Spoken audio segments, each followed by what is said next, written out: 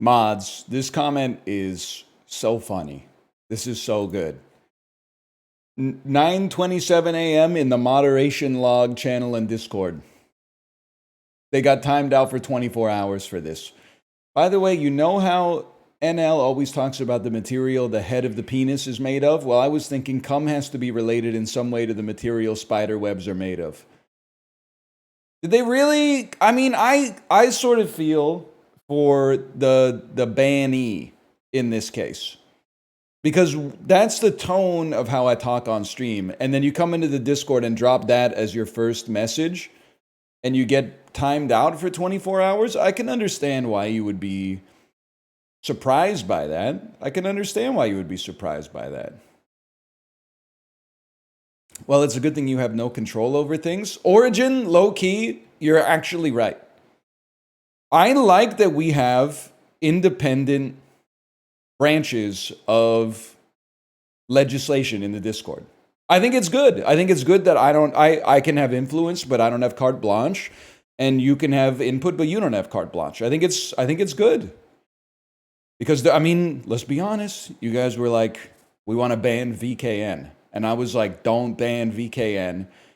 98% of their chat in the Peloton community is normal. And then you guys said, okay, we won't ban him, but he has a bubble shield, okay? And then he keeps getting timed out. He gets timed out like once a week. He's been timed out like 5 times. And I think he might be in trouble at this point. Last time he got checked out or timed out was because he posted a link to like some Gooner Gamer Subs page or something like that. I was like, I did what I could, man. I did what I could.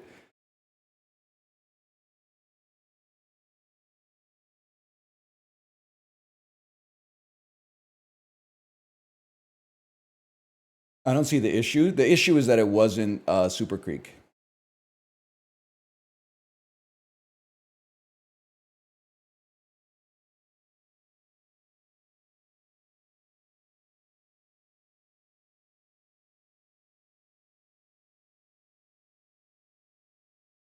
I think it's good, man. I think it's good. She is super creaky. David Beckham not looking so hot these days.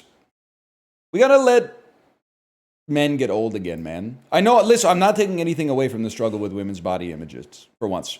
But we gotta let men get old. We got the celebrities that were famous for being hot are getting old, and now they're starting to look like wax, man.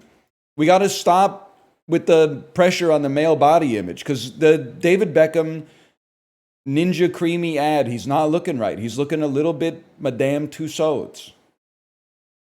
What does the title mean? Apollo, the District Sleeps Alone Tonight. That's track 1 off of the Postal Service's only album. The District sleeps alone the night after.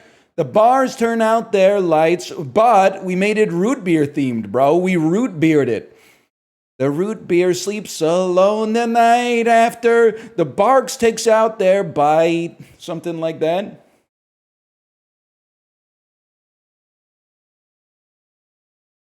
But it all depends on the size of the gat. Thank God Silksong comes out tomorrow. Have fun, buddy. Have fun with the kind of discourse that shows up in terminally online Silksong chat the instant it comes out. I can't wait to see the kind of unhinged takes that we get in there. Buying groceries is classist, something like that. I'm putting my money on that. I'm putting my money on buying groceries is classist. It's not woke to study history because only rich people had literacy in the medieval era. Some really pressing concerns that are relevant to modern life. Looking forward to seeing what kind of mysteries get unraveled on Thursday morning when Silksong comes out. We'll be playing Everybody's Golf. Maybe the whole day. I'm not totally sure. When the bug is gay. So true. 2 genres! 2 genres!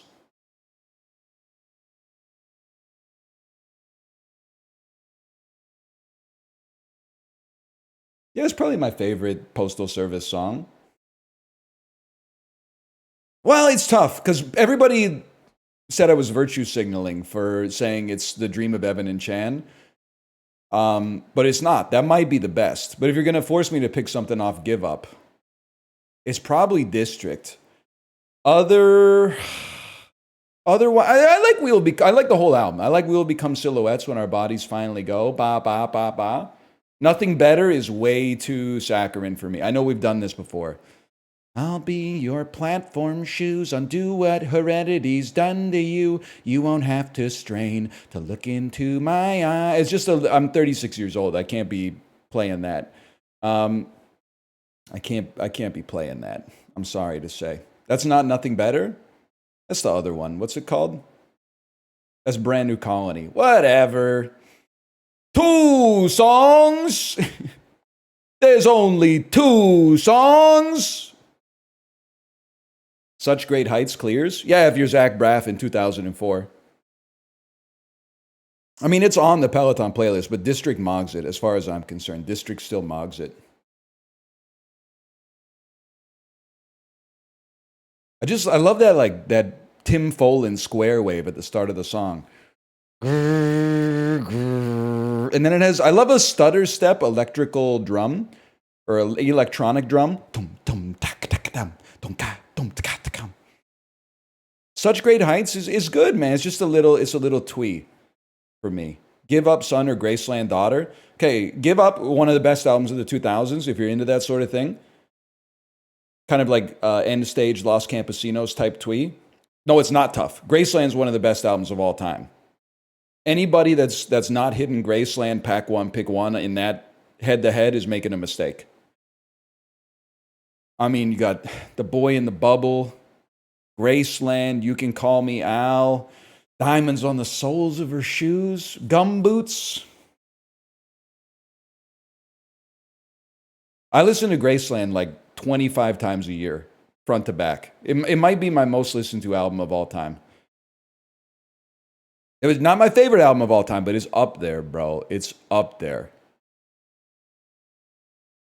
There is a fucking girl in New York City who calls herself the human trampoline, buddy. And sometimes when I'm falling and flying, tumbling in turmoil, I say, oh, this is what she means. She means we're bouncing into motherfucking Graceland, bro.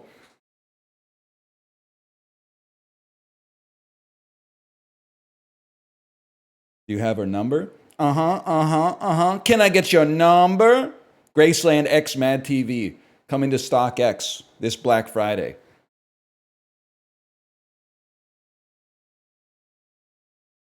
What did Paul Simon mean by that? Nobody knows. Dude is literally 5'1". Okay? I don't concern myself with his opinion. But the songs, I've heard the songs, and they're beautiful. I don't care if he stole them from Ladysmith Black Mombasa. I don't have to be Platt to Yins. I wrote Diamonds on the Soles of Her Shoes. I don't have to talk to Yins Platley. Best album in 1986, without a doubt. Anyway.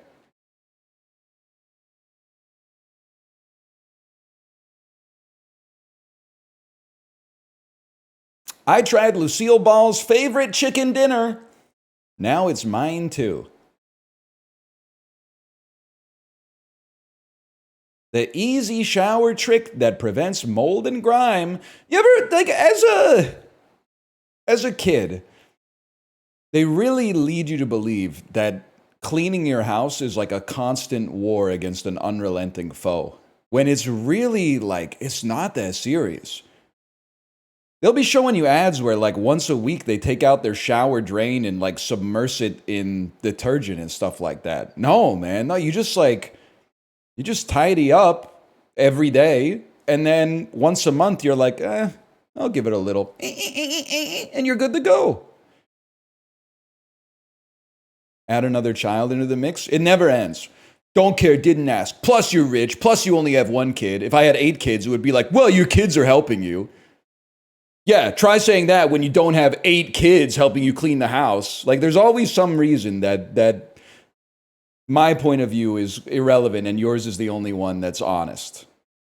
Meanwhile, you're here, it's fucking 9:40 a.m. on a Wednesday. You're trying to tell me you're a normal representation of society. Shut the fuck up. You don't know what you're talking about, man. You don't get it at all. That might work on other streamers, but occasionally I interface with normies. I know what normies look like. I know what they sound like. I know how they dress. I know their hobbies. I know their parlance. I hide amongst them. You guys are not normies. I knew normies, sir, and you are no normie. Let's play the dulls.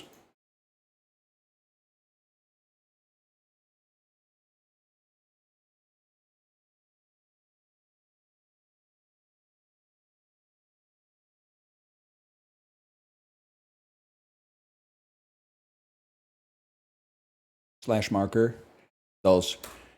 There's a little story for you. I bought a new PC on the weekend. It was in-store pickup. In-store pickup. By the way, I have to plant my flag first here.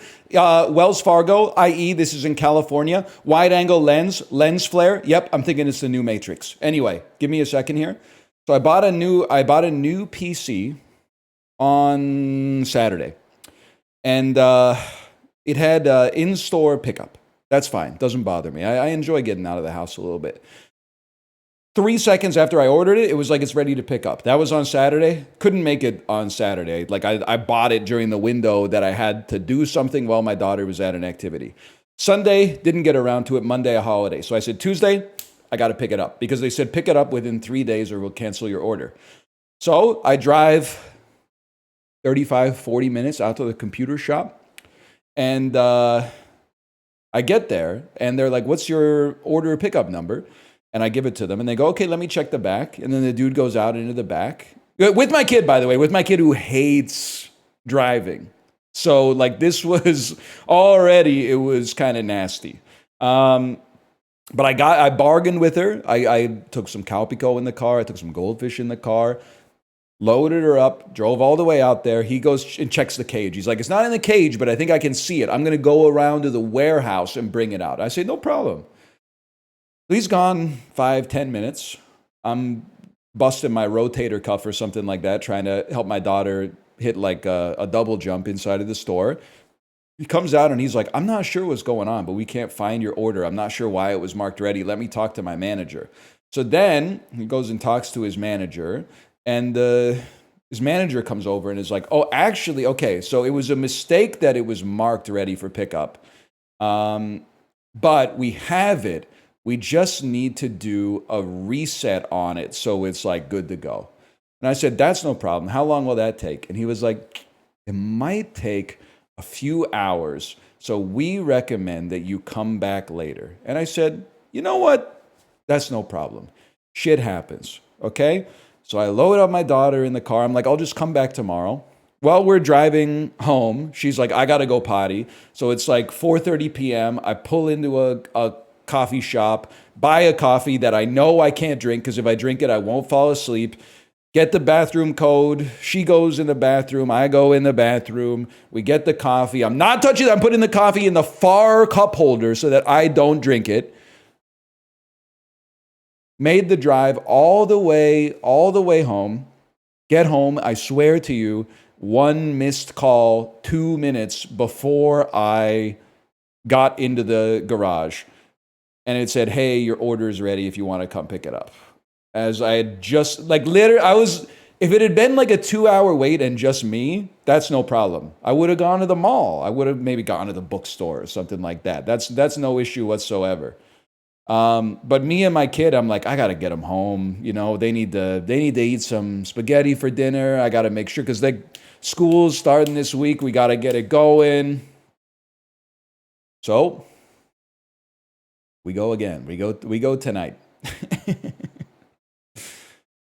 And but I teched it. I put the coffee in the fridge. I had the coffee this morning, so the coffee wasn't a complete waste. With her again? Yes, with her again. It's gonna kind of suck. Anyway, sorry to regale you with that story. But anyway. And by the way, don't be annoying. I won't have time to set up the new PC until Saturday. So there will not be a new PC ARC on stream until Monday at the earliest. Saturday, I've blocked out a little part of the afternoon to get it set up. Which is why I was not like too pissed off at the store. Because I was like, it's not like I was like, oh, I really no, I'm gonna miss out on Deadlock Season 0. I was just like, whatever, man. I'm playing the Dulls tomorrow. So I think there's a chance this is the Matrix Resurrections, man. It's obviously not. I think there's a chance this is it's widescreen. You know what this looks like? This looks like The Rock. This looks like when they do the they do the heist at the military base at the start of The Rock. It looks like it might be Mulholland Drive. But I think this is a red herring. But I'm going to put it anyway because you have to put it. Steve Buscemi, Los Angeles. Steve Buscemi, Los Angeles. That's not young Buscemi either. That's like, that might be late 90s, early 2000s. You're freaking me out because you look like someone. Who do you look like, man? 1 second. You're freaking me out, dude. Chad, who does this look like? And it might not be fair because it might be a guy I know. It might not be like a guy you know. It might just be a guy that I know. Who do you look like? This is freaking me out, man. This is freaking me out. Maybe Elijah Wood. I think you might have gotten me with Elijah Wood.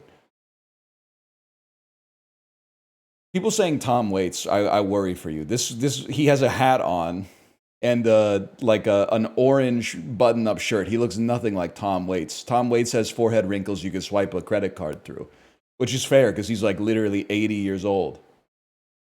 You look like someone and you're freaking... But I think you're like an internet guy. You look like an internet guy, but I don't know who it is, man. Bill Skarsgård, you're so real. That's Bill Skarsgård.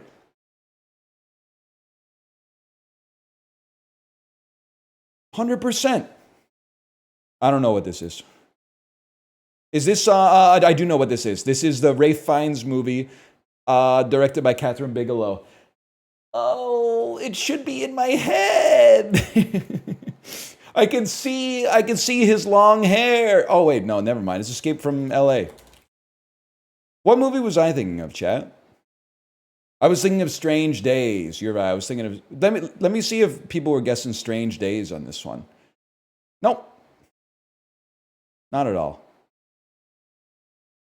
Pulp Fiction is an insane guess, but...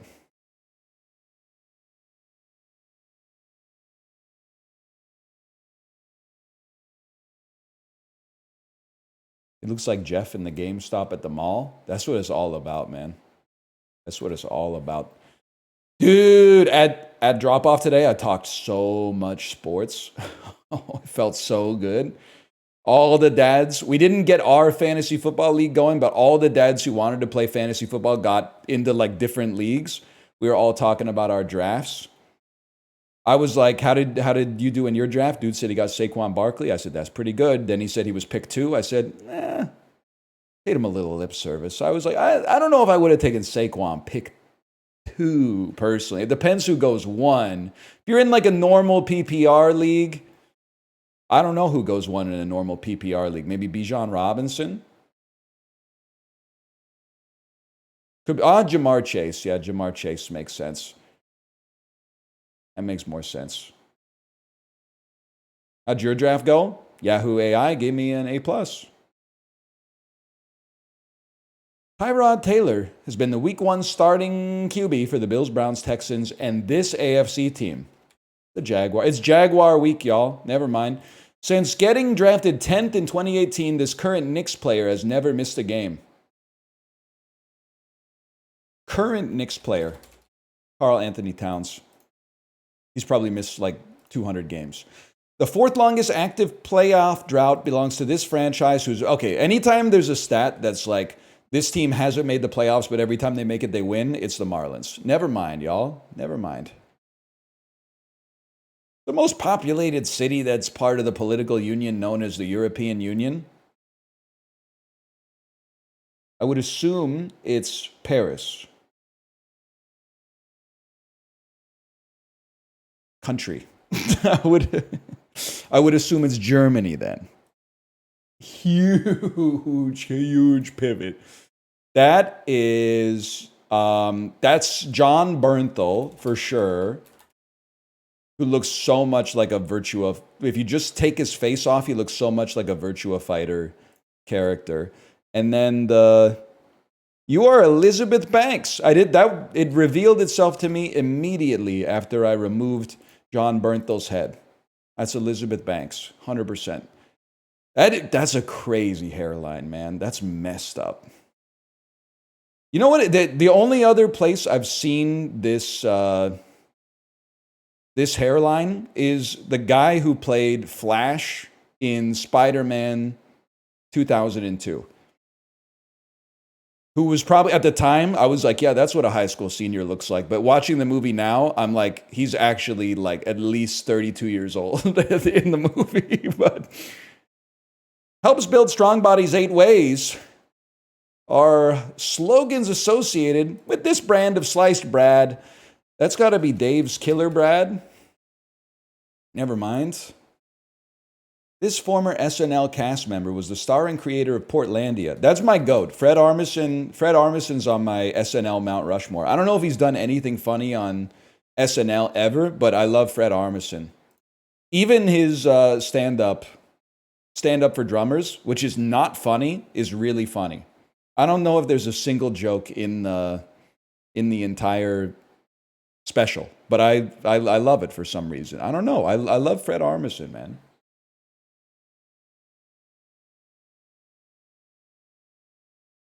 What are you doing here? I like Portlandia too. Fred Armisen is horrendous. They hate to see a quirked up guy from New York. This is how the Ramones play the drums. Shut the fuck up. I know he's always, but when I'm watching it, I'm never laughing, but I am like, damn, that is how the Ramones play the drums, man.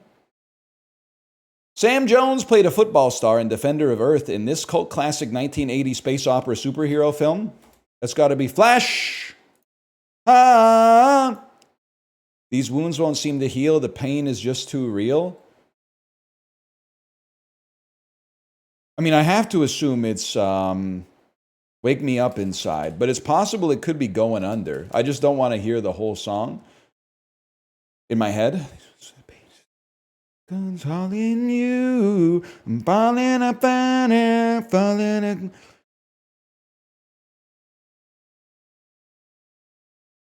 Wake Me Up? It's not Wake Me Up, y'all. It's My Immortal. I don't know that. I wasn't on Tumblr, bro.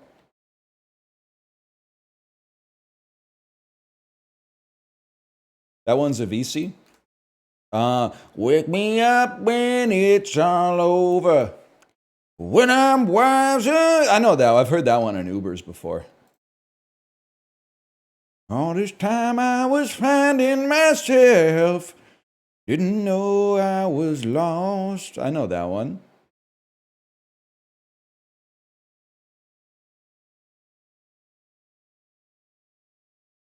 I will say, Northern Europe is not beating the stereotypes. When our cruise docked in, I think it was Haugesund, Norway, which is a town population like 15,000.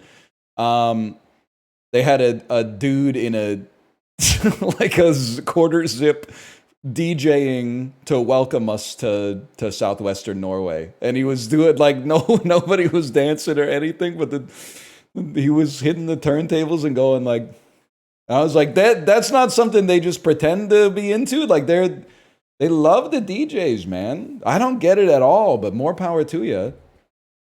I do not understand it, but fair enough, man. I don't know. I'm from the land of guitars. At least the land plus generation of guitars. This shit is pissing me off. Wednesday, NES Genesis, maybe not. Alf, things that come before Alpha? These are acronyms, maybe. VHS, NES, MTV, and ALF. 1980s associated acronyms.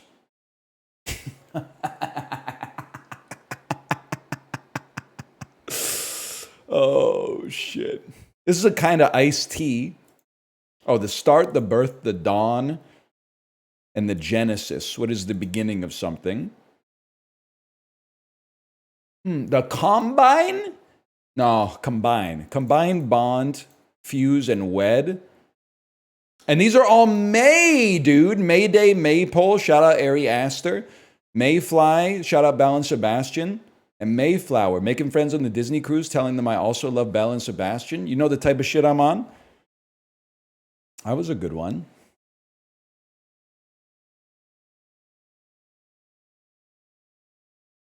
The Connectler. I forgot the mini doesn't work anymore. Subscribe to play the mini. I think you'll find that I'll just go to your page once per day and fuck it. Infinitesimally raises your server costs.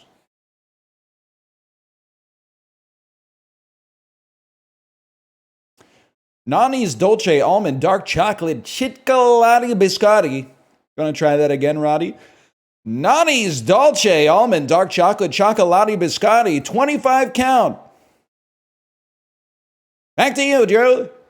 25 almond dark chocolate chicholati biscottis. A matcha latte at the Labubu rave. I think this is $10.99. I don't think they got you paying more than 50 cents per biscotto. Yeah, that seems about right to me. Fermi stays undefeated. $9.99. Full set. Chicholati biscotti. Full set.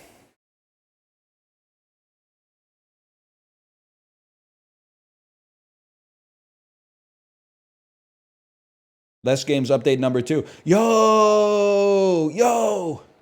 Today we're excited to release Less Games 2. I clicked off the patch notes. Fuck. Okay, I don't want to talk about this one. Let's just click through it. Which has more monthly searches? LGBTQ? Not even close, man! Get me out of here. More monthly streams. Zendaya or Rihanna? It's Rihanna for sure.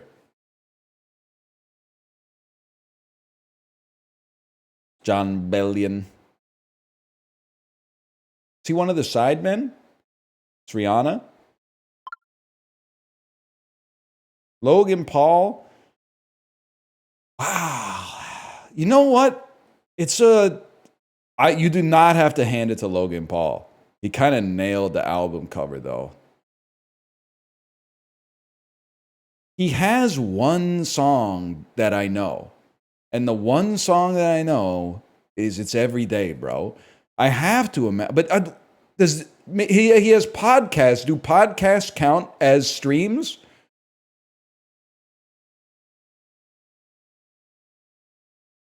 That's Jake Paul? Oh, that's Jake Paul. Okay, he clears. He clears. I'm going to say Bach clears Logan Paul, but it's pretty close.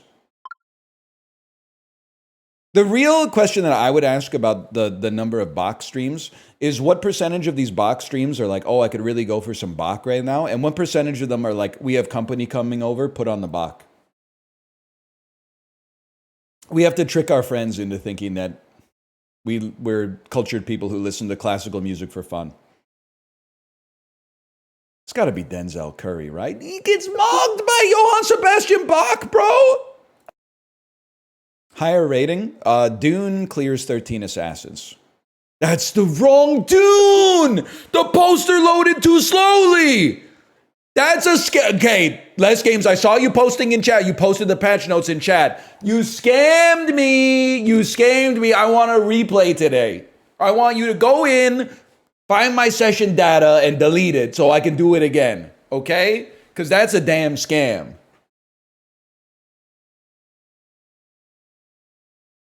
I'm not clearing my damn cookies. They can clear their damn cookies.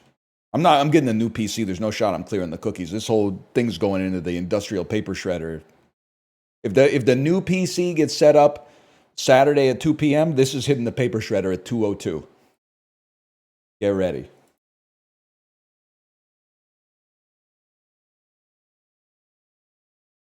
Don't worry, Origin. No, it's not.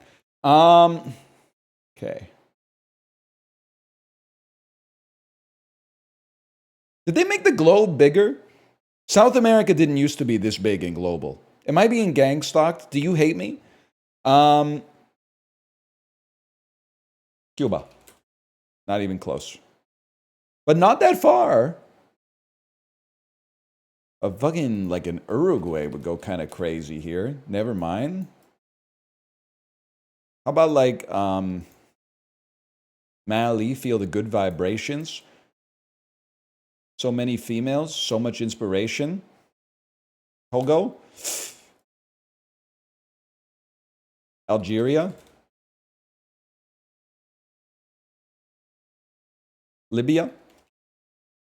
Fuck you, man. Are you serious? Spain? Oh my god. Portugal? Mystery country is Portugal. Still lower the average a little bit. Well, it was fucking Libya's. I like that one.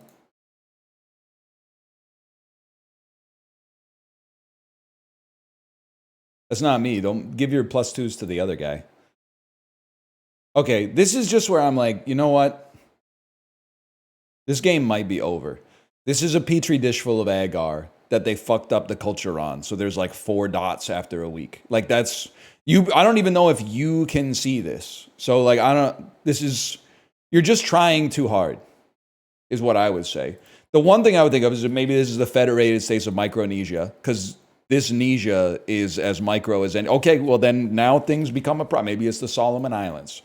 That's like Solomon Islands have been good to me ever since I was a lowercase g.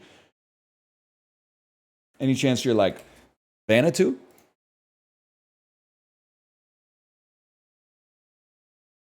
Are you South Georgia and the South Sandwich Islands?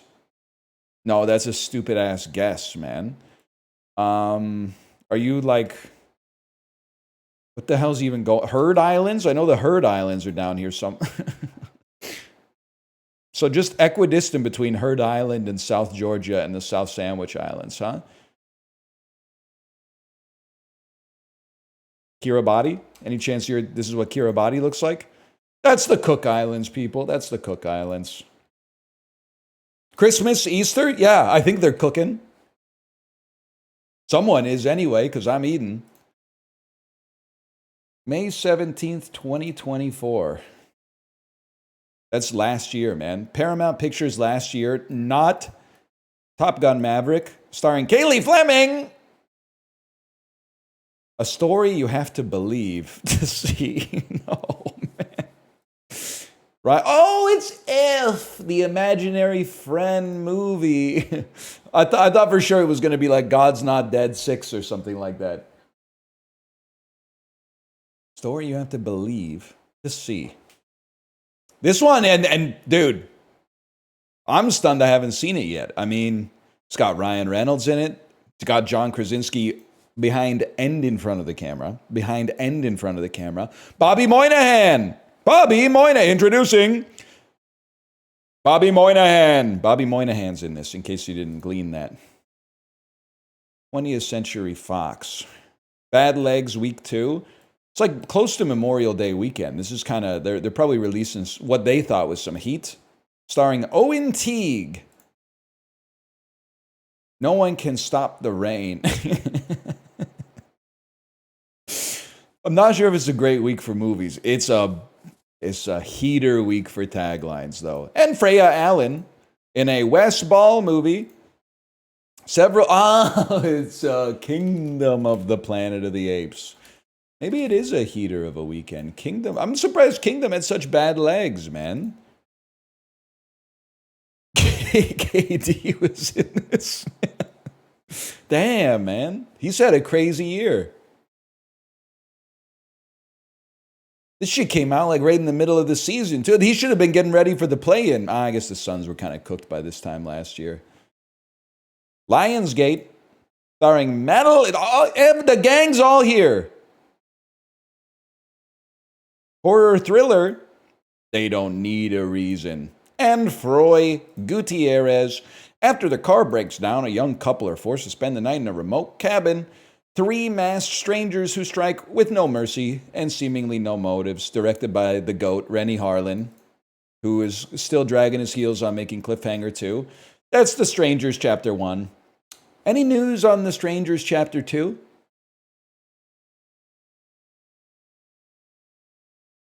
They put their flag in this one. I saw a trailer recently. Oh, so they're going through with it. Okay.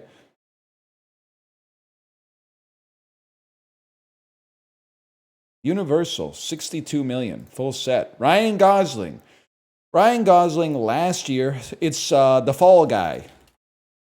Heard this was pretty good.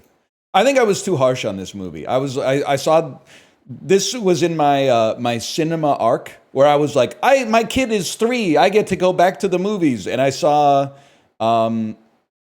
Exuma and Dune Part 2 in the span of 2 weeks, and I was like, the movies are back. I saw this trailer 2 times, and I was like, overexposed. I'll never see it, but I heard it was pretty good. And also, I think that was like the second last time I've been to a movie theater, even though I want to go. The last time was definitely the Minecraft movie, but Amazon MGM, but it's not James Bond. Starring Zendaya? Did Amazon publish Challengers? Challengers? No, wait, I gotta know. Drama, romance, sport. They did. Publish is not the accepted term, by the way. I guess distribute, but there you go. Challengers. Great movie. You think some shit like that is happening at the U.S. Open right now? I expected it to do better. It's always destined to be like it made $1 billion on Twitter. Let's put it that way. Great movie. I really like Challengers. They are all sucking each other off. I haven't seen the movie. Libby, you should see it. It's a good movie. Normalize straight men making out with each other once on screen, maybe more. I don't know. Maybe more off screen.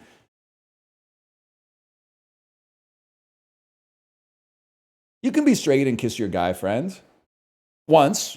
I've never done it. I'm saving it. I'm saving it till I befriend a real cutie. I've still got my bubble shield there. I haven't popped it yet. I haven't popped. I'm saving it.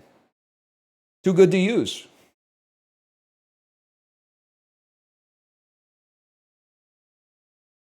This is fucking heat, man. So I haven't seen Before the Devil Knows You're Dead, but I have seen Dracula Dead and Loving It 6 to 20 times. And not a single time in the 21st century. That's crazy. Mel Brooks, bro. Mel Brooks. I think it's pretty bad, though. So we got to get the swanky percent is a given. The question is where you connect into Leslie. The easy play is Scary Movie 3, and then you get either Charlie Sheen or Anna Faris, and you kind of, Charlie Sheen's not in the, maybe he is in the third one. Then you can get into like some normal cinema. So I think here's how you're going to do it. You're going to go Philip Seymour Hoffman. That's going to take you to Fargo. Sorry, that's going to take you to The Big Lebowski. This is book right now. This is book. You don't even need to watch. That takes you to Buscemi, which takes you to Lebowski.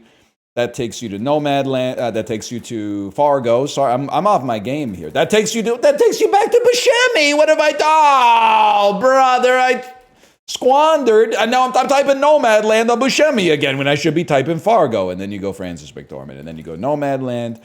And then you go the Swankster herself. And then you go Nomadland. And then pop out with David Strathairn. Let's go Luckiest Man in America. Okay. Scary Movie 3. Scary Movie 3 is kind of a... It's not easy. It's easy. Johnny Knoxville is in a new movie, but it's not out yet. Or is he in a new TV show? Sweet Dreams. Let's see what you've been up to, man. Sweet Dreams. Bobby Lee, Jay Moore, Theo Vaughn. The gang's all here, y'all. The gang's all here.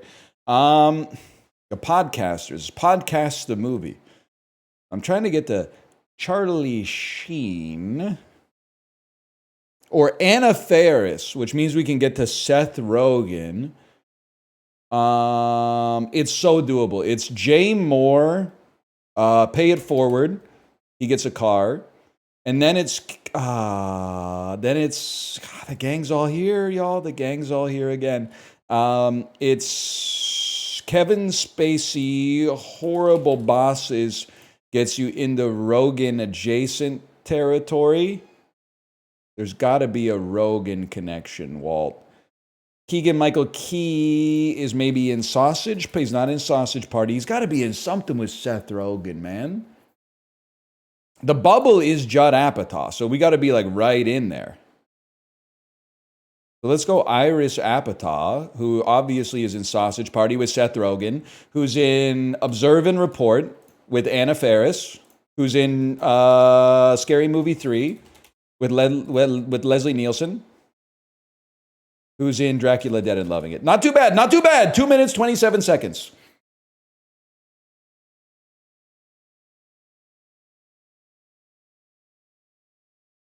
Why not use Airplane? Who the hell am I going to connect to in Airplane? Like Lloyd Bridges? Oh, the dude from Spaceballs. The pilot is the dude from Spaceballs, which is a Mel Brooks movie.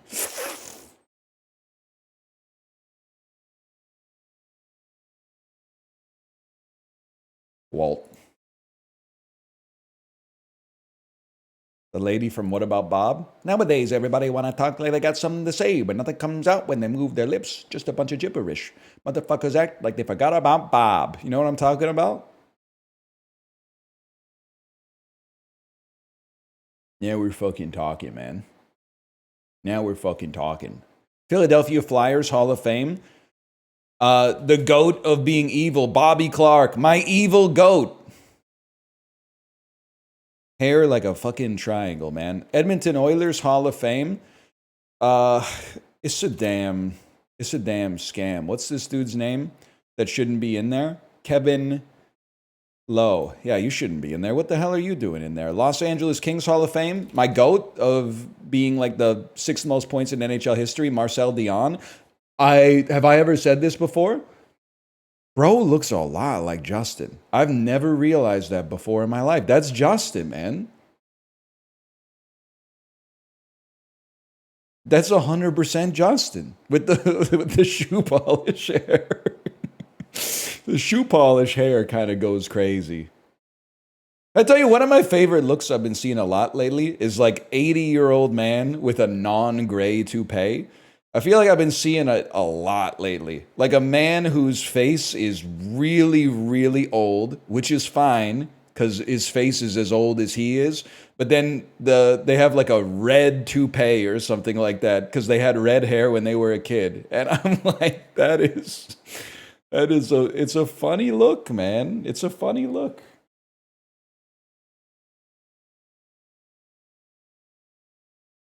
Saw a really old guy at work today with jet black hair and a jet black mustache.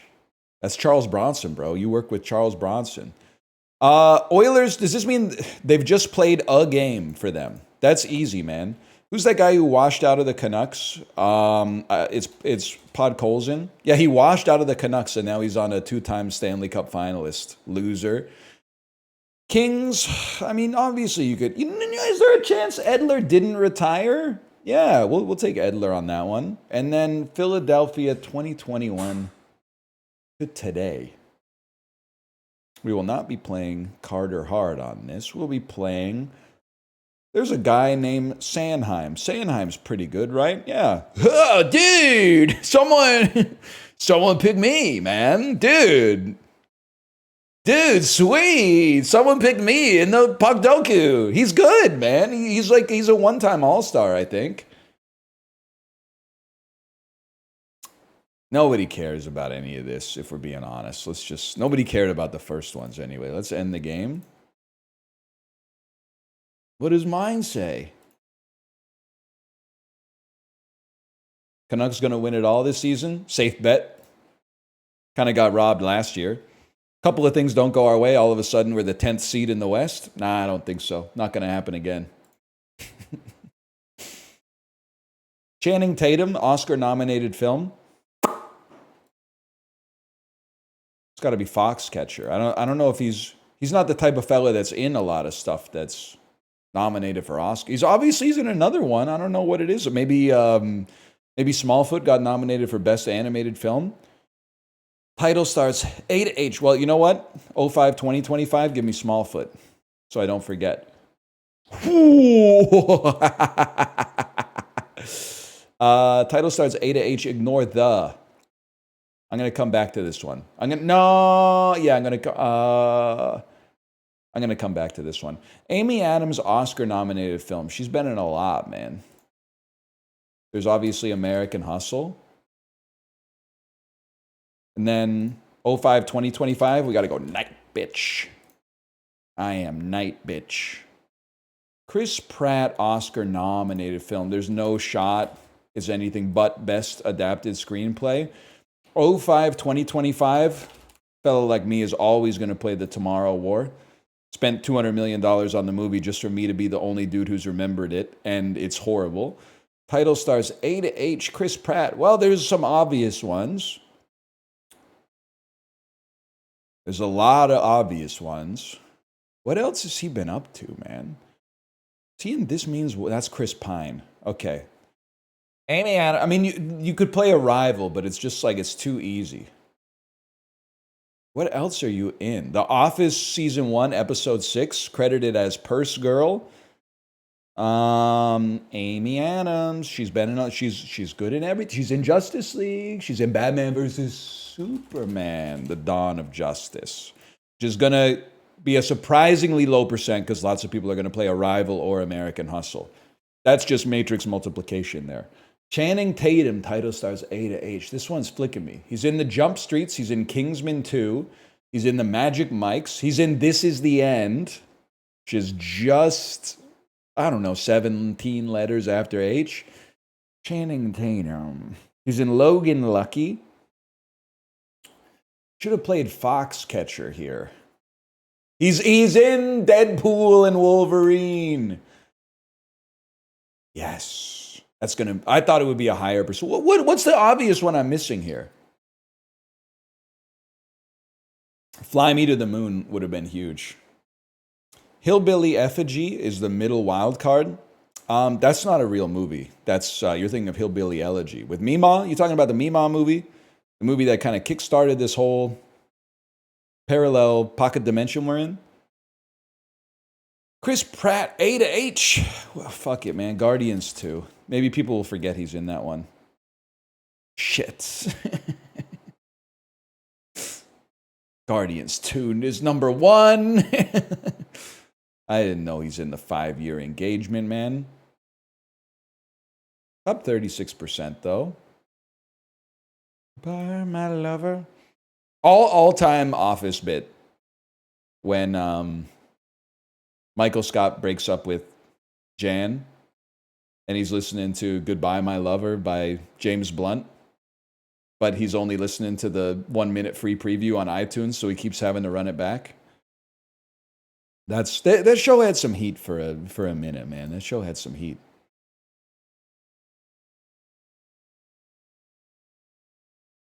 My lover, by my friend.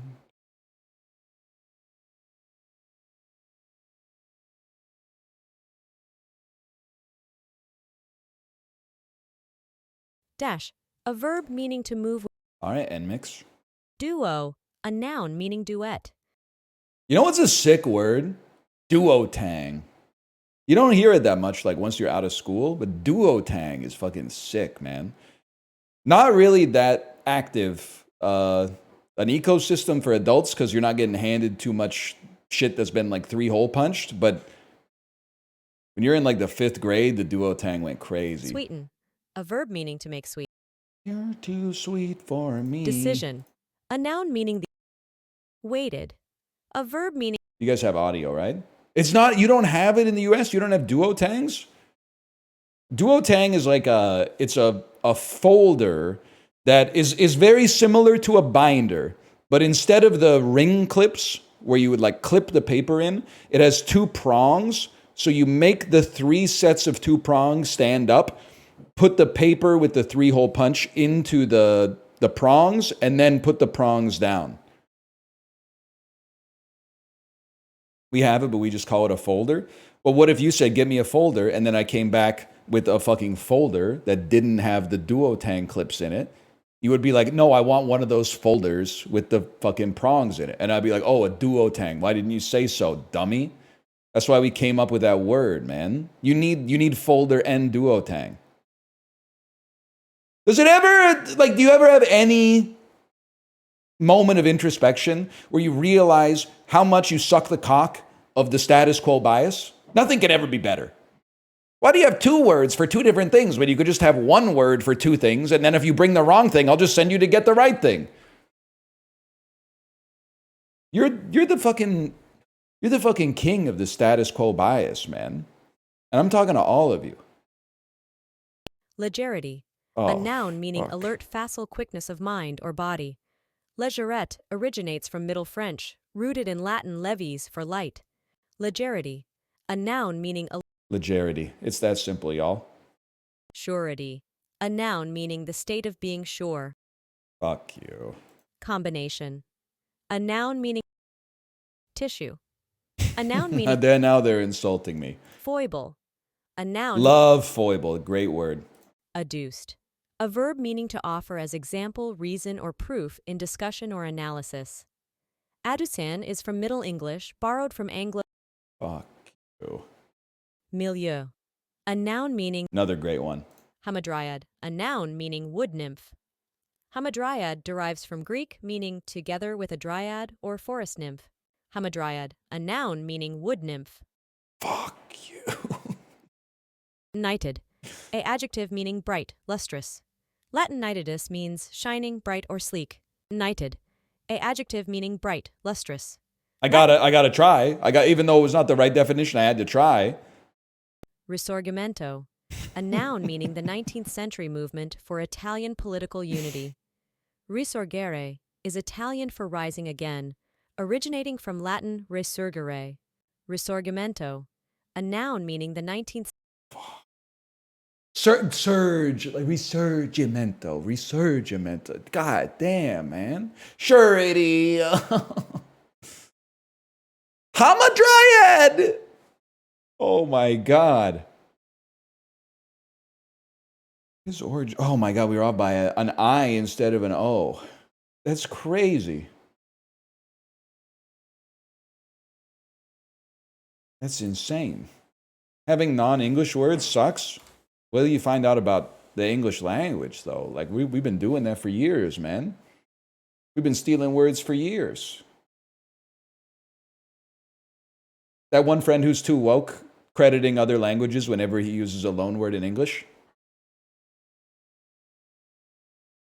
It's going to be lemon pepper wings over garbage. That's a given. Loco Moco is insanely good. Hawaiian is, they're cooking with their cuisine in Hawaii, man. Maybe that's self-evident, but Saba Mizoni or Jun is really good. Something's not, this is like a creep shot, man. It's like a hyper stylized, like Harmony Korine screenshot or something. Something's not, the white balance is all messed up, man. Jun is really good. I don't know if the picture does it justice, but Banbao or Tapenade. Tapenade is really good. Tapenade is so good. Are you stupid? Massaman curry clears. Sorry to the French fries. Pierogi poutine. This one I have never had. How could it not be amazing? That seems awesome. And the bacon. The question is, I'm always surprised by the revulsion that the median American has to poutine when they have so many grosser foods and it's literally just like French fries with sauce on them. Is the bacon gonna clear? See, like the level of virtue signaling is crazy. The democracy sausage that you get for voting in Australia versus dweji gukpap, which is like pork soup, which is probably amazing. Korean food is fairly glazed, but I feel like it's so funny to me that the kinds of people who are like, oh, I'd love to go to Korea, the food looks amazing, will always be like, ooh, radish. Like, it's Venn diagrams like a circle, man. Rice and peas or pisaha appam. I don't know about that one, man. Give me the rice and peas. Stinky tofu. We'll go with the other one. The news tort or the capsalon? I'll go with the news tort. That was really close. Lost to the average, man. But I feel like I beat the average spiritually. Because to be honest with you, I don't really care what the consensus is for pierogi poutine. Like, if you didn't vote for pierogi poutine, I don't think you were voting honestly. I think you were voting with airs. Wonton wrappers. Fat Joe will be like, I'm going to say this is China. No, I see like baguette too. This might be crazy. I'm going to go Singapore. Oh, I'm stupid. China? Oh, that's the Philippines. That's the Philippines. Should have known, man. Should have known. This is biscuits and gravy. America was cooking with this one. Maybe they got to upgrade their cameras a little bit, but that's from the United States of America. Sausage gravy, yum. 65%. Again, honestly, I'm defending America. You know, it takes a lot for me to do that. But it's not that I'm a fan of America necessarily. I'm just a fan of authenticity and honesty. It's one of the best tasting foods that's ever been invented. 35% of people saying pass is insane. That's more offensive to me. What are they talking about? And don't hit me with it's bad for you. Because, a lot of this shit is bad for you. The dumplings are not good for you. It's so bad for you, I wouldn't eat it. You better have abs. That's my, and it might not be fair, but that's the watershed you have to pass if you're going to say, I wouldn't eat this shit. You have to have abs. If you have abs, good for you. You're doing what you need to do to keep the abs. If you don't have abs, and you're like, I wouldn't eat this, I feel like you're putting on airs. You could cut something else that doesn't taste as good as sausage gravy to eat a single bite of sausage gravy. You can eat healthy and not have abs. Yeah, but that's what people who don't eat that healthy say. They're always like, I eat healthy, I just don't have abs. And I'm like, can't be that healthy or you'd probably have abs. I think you'd have abs if you ate as healthy as you're pretending to eat.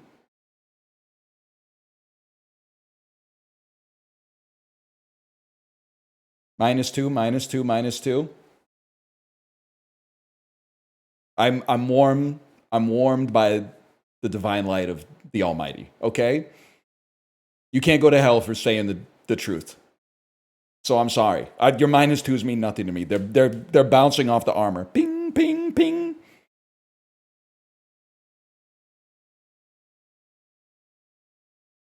I don't believe you. I'm not killing the ab game, but that's because I eat healthy almost all day. Then 4 days a week, around 8:45 p.m., I just start shoveling granola into my mouth. I'm like, maybe I'll have a little granola before bed. And then before you know it, that adds up. It's not that you can't just be like, that doesn't count. That counts, man. It's going through the pipes.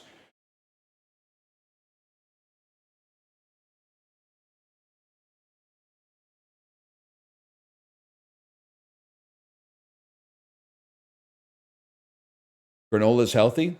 Not when you're eating as much of it as I am for no reason.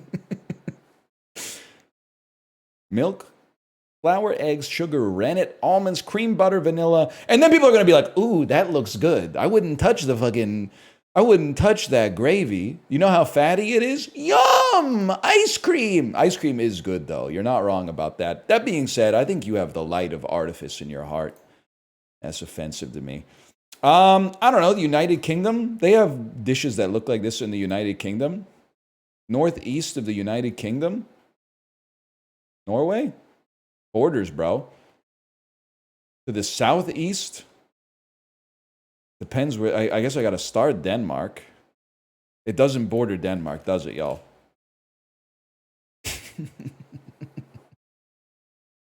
Yeah, I don't think it borders Denmark now that I think about it. I would eat that for sure. Now I need to explain it. Explain it to me. Show it to me, Rachel. Doesn't make any sense. The same logic you could apply to the sausage gravy applies to this. It looks better? Nah, you're lost. You got time to save yourself, but you're lost for now. We beat the average anyway.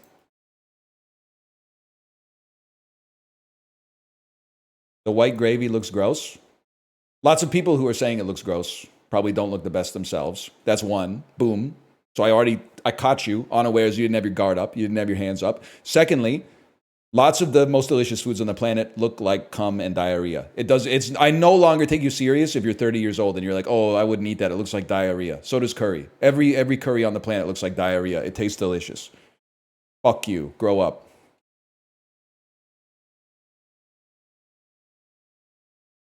Ridiculous. Spicy chicken breast. Spicy chicken bucket. We're going spicy chicken bucket by a mile.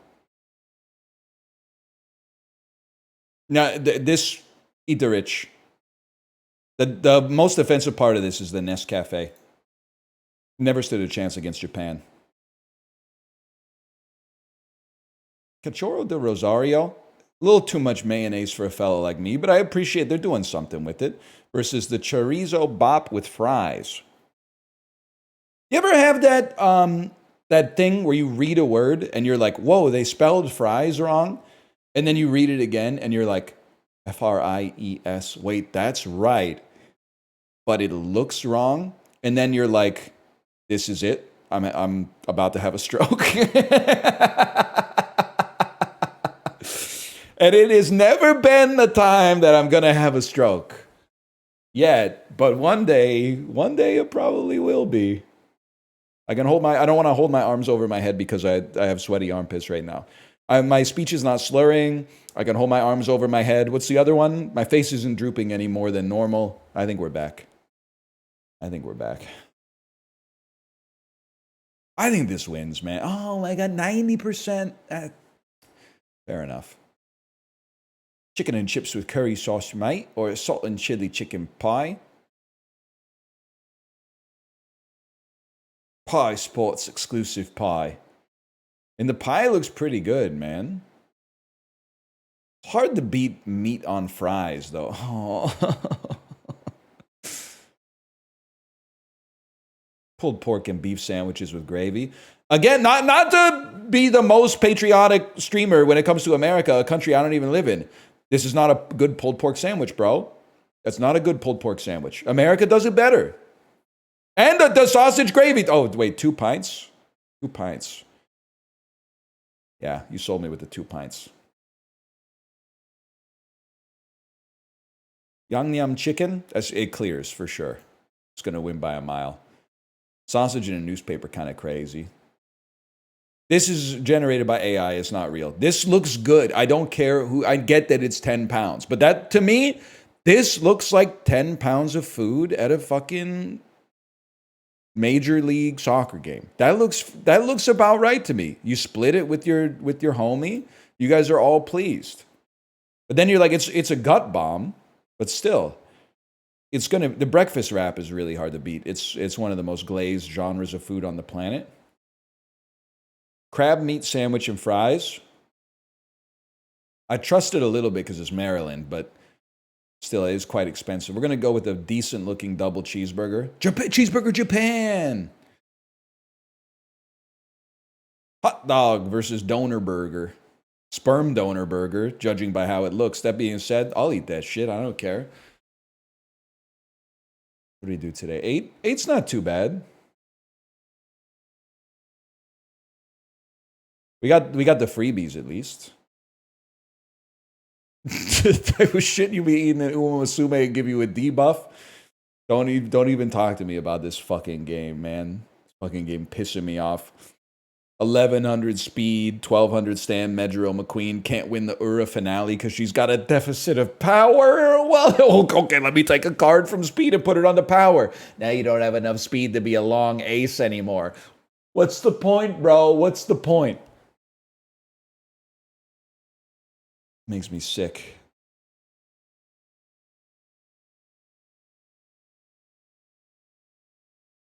By whooping would-be suitors in wrestling, Genghis Khan's great-great-granddaughter amassed 10,000 of what critter?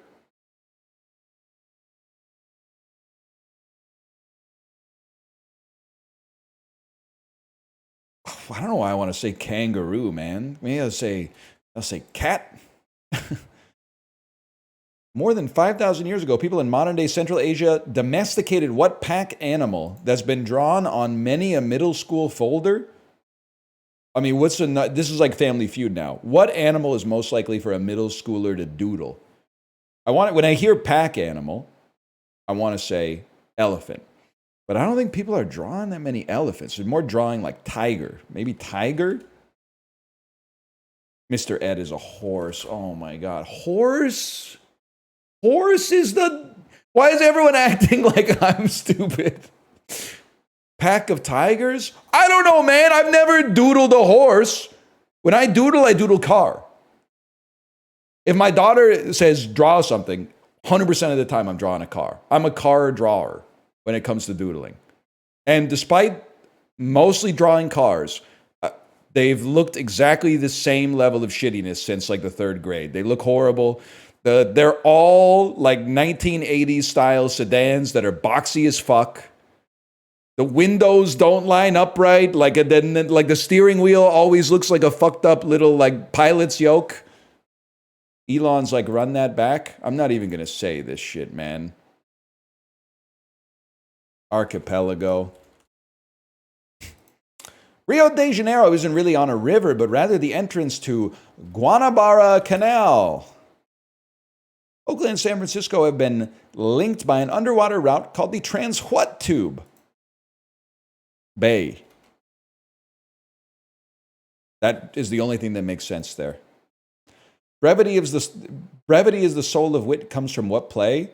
That's fucking Claudius in Hamlet, bro. Are you trolling me? I know everything about Hamlet except that its most famous soliloquy is to be or not to be. What Texan got an Emmy nod as McCain campaign strategist Steve Schmidt in Game Change? I don't know. Matthew McConaughey? He's from Texas. What a Hunger Games vet played Beckett in Solo, a Star Wars story? Woody Harrelson? Sounds about right. Thomas Rhett put out a single about enjoying what beverage with Jesus? Beer? Beer with Jesus? The answer is beer. Beer with Jesus. Shakespeare mentioned. Diego Guiga. I've been thinking about upping my Shakespeare game a little bit. I've been thinking about reading some Shakespearean plays.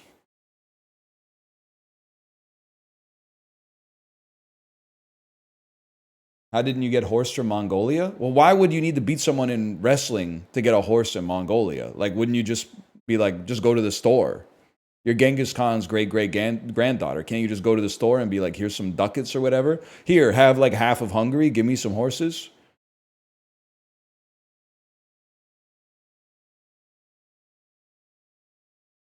Also, thank you, by the way, for saying horses are not critters. Tigers are also not critters. We've already established that my answer is wrong. Now I'm taking issue with the way that they posed me the question. My answer is wrong. You don't need to come up with more reasons that it's wrong. It's wrong because it's not right. We don't need to go through the rigmarole. Sort these various Met-related numbers from largest to smallest. Number of years ago that a meteor struck Earth leading to the extinction of dinosaurs. So that's like 65 million. The budget for When Harry Met Sally, I'm going to say 5 million. The highest paid player for the New York Mets, probably under 65 million. Number of people who live in the New York Metro is probably like 10, 15 million. Most expensive painting ever purchased by the Metropolitan Museum of Art. Could it be between 10 and 65? I don't know. Most expensive dress probably cost more than When Harry Met Sally. Send it. I think it's a swap and a swap. Okay, I can live with that. 66. The painting was 45. Buon Insegna. He's not even in my coffee table book, so they overpaid as far as I'm concerned. Now, if you paid 45 million USD for Titian's Bacchus, I would respect that because that painting is a banger. Such a banger. The Crash Test Dummies used it as one of their album covers. 34 million. That seems low to me, man. That seems low.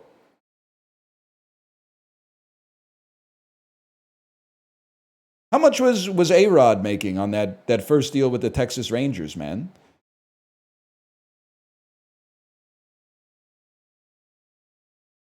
He was making 25? That was like 25 years ago, too. Should get a life, man. 20 people in New York. Harry Met Sally, 16 million? Billy Crystal was a fucking draw, man. I didn't know. And not the type of guy to think of Rembrandt's the best painting to ever exist. You're not a real NL head. I made it past Rembrandt in my coffee table book, and I was like, this dude is not really that good. I'm not really that impressed, honestly. The only reason I'm impressed is because people tell you have to respect him. But I was looking at the Rembrandt paintings, and I was like, this isn't even that good. Who clears? El Greco fucking clears. He's got some sauce. Titian clears. Okay? I'm trying to think about who else we got. Botticelli clears. Vermeer, I haven't gotten there yet. Peter Paul Rubens clears. Fucking Jan van Eyck clears. Caravaggio, thank you. I mean, you guys are you're way. Albrecht Dürer, I don't know.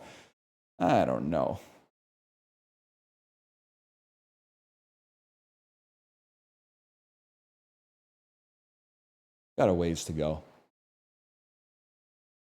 Monet, oh, the original. Dürer's got the best engravings. Sorry, if it's not painting or sculpting, I don't give a shit. Sorry. Look at Bruegel. You think I don't know Peter Bruegel the Elder? The dude who looks like Rip Van Winkle? Nominative determinists always be like, oh yeah, then how do you explain Rip Van Winkle? Which has a higher percentage of people who are gay and living with their spouse. It's Nashville, bro. 100%.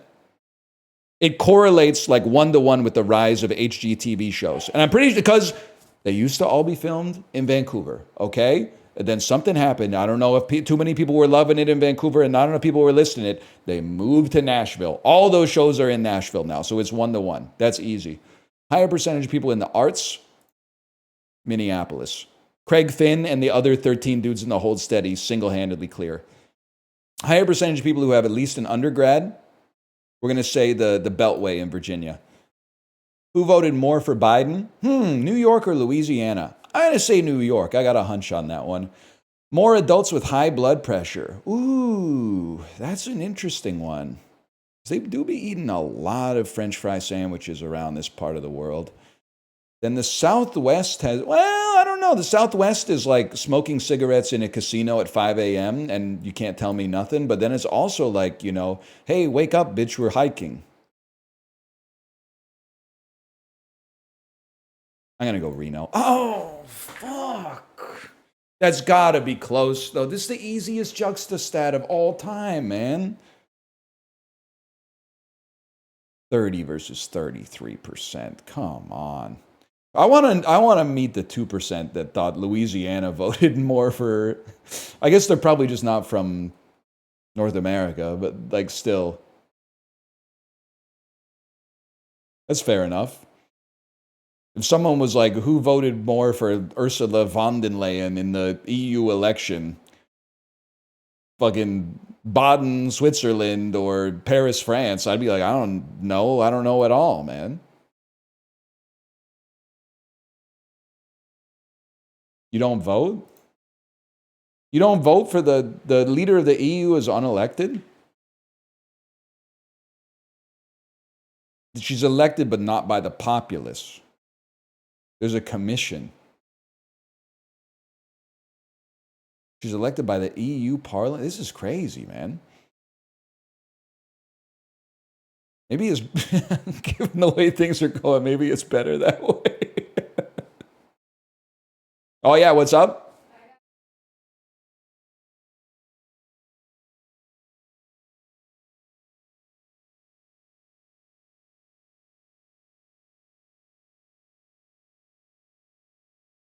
All right, we're back.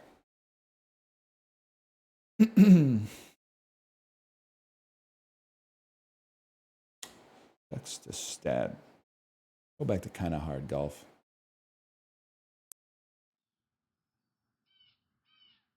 Do you hear that?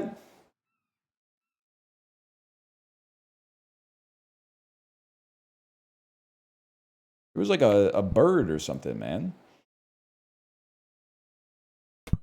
Oh!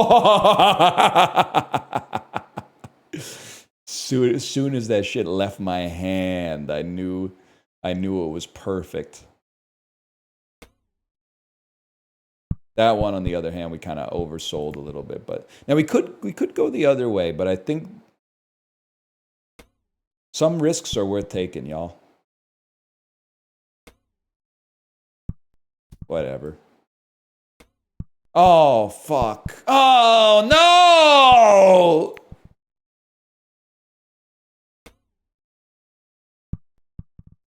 Theo Guiga, do you think we should start dollar cost averaging into the lottery? I wanna run some lottery stuff by you, okay?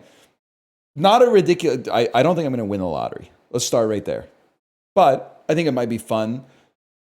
Buy a ticket for each draw and then check the numbers and be like, oh, maybe I'll win. Like, that could be worth like $6 twice a week.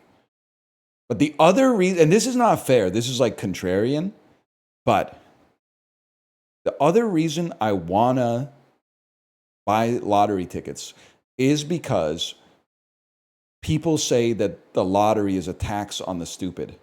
It would go so hard to be like, oh yeah, how stupid is it to have $60 million that I won from the lottery, bitch? It would go so crazy to to do a money spread on someone who said the lottery is an idiot tax and be like, well, tax this, buddy. There's more where that came from. That would go so crazy. Because I was looking it up this morning, and it Google returned a search from like R Vancouver, the Vancouver subreddit, that was like, do you play the lottery in Vancouver? And so many people left comments that I consider despicable. Like the most despicable that showed up often was, no, the lottery's a tax on stupid people. That being said, I do gamble now and then. I do put a little bit of money on sports, and occasionally I'll play a slot machine. And I'm like, that's way worse, dude.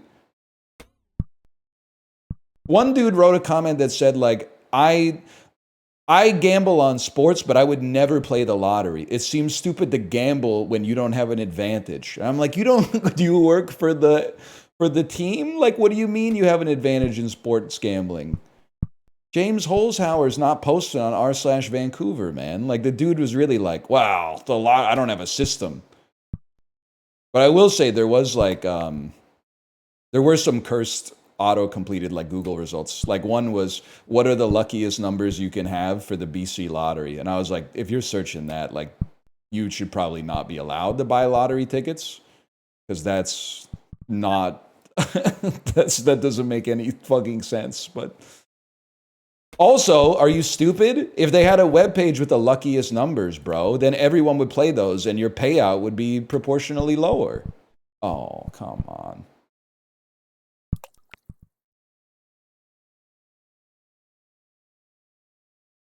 I think I might start dollar cost averaging into the lottery, man. And it is really not fair. But a lot of it is motivated by the smug, like, know-it-allness of the anti-lottery crowd. Like, I saw another one that was like, it was a calculator, and it was like, on average, you lose 41% of every dollar that you invest in the lottery. And I was like, MJ, huh? You're telling me the lottery is not a good investment? Wow, this is the first time ever hearing of this. I guess I'm going to stop putting 12% of my income into the lottery every paycheck.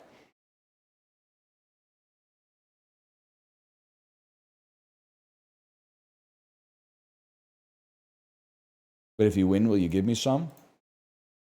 We'll spread it around. If we win early, I'll spread it around. If I win like the day before I die, no shot, because that'll probably just make me even.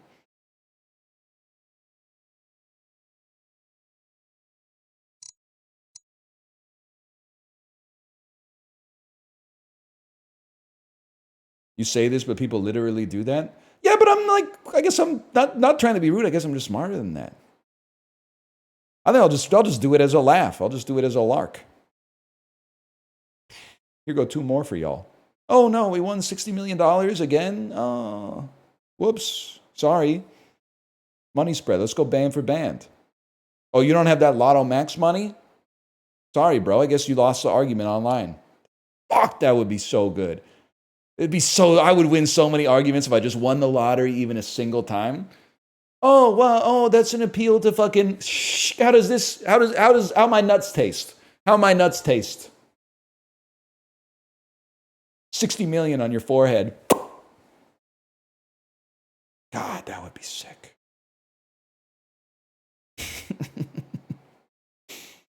You can't lose. You can't lose if you win the lottery, man. Oh, the taxes? You don't even get taxed on lottery winnings in Canada, which is crazy. But also, Googling, it's so aspirational to Google, like, you know, do you pay tax on lottery winnings? Like, if you're Googling that, you've already bought the dream, like Steely Dan.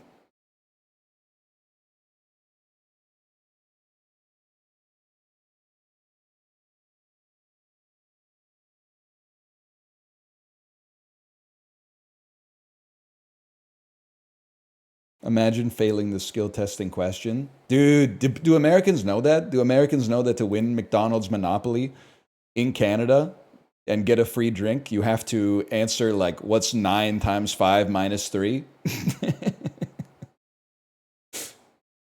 And you gotta do that shit at the counter with the pen that they give you, man. This is like a 96-degree angle. This is Peter Forsberg. Boiling. 97. 98. 99. No! Are you fucking kidding me, man?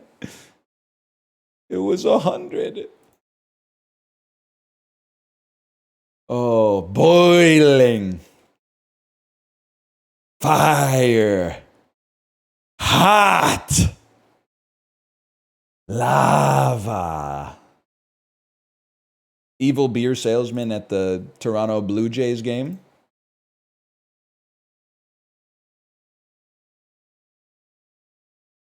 (1909) introductions, Belgian inventions, plastic brands. Yeah. You're saran wrap, man. Whatever. There's no shot I'd be making that. Holy cow. Can I get the recipe for this? Jesus Christ. Bakelite. I mean, I'll stop you. I mean, I'm liking the OH groups, don't get me wrong, but I think I'll stop you. Like, that's really all I need right there. I'm going to find out that's like the most toxic solvent ever made for human beings. I thought it was beer. I thought that was ethanol, man. 1909 births, 1997 deaths. Elvis Presley. This is Elvis Presley's manager, who I don't know the name of. Colonel Tom Parker. That's him right there. I know the clip. I know the clip from the Baz Luhrmann movie. I thought the clip was edited the first time I saw it because it's so funny. 1789 introductions that are Dutch cookies that are also waffles. It's a stroopwafel. Nailed it. 1938 deaths, 2018 births. That doesn't really make sense. He's the chief of the Order of the Golden Heart of Kenya, man. Let's be honest, I'm not going to know this. I know this. This is Kofi Annan. My bad, y'all. 1980s American films, African-American comedy dramas that are African-American, that are American comedy dramas, that are independent, that are musicals, that are Italian-American, that are directed by Spike Lee from 89. It's Do the Right Thing. It is Do the Right Thing. We take those. American male characters in television who are scientists and engineers, who are fictional drug dealers. That's Walter White, bro. Wait. Male film? I guess he's probably a Fictional highest. Yes, this is Walter White. I was like, film villains, but I guess he's kind of the. I don't see him as a villain. I see him as the good guy because he's the main character. But 1950s establishments in East Germany. This is East German intelligence agencies. Isn't this like the rise of GRU or whatever? It's the Politburo. It's GRU. Stasi. Who's GRU, man? Who is GRU?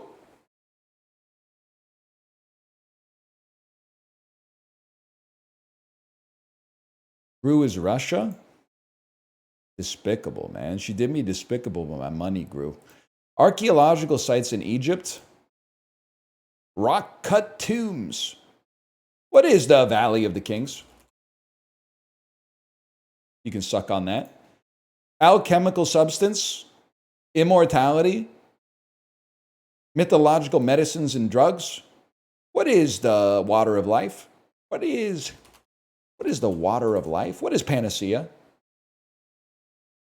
1981 songs that are Billboard number ones, written by Paul McCartney and Stevie Wonder. This is Ebony and Ivory, man. It's so funny hearing that this song is like controversial because the most controversial place you'll hear it these days is probably like on an elevator or something like that.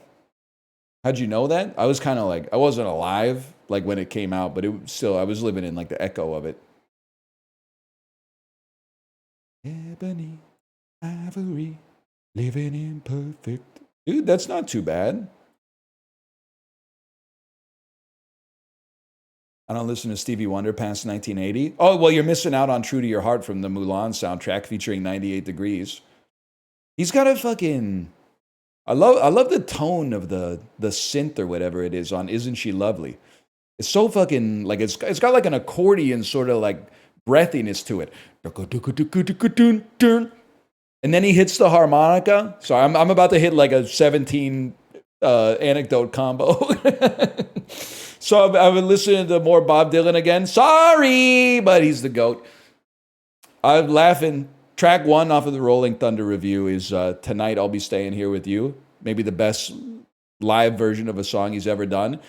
Track 2 is the kind of semi-ska version of It Ain't Me, Babe.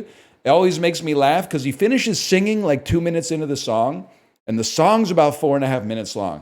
So he finishes singing, and then the band kind of grooves for like a minute, and nobody in the crowd does anything. And then he hits the harmonica in the last 45 seconds, and they go fucking nuts. They're like, how long is he gonna tease us, man? Two songs, no harmonica? The crowd erupts when he pulls out the harmonica. It's crazy.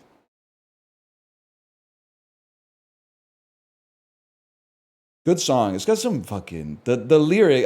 you know what? I think Bob Dylan's worst lyrics are some of his best.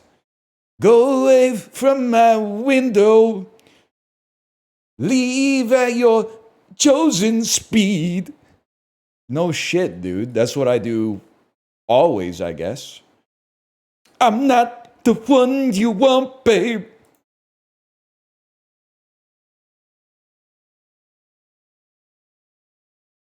I always be moving at my chosen speed, man. Terrible blonde on blonde impression. Listen, kid, It Ain't Me, Babe is probably on, I don't know. It might be Bringing It All Back Home, but it's way earlier than that. And also, this shit's from the 70s. Bro was gleeked out, okay? If you haven't heard the Rolling Thunder Review Bootleg Series Part 5, shut the fuck up.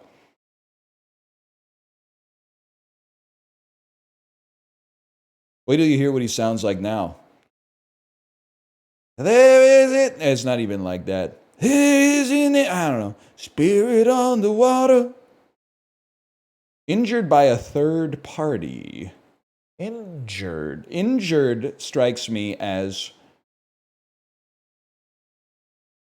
the direction. Third parties. Parties, I want to say, is a quinceañera. Party strikes me as a definition. Let me see an indicator. Injured. Some neighboring letters are injured or hurt. Okay, well, by a third is 8 letters long. Birthday, you fucker. Today is your birthday! Da-da-da-da-da-da. It's my birthday too, yeah! You say you had a good time! Oh, that's huge. That is kind of like Mariah, man. It's on another side of Bob Dylan. I'm not fucking with that dude, okay? I'm not fucking with that dude until It's All Right, Ma, I'm Only Bleeding. I'm not fucking with any of the come gather around children, wherever you roam. That's not my fucking fight, okay? I'm starting at bringing it all back home, and I'm riding it through until Desire, and then I'm hopping off and I'm getting back on at Time Out of Mind. Freewheeling's essential. Ain't no use to sit and wonder why, babe. If and you don't know by now, I'll pick and choose a couple of good ones. Nashville Skyline, no shot, man.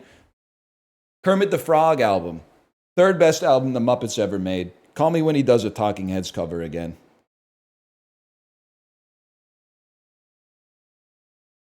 I'm a Blood on the Tracks guy. You, me, and everyone we know, brother. Miranda July. I was going to stick my tongue out for some reason. I don't know. I'm kind of on one right now. Okay. Marker. That's the Dulls. Let's do some Bandle. I'm talking about Houses in Motion, y'all.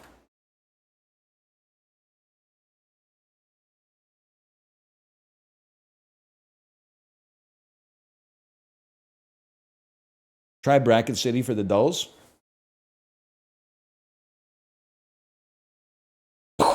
I don't like it. You didn't need to get hit over that. One, two, three.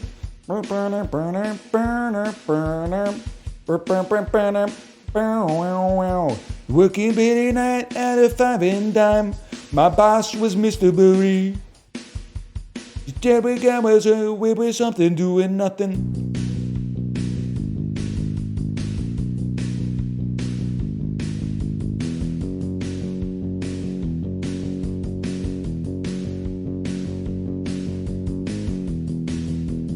There's something there.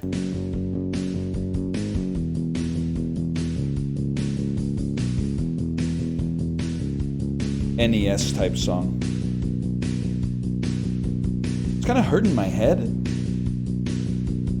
So low, it's hurting my head. It's Dancing in the Dark. It really is Bruce Springsteen. I should have known, man, from the 1, 2, 3, hey!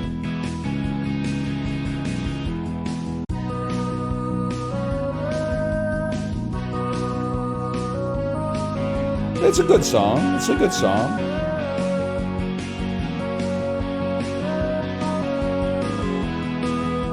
It's hurting my head, man. It's hurting my damn head.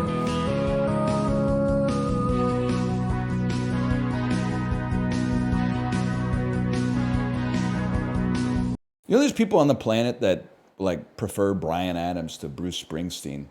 Insanely fucked up. That's the median voter, y'all. Get used to it. We're stuck with them. You get one trip on this big blue marble. Look at the fuckers we're surrounded with. It's crazy, man. We got to be the change we want to see in the world. It's insane the types of the electricians and plumbers they've saddled us with, man. Nuts. Anyway.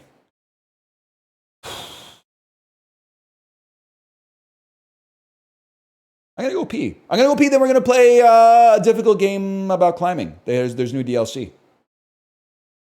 Aren't you supposed to take the Canadian in the fight? Bruce Springsteen is honestly, as far as I'm concerned, more of a Canadian than Bryan Adams. Even if his number one genre is Americana. Bryan Adams can... I don't even know. He might have like good opinions, but his songs are so bad that he's evil to me. If you want to be less evil, write one song that's half as good as your average Bruce Coburn song, and then maybe we'll talk. Until then, you're evil, as far as I'm concerned. The people who listen to him are evil. Put it that way.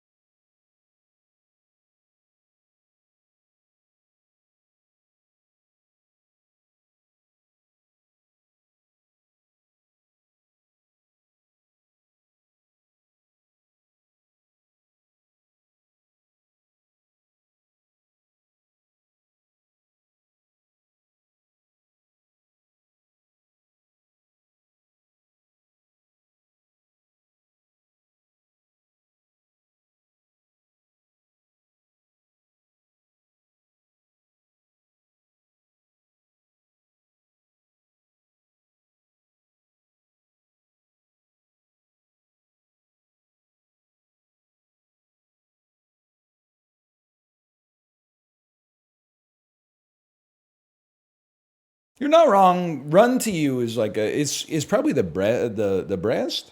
I wish, man. Probably the best Bryan Adams song.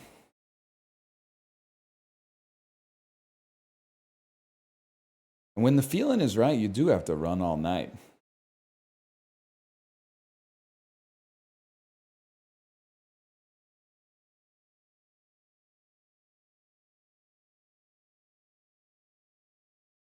Clover Pit demo update. Yes. Can I read the press release because it got sent to my email inbox. Can I read you the press release? Here's the first line of the press release. If you've already played the demo, there's not a lot for you to discover. So we're going to wait until the game comes out because it comes out in like 3 weeks.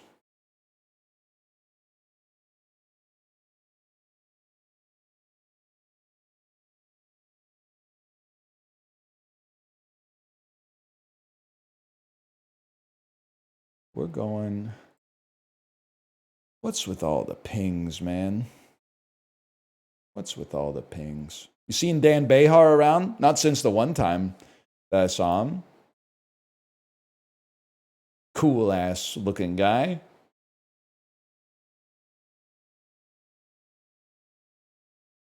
Difficult game about climbing. Update queued.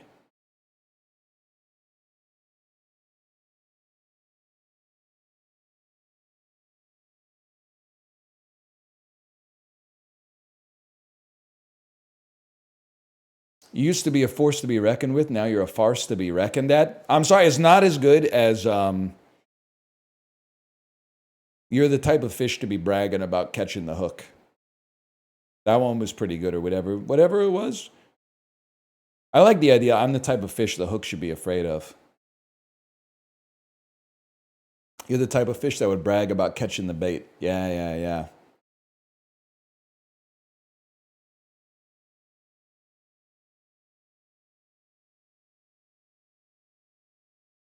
I'm about to level up. You look like just enough XP. One of my worst nightmares is being murdered by a guy who laughs funny, right? Can you imagine, like, getting held up at gunpoint and then the dude's like, I bet you never saw this coming. Oh, fuck. That would suck so much ass, man. And if he laughs like that, I'm like, there's no way I'm talking my way out of this. He's already decided. He's not going to listen to reason. Listen to his laugh, man. It's over.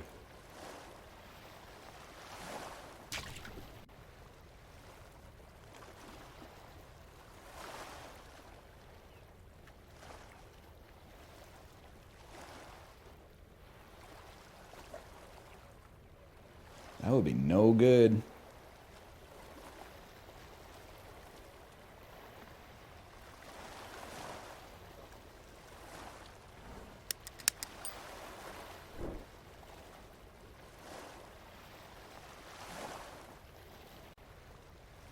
We're back, y'all. There's DLC for a difficult game about climbing. Does anyone know how to get to it?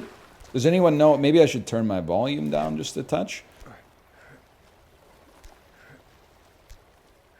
You go up and then to the right. You go up and to the right. There's a sign in the water. You saying there's something in the water? Oh! Kendrick was right. Something in the water, man. Like this way? I don't know.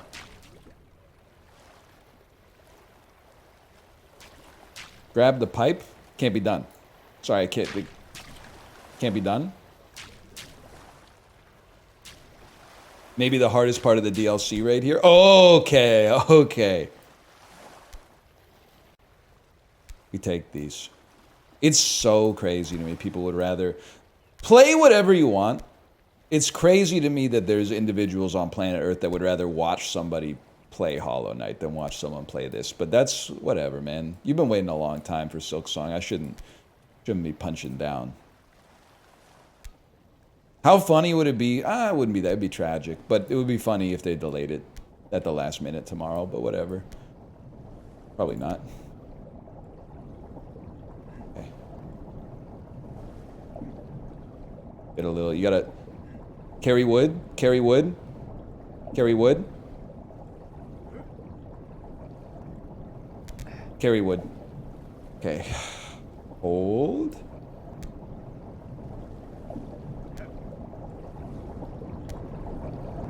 How do you know Kerry Wood? One of the best pitchers in World Series Baseball 2003 on the Xbox. Until he irreparably ruined his shoulder, I think.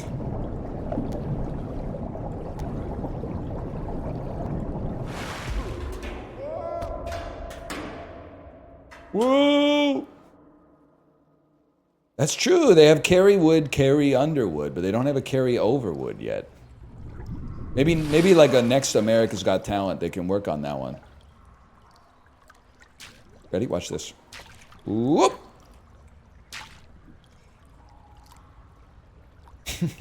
Maybe you got to get a little...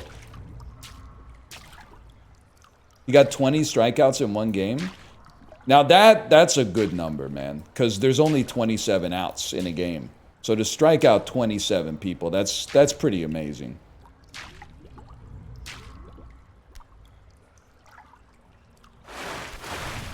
Other teams should try doing that.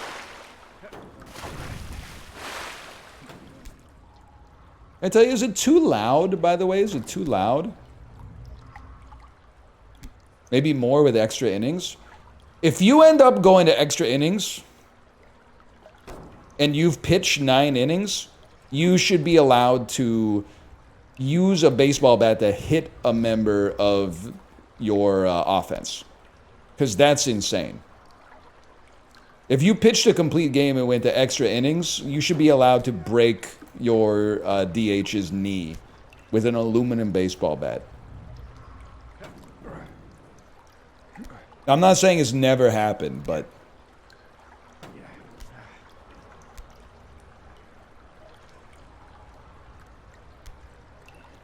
Aluminium ass.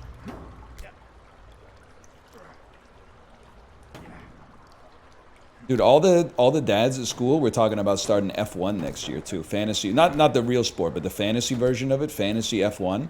So now I gotta pretend to be an F1 head. I was hitting them with stuff like, yeah, I used to watch, but back when I watched, it was just like, what's the point? Mercedes wins every race, and they were like, buddy, you might want to sit down. You know how like the silver team won every race that one year you watched F1? Well, there was like a few years where like the red team, not that red team, but the other red team won like every race. And now the orange team wins every race. I'm like, damn, this is kind of crazy, man. Things change.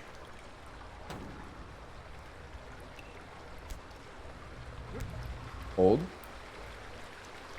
I also feel like I had to ask them too, and it made me look like a nephew. But that's okay because I'm used to being an unk. So sometimes to be a nephew is okay.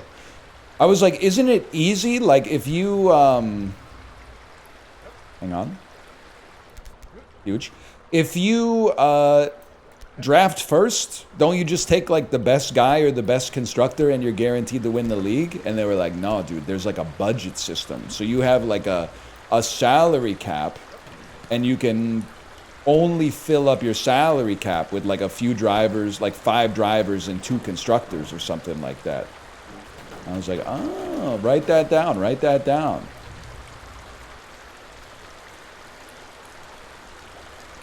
When does the F1 season start? Like May? Whoa! Guys, I let go. That's my bad. March. You guys you're giving me aura. Because I said, when does the season start? March. And then one of the dads said, I'm pretty sure Australia's in May. Oh, really? Not what my chat says, bro.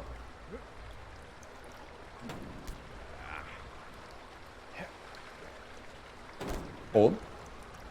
Australia's 3rd now? They're changing everything up, man. What's first now? It used to be Australia, Bahrain, China. Now Bahrain's first. Now I've heard everything.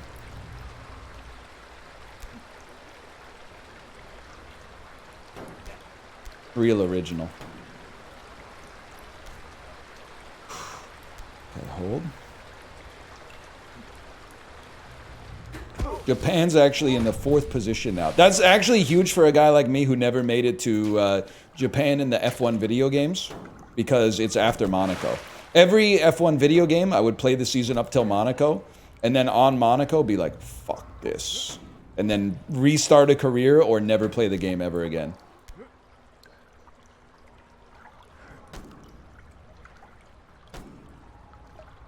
Hold. Hold. Hold.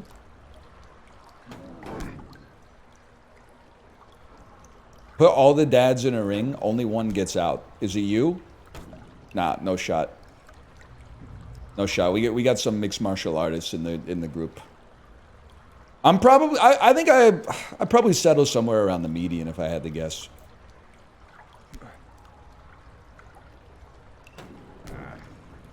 Might be able to stage an upset and get into like the upper quartile or something like that.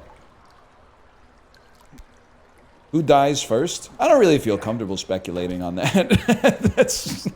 These are real people in my life.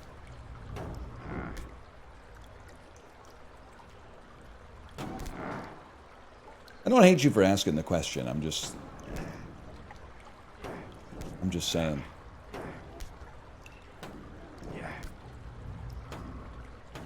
Okay, hold. Whose kid is the strongest? Now that's real, man. There's one girl in my daughter's class that's like at least 3 inches taller than all the other girls. And like my pet theory, well, my real belief is that she's just really tall. My conspiracy theory is that they fudged her birth year by 1 year. And now they're hoping nobody notices. So she's in with the 2020s, but actually she might be born in 2019, and they were like, let's hold her for a year until like everything lines up nicely. Plus, because then she'll be captain of the basketball team, you know, captain, who knows, maybe she's gonna be ahead of the curve.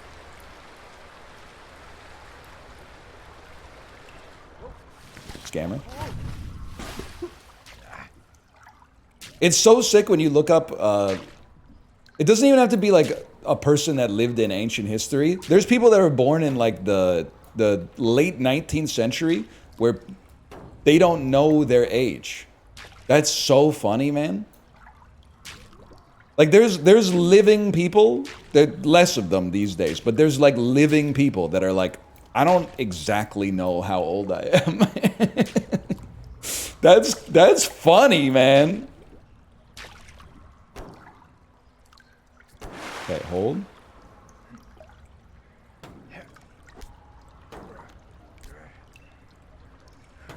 My grandma's like that. It's gotta be wild to like not know your age, man.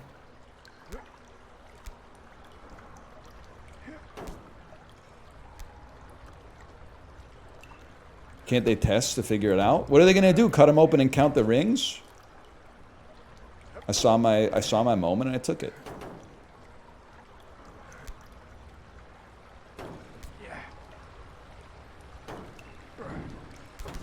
Carbon dating? Oh, you believe that shit?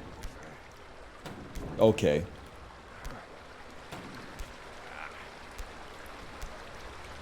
Confused conspiracy theorists be like, humans and dinosaurs lived together 65 million years ago. Wait, that might just be like 5% of people.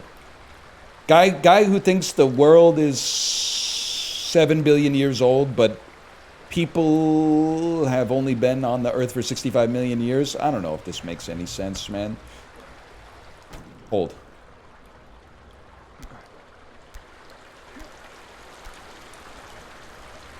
Hold.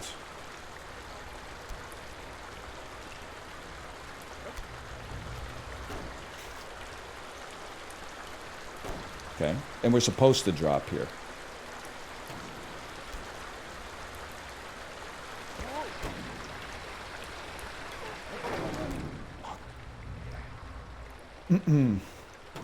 Thoughts on Kawhi Leonard having a no-show job?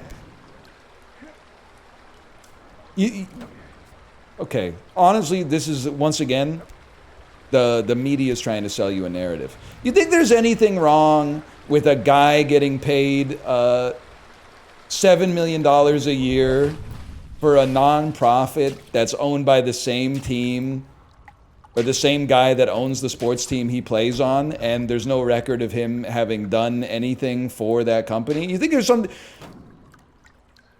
something wrong? I don't think there's anything wrong with that, man. That just seems like normal.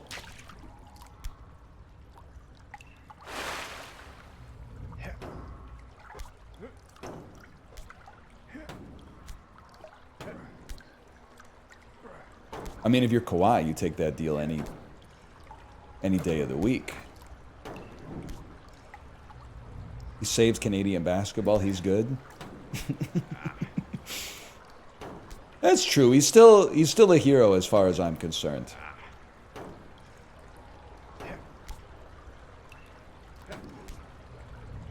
Guy who doesn't watch basketball. Dude, you know what the best part of... Usually, like, a long weekend is good, don't get me wrong. But sometimes the long weekend causes you... Like, the Tuesday feels like a Monday, right? And that pisses you off. You're like, what the fuck?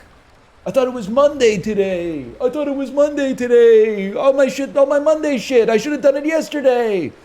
But the long weekend, like, sending shit into the future accidentally goes crazy this week. Because yesterday I was like, oh shit, 3 days till football. But now I'm like, no, man, 1 day till football. I already tanked the extra day that I thought I was going to have to live through.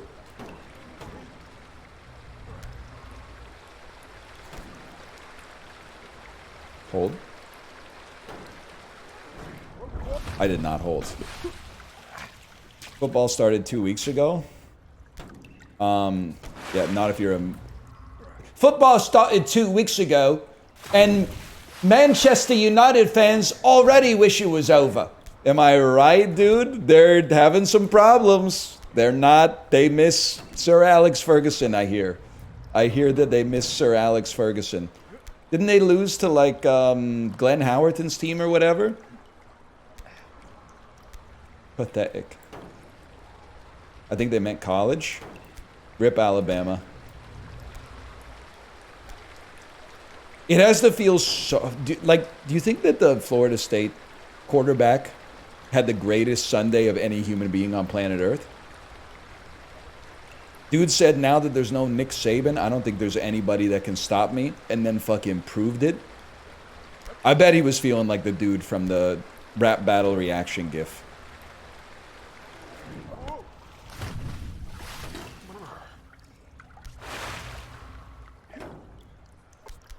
He went nuts on the table.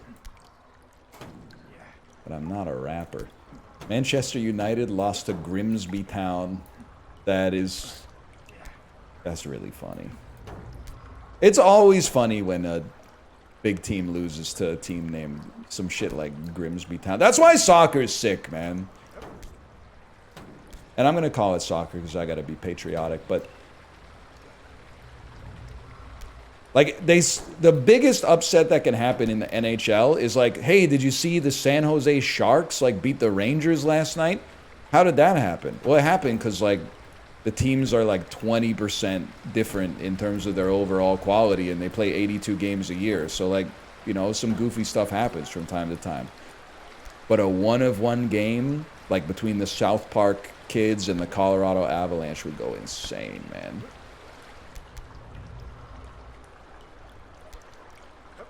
That's true, 84 games. My bad, y'all. My bad.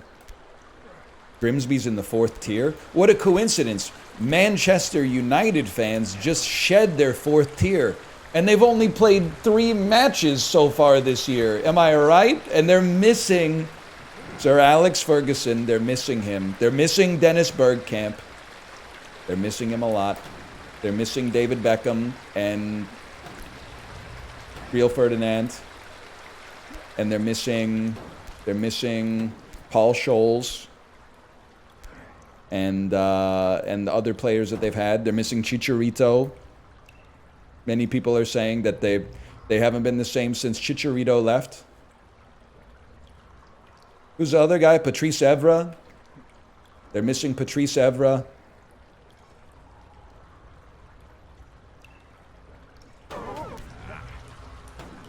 How do you know ball?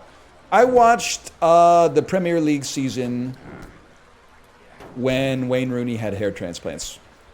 I'm not even making a joke. That's just the easiest way for you to know what season it was.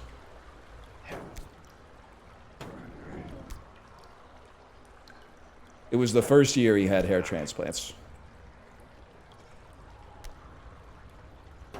Dude, I gotta make this jump. That's crazy. That's not even close, man.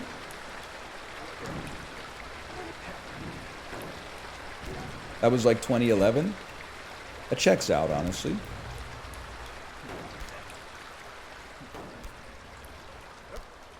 You think you go to the right? I don't know, man. Or maybe that's like a grab. That's a desperation grab from the future. It could be. Yeah, you're right. Huge. I could have been there for days.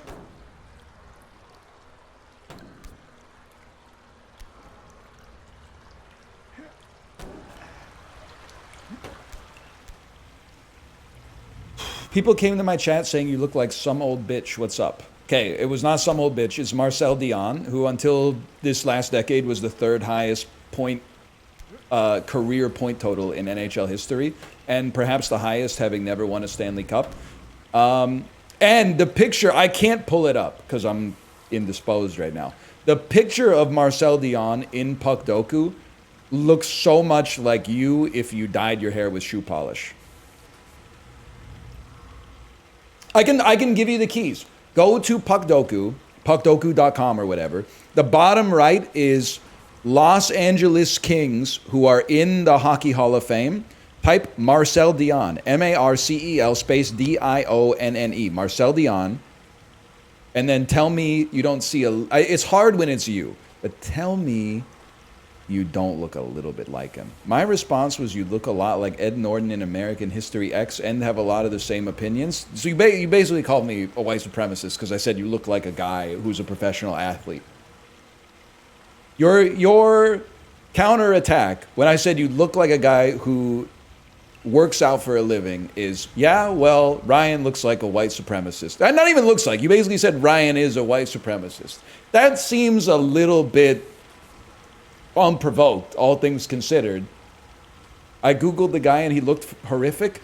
I hope he didn't Google like Marcel Dion 2025. I think he might be like 6 years deceased, man. Just go Marcel Dion like 1979 or something like that. He just looks like a guy.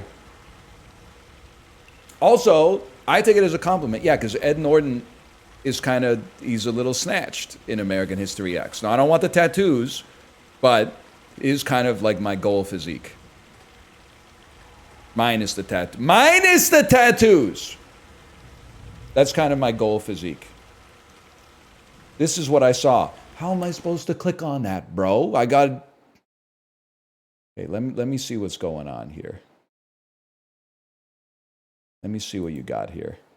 That is, okay, in my defense, Justin, that picture of Marcel Dion looks like you aged 73 or something like that. Like that looks, you might look like that and that would be fine. That's what, he looks good for a 73-year-old, man.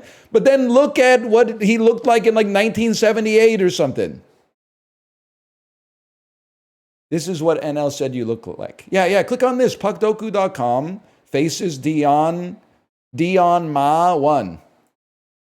Tell me you don't see it a little bit, man. Just a little bit. Outside air is so bad. Kate, it's a fucking hot box out there. It sucks. You don't see it at all? That's because it's you, man. So why don't you take that? Okay, here's what I'm going to do. Copy image, okay? And I'm gonna go into our Discord and I'm gonna say, does this picture remind you guys of anyone? And I'm gonna ping Corey, and I'm gonna ping Apollo, and I'm gonna ping Sinvicta, and I'm gonna ping Mouth. And let's just see. Let's just see. I'm not putting my finger on the scale at all. I'm not gonna at Chiblee because Chiblee's sleeping. I think it's still, but as of November, I think this will be like 7 a.m. Chiblee time, so I could at Chiblee if this happened in November.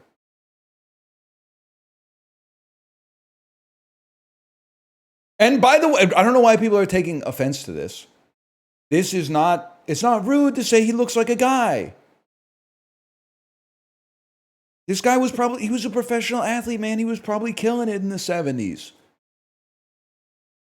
It's not rude. His nose is 5 times my nose. The nose is big. I'll give you that. The nose is big. You don't have a nose like that. But if you shrink the nose, if you could get Grok to shrink the nose by 35%,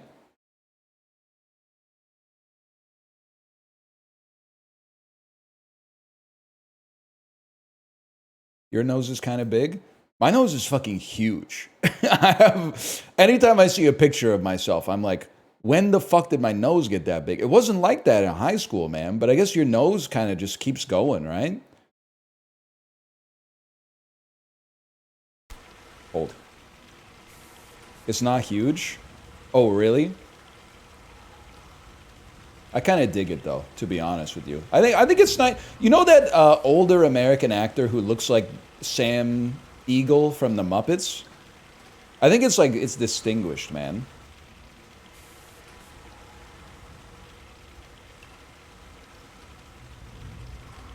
Why did Dan type pregnancy in chat? No, Dan pinned someone who said pregnancy.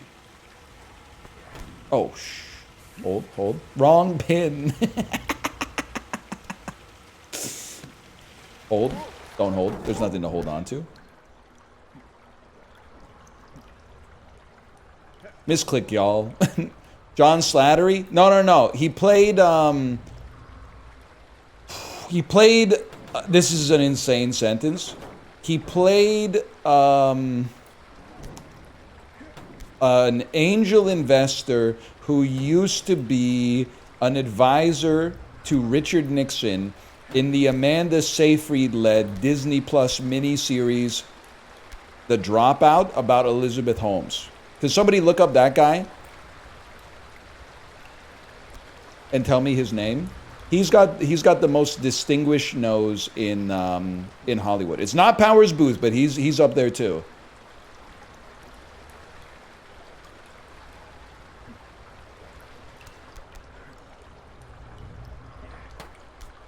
Sam Waterston. That sounds right to me.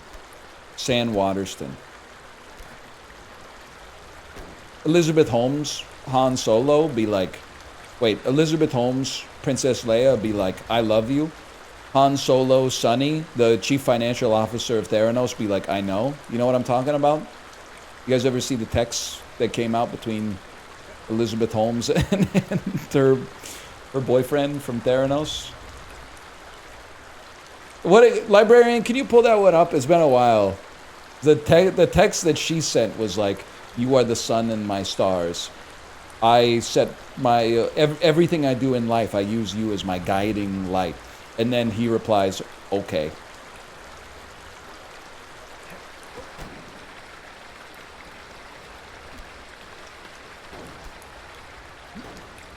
Hang on. This is what it's all about, man. This is peak streaming.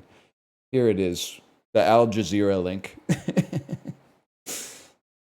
Let me see. Wait, give me a second here. Wait, she says she's sending ditto to him. Missing you in every breath and in every cell. Holmes, ditto. My family sends love and prayers, and you have prayers of thousands of people. You have several. You have served. Holmes, ditto. Oh, man.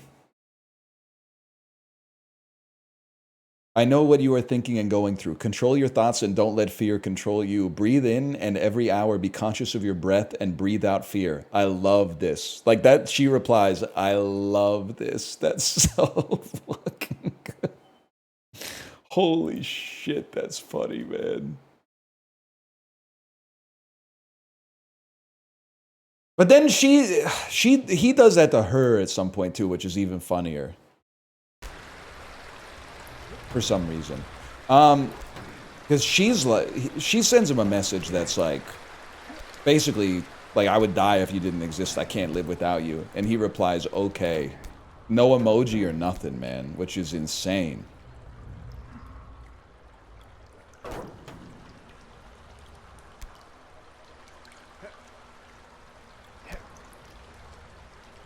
You ever send messages like this to your wife? No, man.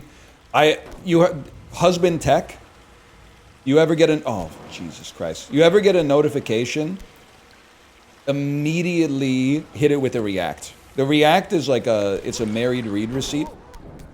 Hit it with it doesn't have to be a thumbs up react, but it could be maybe a heart. It could be, I don't know, anything, just to know that you've seen it.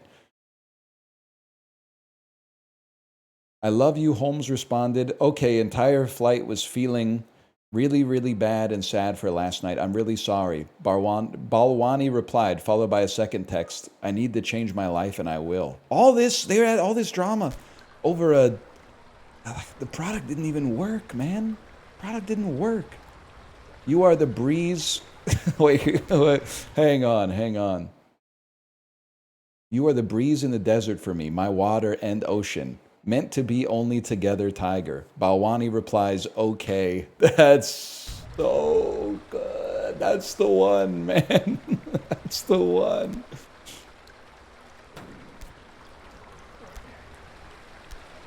Balwani replies, okay. And then they played the first thing that came to their heads. Just so happened to be...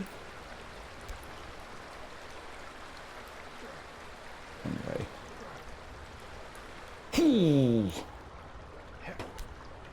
This is not the fakest thing in the world, no. This is just a tribute. Do the old people in your life always add ellipses after their texts? Yes. Now this is sacrilege. You should not be doing that. And it stresses out. I'm just going to say it because we're like the median generation now. It stresses out millennials, aka normal people. Sorry, I got distracted for a second there. I do that and I'm 23. Well, I imagine your ellipses are different. Because the ellipse that you get from like your 62-year-old mom via text is like, we need to talk, ... That's really bad. If you're 23 and you send people a text that says like, do you hate me, ... That's funny. Oh. That's humorous. There's a you know, you got to evaluate it on a case-by-case basis.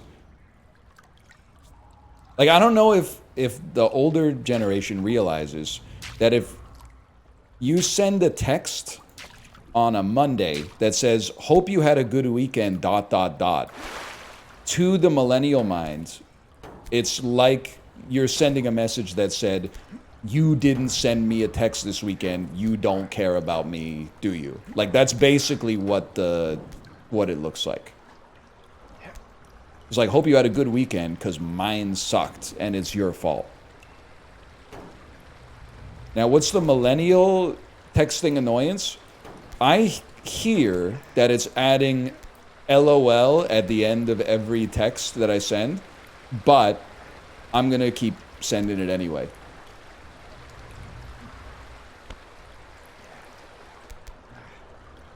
Because I don't really care what Gen Z thinks about my texting, to be honest. If they got a problem with it, I don't know, get in line. We're going to be working together for a while, hopefully.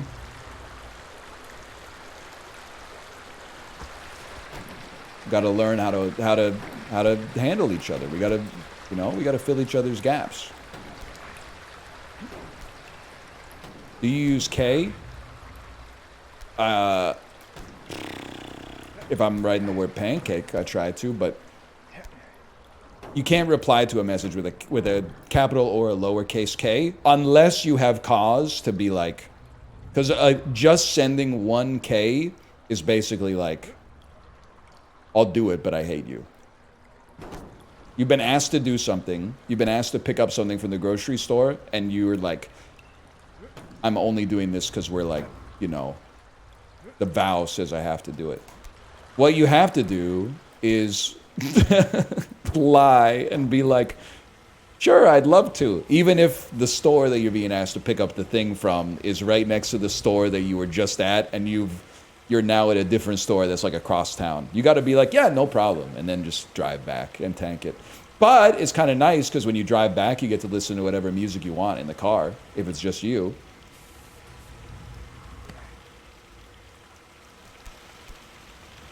There is that.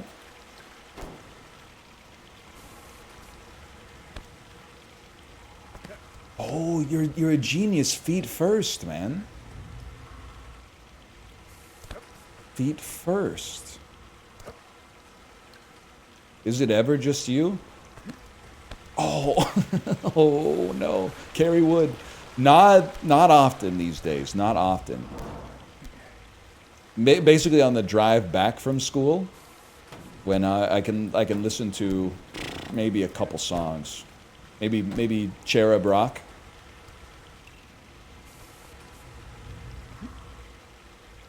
That's the play. Not even close. Oh my god. Oh my god.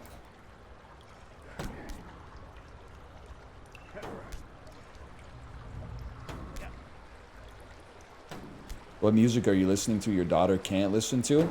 I don't know if you know, and this is not it's not meant to be a knock on you. But these days, the kids are driving the bus. It's not like, oh, I want to listen to my music. But I can't because there's swear words. If she would listen to it, then I would play it, man. I got no problem with that. It's instead, the kids are like, I want to listen to this. And it didn't used to be like that because you used to have like one tape deck in your car and your dad would have like Goodbye Yellow Brick Road. So you're like, what do you want to listen to? Well, I guess I sure hope it's Goodbye Yellow Brick Road because that's all we got.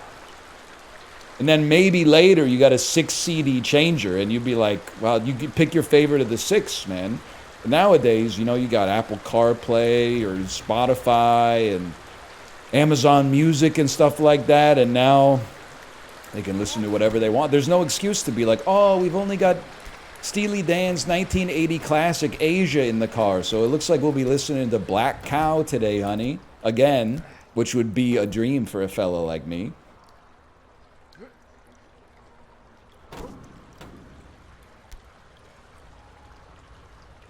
Huge.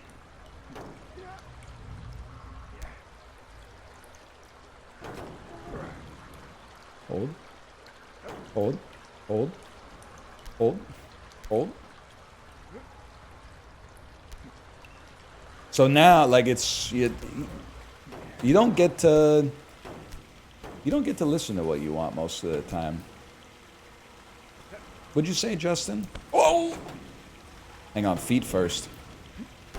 Was anyone here born feet first? What was that like, man? Are you kidding me? I thought that was it, man. Low key, that's the best way to go down a slide, though. Feet first on your tummy. Until the person in charge of the slide is like, hey! I said on your bottom! You gotta go down the slide on your bottom! On the tummy? Yeah. So you're facing up and watching it go like, whoa! Like Ralphie in A Christmas Story. Jay, are you here? I think that would get you pogged up that I referenced Ralphie going down the slide in A Christmas Story. Wait, I really want a Red Ryder BB gun. A Red Ryder BB gun? You'll shoot your eye out. Ho, ho, ho.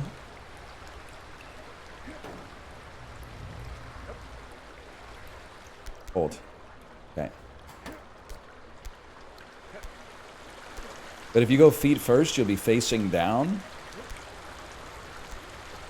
Yeah, but like you're craning your neck. I mean, this is like amateur hour, man.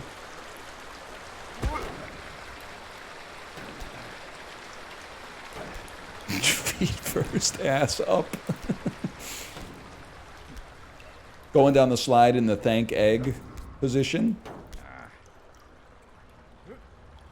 Oh my god, I hit my head.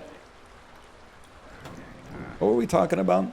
Oh yeah, I don't get to listen to my own music too much. That's okay though. It's like anything that gets her in the car is fine by me. I gotta tank this 80-minute drive again this afternoon. Oh no, man.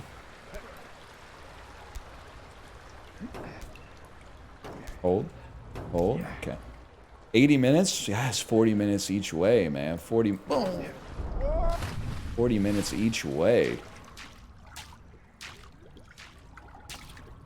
Hold. What kind of car you drive? DeLorean. To school? No, man, not to school. To get my... You're 17 bits out of the parlance at this point, okay?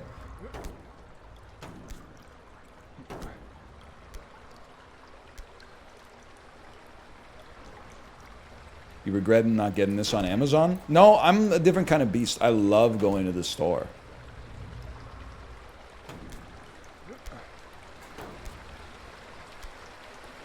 I wish it wasn't so far away, but like a 15-minute drive is like the ideal drive. Justin, are you a driving head? I like driving. Well, I've fallen. Also, I like a drive that gives you, it gives you a little bit of everything.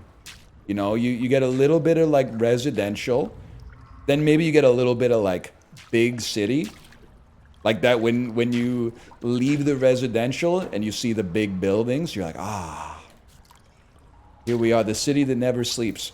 And then you get a little, just like one little white knuckle section on the freeway. And then, oh, parking. Get a little bit of everything, man. The perfect bite.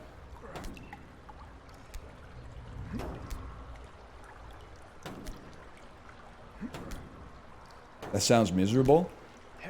If you have like a only child brain, driving's actually kind of sick, man.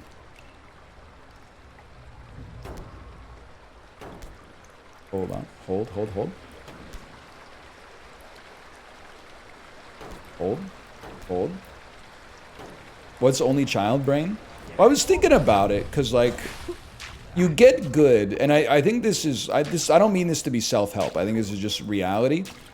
Your brain gets better at whatever you have it do often. So what did I do a lot of without even really noticing it as a kid? Looking out the window in the car and like coming up with stuff to keep just your own internal monologue keeping you entertained.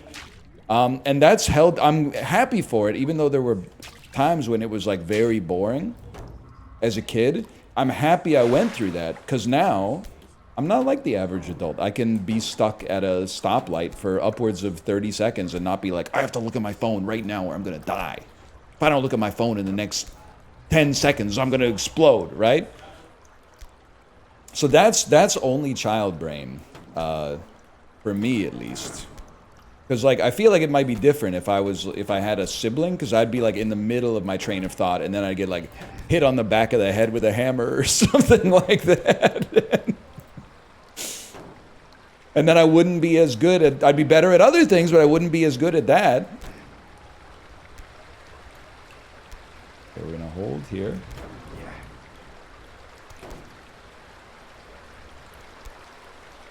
And then hold. And then hold. Can you raw dog flights? A short enough flight, if it was a 2-hour flight, I could raw dog it, no problem. But I do want to say, it depends what you mean by raw dog. I'm not going to true raw dog a flight just to prove something to people on the internet. I.e., I'm at least going to have earbuds in. I'm going to have headphones on or something like that. But yes, I swear it to you, 50% of the flights to and from the UK were staring straight ahead, podcast in the headphones. That's not a raw dog. I mean, it's more raw than most dogs are doing it these days. Doesn't count. Well, I mean, listen. You don't get it because you're probably men in your mid-20s. I was telling this to the Discord yesterday. Most dangerous time, not for dying, but for ruining your life, is to be a man, 20 to 25, finished college, living alone or with roommates, but you're not in a relationship. It's so easy to let temporary boredom lead to a habit or a hobby that ruins your life. Raw dogging a flight, not going to ruin your life, but you are making it temporarily more boring for no reason. I guess just for pride, I guess. But like Chib's Kava arc is it's kind of like that. Now I don't think he's going to ruin his life with Kava. I think odds are he'll probably hit a spot where he's like, I just don't need to do this anymore. Just fine. Okay, hold. Kava's not addictive. Nothing makes me more scared of a drug than when people start saying it has no side effects. Nice try.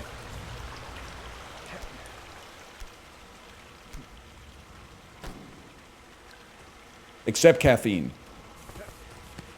People talk about caffeine like it's fentanyl, and then they talk about cocaine like it's Coke Zero, and it's insane. I don't know where did we go wrong? You need a millennial in charge. I'm sorry. Millennials, right? We got fed some, Justin, don't listen. We got fed some anti-drug propaganda, but I think they mostly got the order right in terms of severity. Like the boomers were like off. They were like, if you smoke weed, your head will explode. That will not happen. It doesn't really even do that much. Then Gen Z is like, I'm in 11th grade and I'm doing ketamine. No, man. No, you should not be doing that. Under no circumstances should you be doing that. That's insane. Also, how are you I couldn't get anything in the 11th grade, man. I couldn't even buy anything on Xbox Live. I had to ask my mom for her credit card.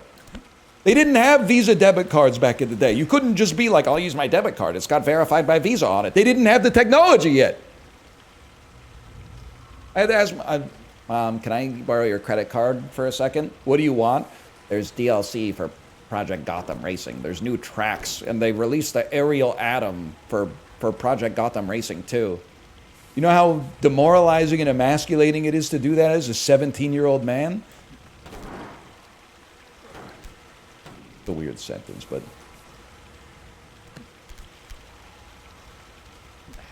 kids these days, they don't know how easy they got it, man. Used to drink from the damn hose.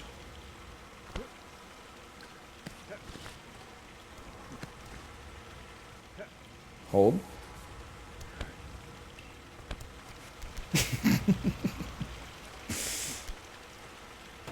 Maybe back here. Oh. Anyway, what was I talking about? I don't know. I think it's a scary time in a man's life. Like, basically, you're like 24 and you live in your own apartment. Maybe you got one roommate. It's so easy to just be bored and ruin your life accidentally. Maybe just get like a 3D printer or something like that. That's not that bad. You can get a 3D printer and be like, check it out. Here's a turtle. I made a turtle with my 3D printer or something.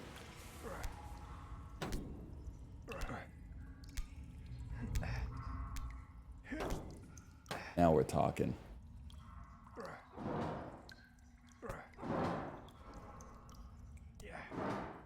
Do video games count? Well, you know I'm no fan of the gamers. Oh, Jesus Christ. That being said, it's, and you're going to hit me with some stares on this, but I do think it's true. In the whole scheme of things, it's hard to ruin your life with video games. Now, people have done it. And League is the one that's coming up the most, but I really think WoW probably has destroyed more people's lives than maybe any other game on the planet. But there's a lot of stories of people who are like, I flunked out of college because of WoW. Which is why I think you should have to be 40 to play an MMO. Because your brain, you should have to be at least 25. Your brain should have to be fully developed before you make that decision. But that's easy for me to say because I'm over 25 and I don't give a fuck about Warcraft. Imagine that would piss you off a lot if you're like a 23-year-old Warcraft head. You'd probably be like, easy for you to say, buddy. And it was one of the easiest things I ever said on, to be honest with you. But in the whole scheme of things, in terms of vices, video games are hard to ruin your life with. Gambling seems like a really easy one. Like, I don't think you should ever... If you're old, you could do whatever you want. I'm assuming you know yourself to some extent. But if you're like 20, do not download a gambling app. You don't... I know you're like, I'm smarter than I've ever been. Yeah, but for most of you, you're also dumber than you're ever going to be again. Like, you'll be smarter tomorrow. If you could just tell yourself, like, I won't download it today, and I'll return to this problem tomorrow, eventually you'll be at the point where you're like, I'm not going to download that. You'll have hit the level where, and that's how you win.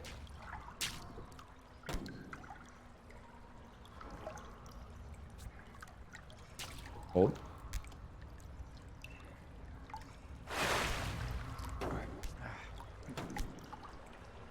Don't do anything till you're 65. That's what I'm talking about. And then when you're 65, get your driver's license. You got 20, 30 good years of driving.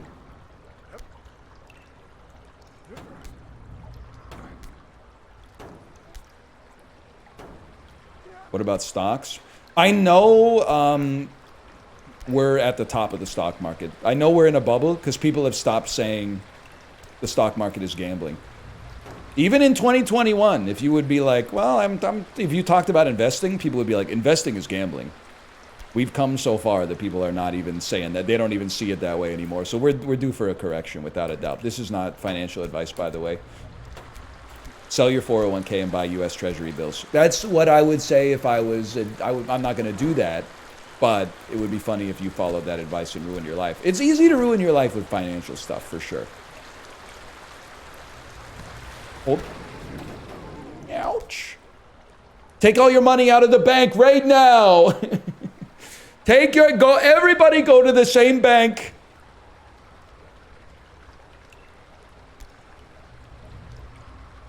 It's literally not illegal to say that. They did it in Mary Poppins, and that shit was in movie theaters. If it's illegal, then how do you explain Mary Poppins?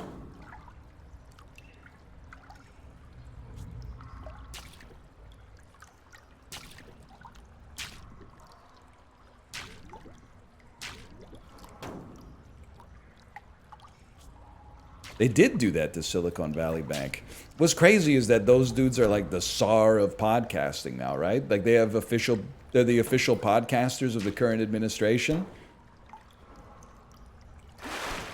Dude started a bank run by tweeting, I just got a hot tip. I got a hot tip that you should pull all of your money out of the bank right now.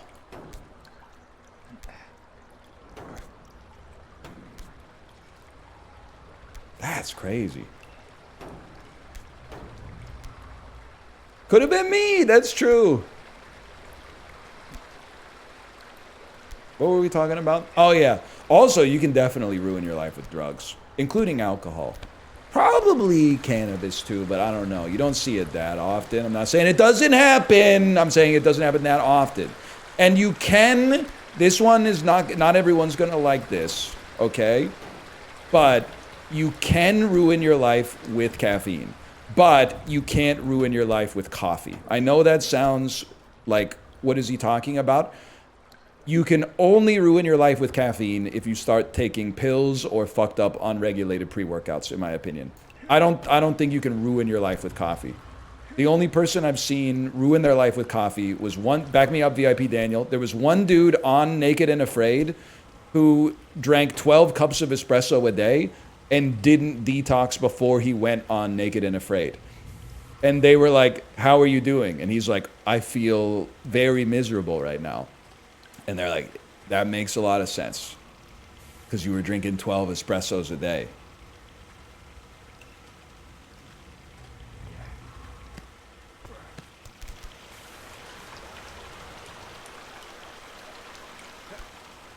Anyway.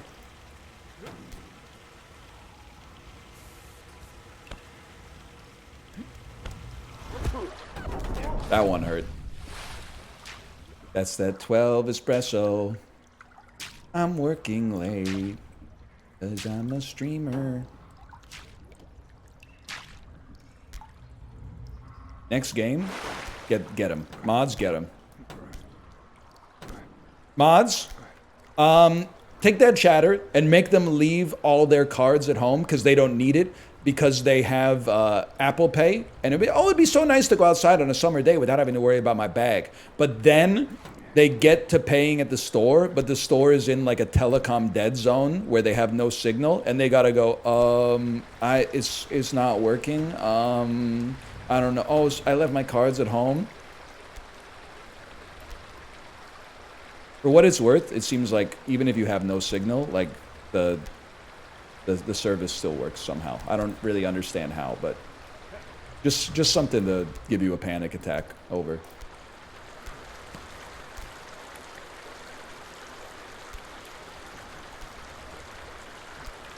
It batches later. Whatever. This whole bank shit is all fucked up. There's no shot they're settling that shit up once a day. I'm sorry, I just don't believe it. I don't believe that if you're a Royal Bank customer and you take out $1 million from a CIBC ATM, I don't believe they're having a phone call later that day where they're like, give us the milli. I don't see it. I don't see it happening. I'm sorry, I don't see it happening. You must think we're stupid. Fuck you.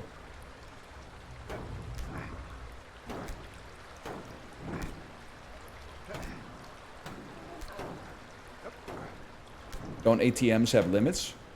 Not in Dubai, probably.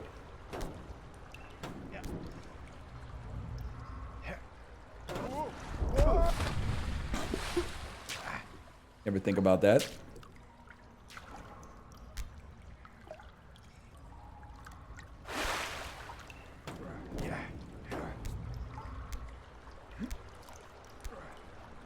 Hang on, let's see what this says. So it's time for an anecdote. The coffee shop at my work closed down. 2 months after it was shut down, they settled 2 months of pending transactions at once. Everyone in my office got hit with 3-figure old coffee bills. That's messed up. You can do that? How does, like, the machinations of that don't make sense to me.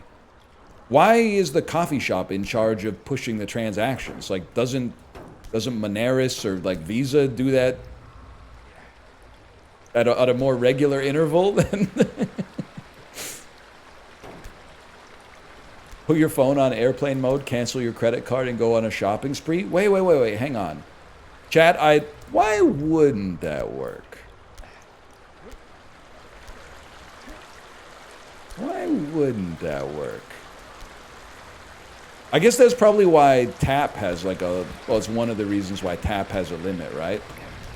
You're not gonna be like, oh yeah, put the Rolls-Royce Phantom on Apple Pay.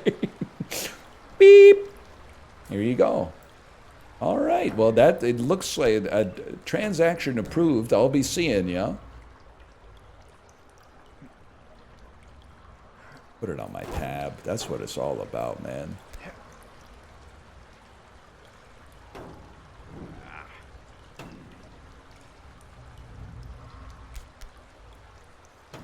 Hold. Hold. My local bakery allows people to run up a tab. Oh, so all of a sudden buy now, pay later isn't bad. Okay, all right, I understand. I will say, being able to have a tab at a place would go hard. No places are really, I mean, I don't know, maybe Rayo's in New York is doing that. El Guiga, you ever eat at Rayo's in New York? They don't even take reservations, man. They haven't taken reservations since the 70s. Hang on, I gotta focus.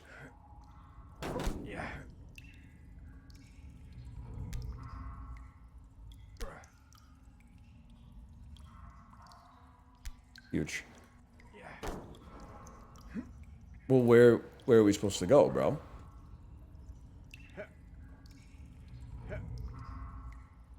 I don't even want to ask the El Guiga, because I know he's the type of beast to, like, if his bakery had a tab, he would wait until they sent him to collections to pay for it. Because he knows it. I read one of my favorite character-defining DL Guiga anecdotes is when he was pricing out whether it was worth getting a Costco membership, which is $60. He's here. Confirm or deny? You were pricing out the value of getting a Costco membership, and you took into account the time value of money for the $60. Like, if you bought your membership on January 1st, the alternative is you could put that in the U.S. Treasuries and then collect like 60, I don't even know, it would be like 61.75 on December 31st or something like that. That's so funny. And it's not even bad, it's just like, it's so you. That's why I say it's a character building moment. If you saw that in a movie, you would be like, I know this anecdote has told me more about this guy than anything else so far. Like, that one anecdote fills in the character sheet 100%. Okay, chat, where do we go, man? It's $60 over 10 years. Now you're gonna tell me not to invest my money in the lottery. Because I think it's gotta be here. This is the only thing that makes sense.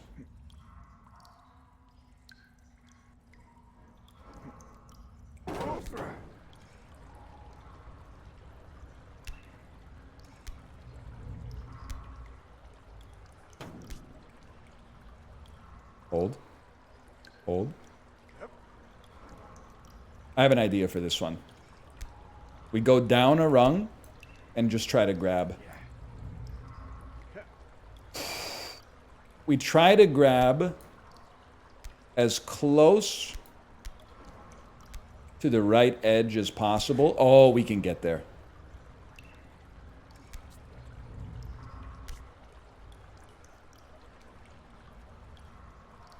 It was only a 5-minute exercise. That's so you. Have you ever eaten at Rayo's in New York, DL Guiga? You might be the only person in my life who has a chance to have eaten at Rayo's in New York. They don't take reservations.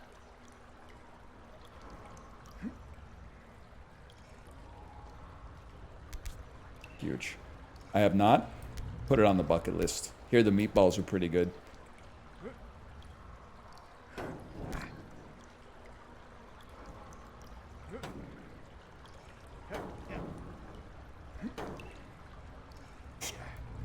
Okay, this time we're going up. We're gonna grab closer to the top.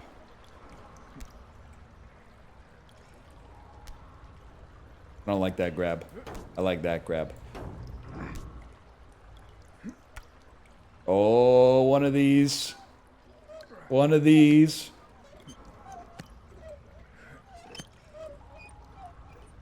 Now, last time we had one of these, it was a two-hander. Wow, that could not have gone worse.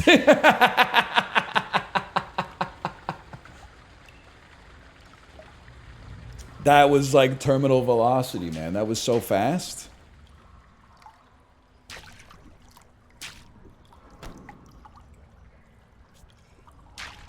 Kind of sick, though.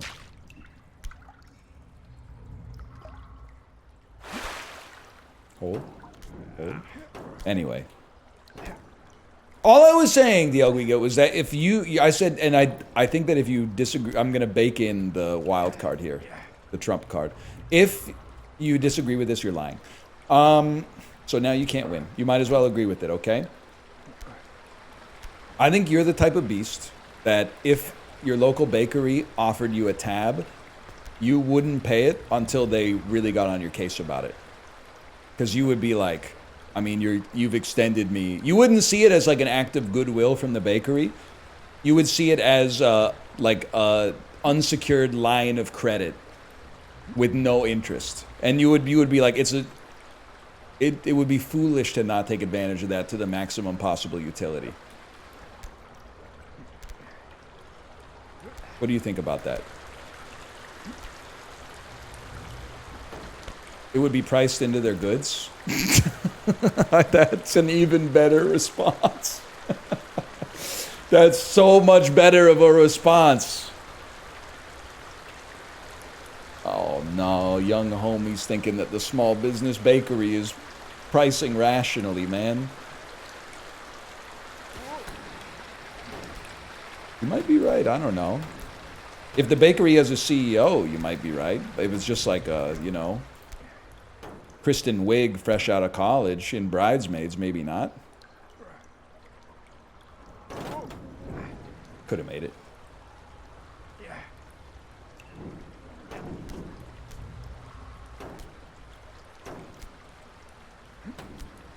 Restaurant having a CEO is fucked up, man. Not gonna say I don't respect it.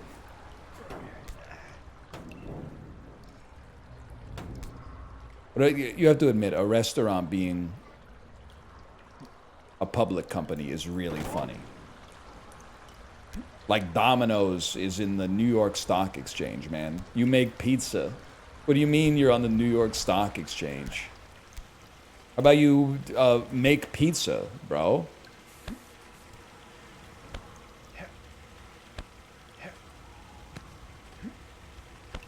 Every restaurant is public?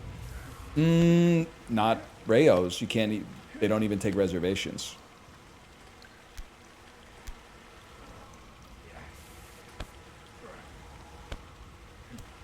Nice try, kid. Maybe next time. Hang on, I do want to see if anybody has replied. It looks like Dan. No, no, man. I think, okay, Malv said, I think if you combine Justin and me, that would be the result.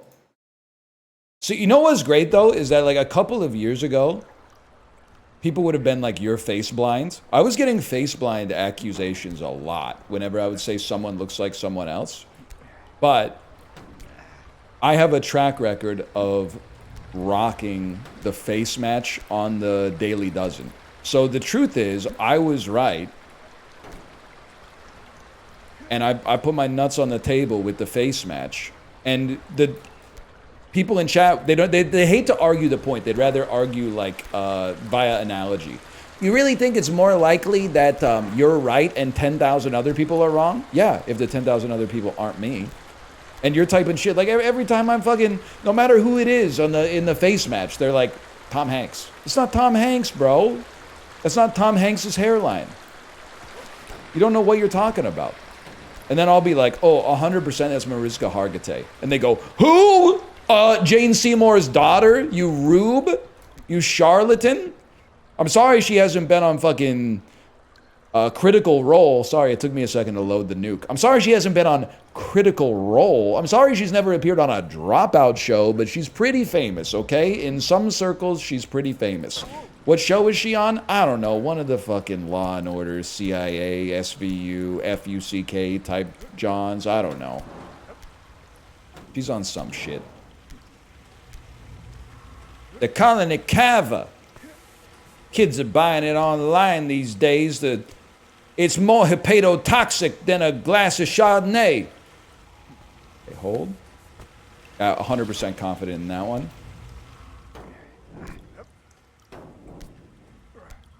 Ice Cube. Close, that's iced tea. But anyone could go for some Ice Cube inside of iced tea right now, if you know what I'm talking about. I hope they don't hear me say that. I feel like both of them might not be pleased to hear me say that, but certainly one of them. Certainly one of them is not going to be happy. But they should go to a fountain drink store sometimes. They have ice and they got cubes and tea. Snoop Dogg might have some thoughts on that one. Pisses me off. Did you know Snoop Dogg won a Webby Award for Entrepreneur of the Year in 2024? Not my goat, man. Not my goat. They didn't know, man. I'm sure that he's gonna have his Webby rescinded, dude. No, Snoop! Snoop, don't play the inauguration! You're Webby! You're Webby, dude! Nah, you don't got internet or whatever.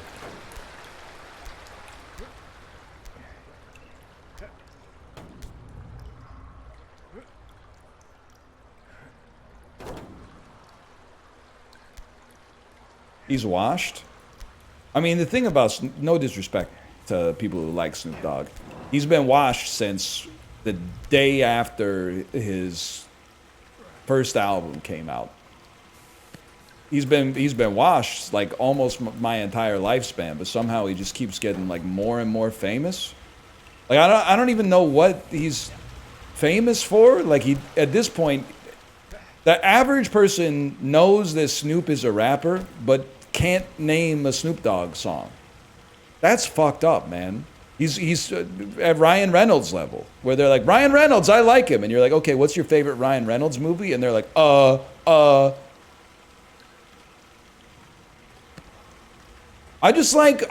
know he's the weed guy. I like when he shows up on a panel show and he's like, excuse me, I'll be right back. I'm gonna go smoke some weed. Pissing me off, man. Doggy Style's a great album, though.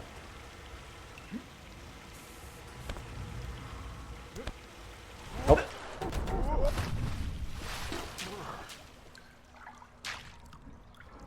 Seth Rogen, better weed guy. It's not even. I'm not even gonna say a percent because the percent doesn't do it justice.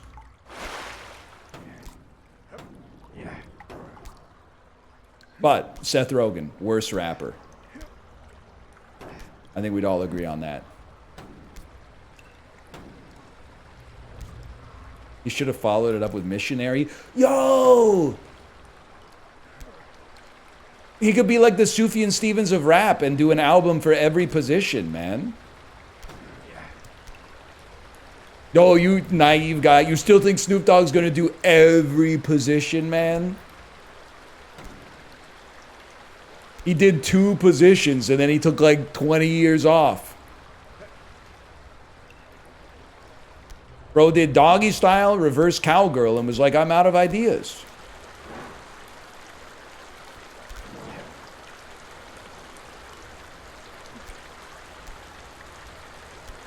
Anyway.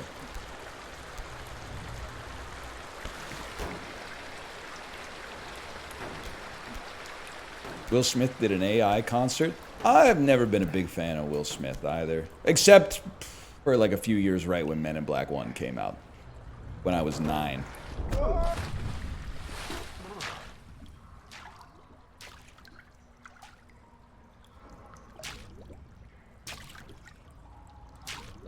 Did you support the slap? Well, that's complicated. I don't really care about the slap, but he probably shouldn't have slapped him. I think if we're being honest, we can say violence wasn't the answer in that situation, but it was very funny.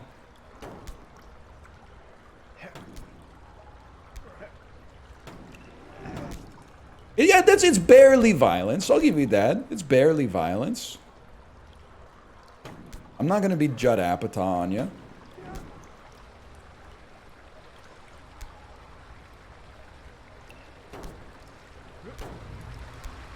You shouldn't have said that shit. I mean, like I know you're. It's so easy to just be like, you should never make a joke at anybody else's expense for any reason. But you hire Chris Rock to host the Oscars. What do you think's gonna happen? He's gonna crack some jokes, man. What do you want, Grok doing the Oscars? Like, it's not. It ain't that serious, man.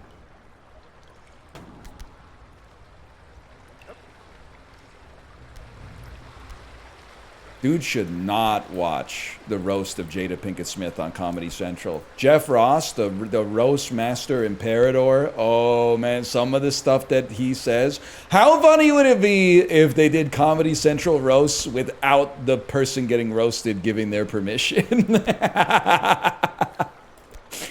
Like they just got a bunch of comedians together to make fun of somebody just cuz, man. Just cuz. That would be sick. I guess that's kind of what The Daily Show was with George W. Bush or whatever, but... +2, +2. Ah, you're too kind. You're too kind. Anyway.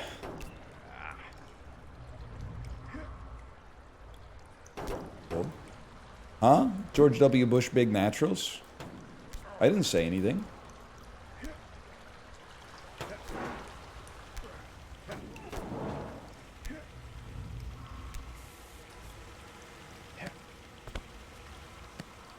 It's so funny to type, I missed The Daily Show. That thing's still on the air, man. The only problem is politics, like, isn't fucked up anymore, so they've lost a lot of material. If we had, like, a bad president again, that would be really good for The Daily Show. That'd be real. I bet Jon Stewart's like, oh, when can we get a bad president again? Oh, please, please. We need a goofy president. Our ratings are so low. I don't really know what Mark Carney's doing, man. He's just, I don't know. American president is always like, you know, disappearing for a few days and then making people wonder what's going on. Like if nuclear war is going to start or, you know, why are there so many pizzas being delivered to the Pentagon or whatever. Canadian Prime Minister is dealing with real shit like aluminum mining rights. Every Globe and Mail front page is like, Mark Carney to weigh in on tin mining rights dispute. And you're like, damn, let me get my popcorn for this one.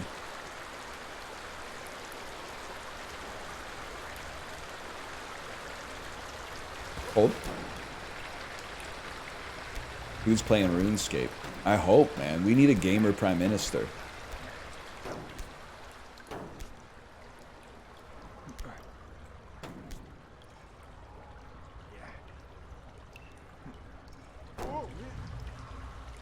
Hold. That would be sick. Depending on the gamer.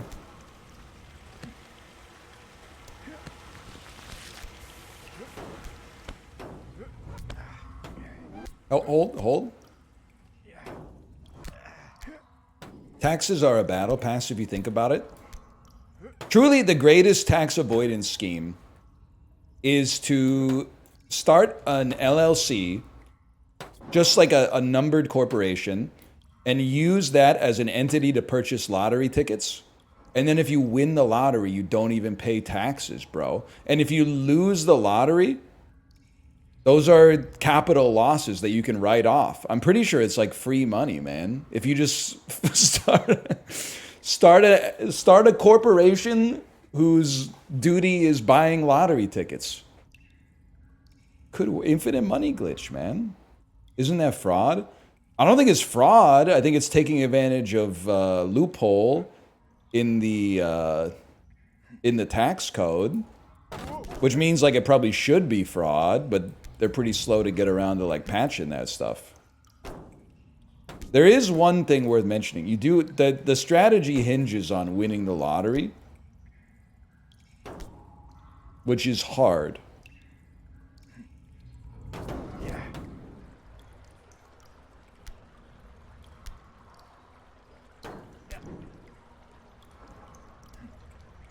Skill issue. I guess it's easy. I'm gonna become a rational lottery player, man. I'm gonna let the machine choose the numbers for me every week.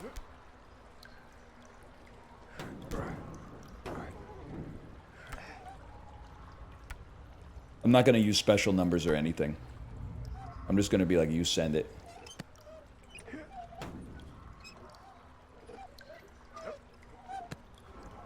Not even close. Not even close.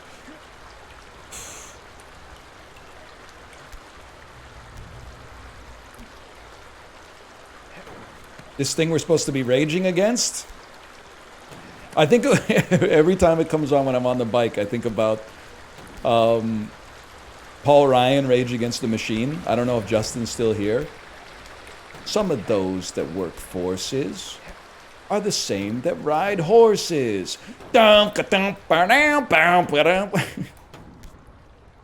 they do that up here. They do ride horses sometimes. You tank those. And Corey, maybe the best joke Corey ever told.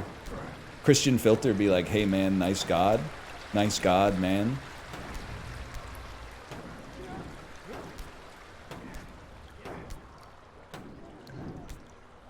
Hold.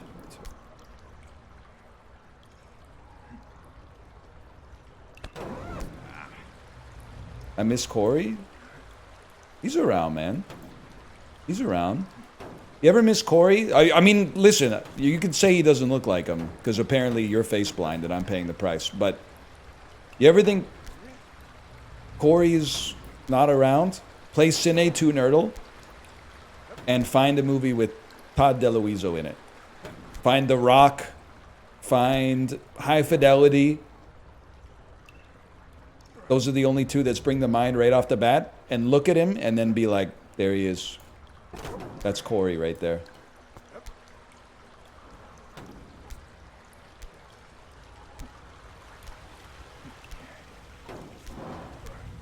You think Corey looks like The Rock? Well, the latest pictures I've seen of The Rock, yeah. Hold.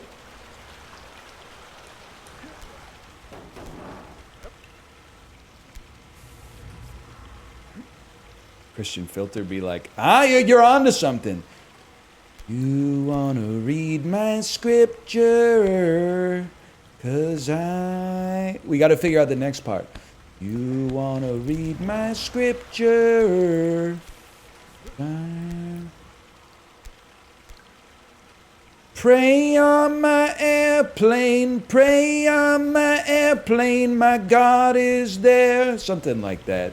My God is there. I feel like I'm reborn. And I feel like I'm reborn.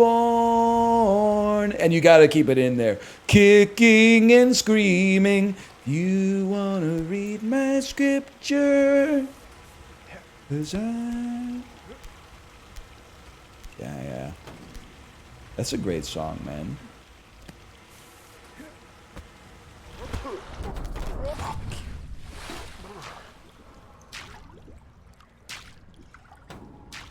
Hold.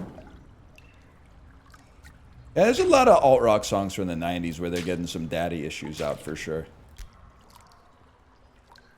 I still think it's so funny. Like, you get what he's saying, but in Everclear's Daddy Gave Me a Name, when he says it wasn't easy being the only white kid in a black neighborhood, is such a funny lyric in the modern day. And you're like, I could see how that would maybe cause you some problems, but it's so funny, man. Oh, man. Expand on that? Well, you gotta ask the guy, man. You gotta ask the guy. He said, Daddy gave me a name. And then he walked away. Shit.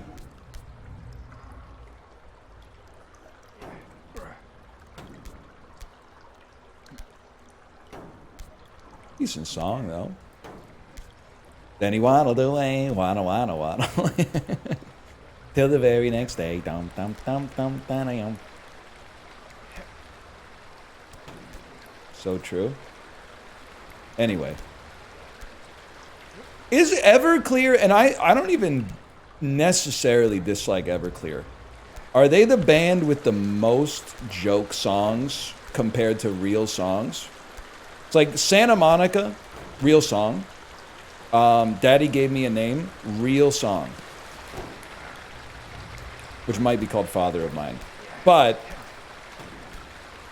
AM radio is not a real song. And what's the other one that? What's their other troll song? I can't even remember. Maybe the one from the Antitrust soundtrack. Okay, you're right. Lonely Island, Weird Al, they probably got him beat.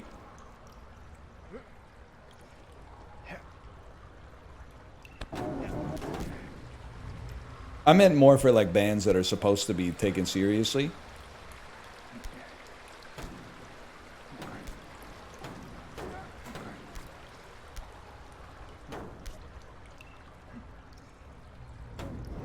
Offspring? Ah, it's probably the Offspring. God, the Offspring sucks so bad except for like that one album that's actually pretty good. And I only owned the shitty ones as a kid, and I was like, these rule.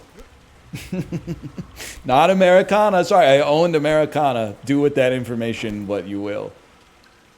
Americana's one of the good ones? No, it's not, man. I'm sorry, it's not. It's got Pretty Fly for a White Guy and Why Don't You Get a Job on it. It was crazy on the road trip that I wore it out driving in my grandparents' like Ford Aerostar. Why Don't You Get a Job is good? That shit did not happen, man.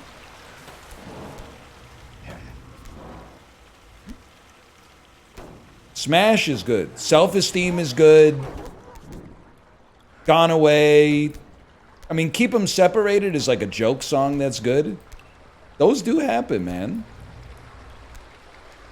The Kids Aren't Alright. Every single quote-unquote good song on that album that you're talking about is some shit that didn't happen. I'm sorry, the dude's whole class did not explode, okay? It doesn't make sense. He's the only dude in his... I had the class of 25 classmates. 24 of them died, and the other one is the lead singer of The Offspring. I doubt it. It's got a riff, though.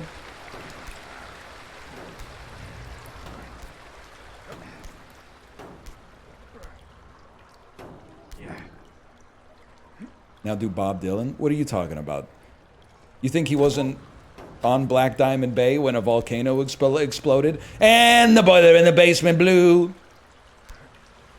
She passed him on the marble staircase, thinking he was the Soviet ambassador. He smiled and went the other way. As the sun went down and... God, I hope the maintenance guy isn't here anymore. Oh, whatever. My bad, y'all.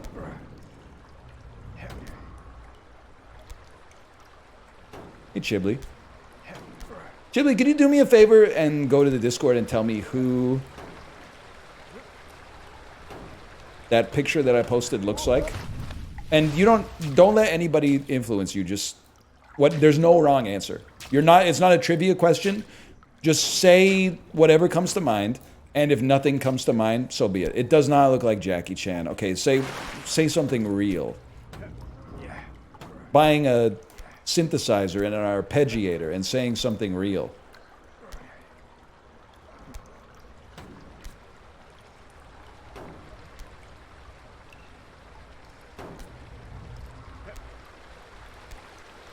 You want to make a Yaz record? Yeah, exactly. I guess I'm useless. This is just like that movie Blindness, where Julianne Moore wasn't blind, but she had to pretend because everyone else is. I have to not say that people look alike because you guys are all face blind. I don't get to say, oh, look at this person. They have similar features to this person. Just because you can't see it and it makes you feel bad.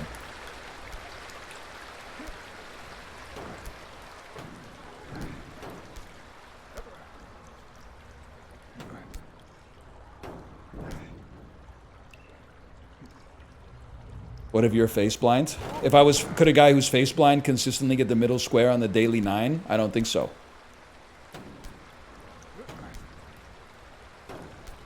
No, they couldn't, man. No, they couldn't.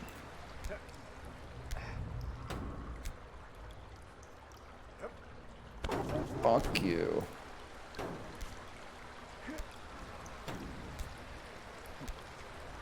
You know what else? I'm good with faces and I'm good with voices. I do forget a lot of names. I noticed that when I dropped my daughter off at school today. I was like, I've seen these kids 100 times. Remember 30% of their names.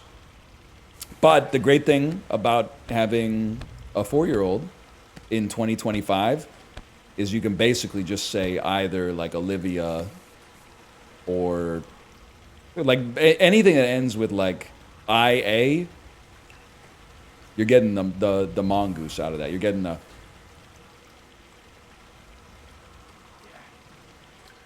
Rachel. You know what I was thinking? This episode is dedicated to all the Beths out there. I feel like Beth is like an antiquated name. You don't see that many young Beths.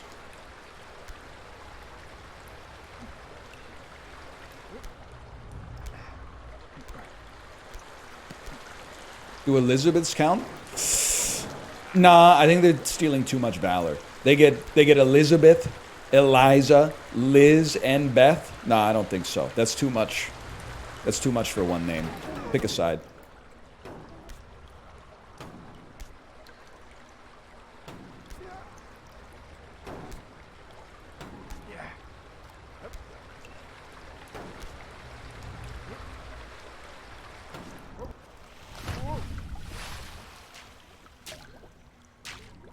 Who out here calling Elizabeth's Eliza? I know one guy. Eliza, I don't have $1 to my name, an acre of land, a troop to command. Bill Cosby as the lead in the 1991 version of Hamilton. All I got's my attitude, tolerance for pain.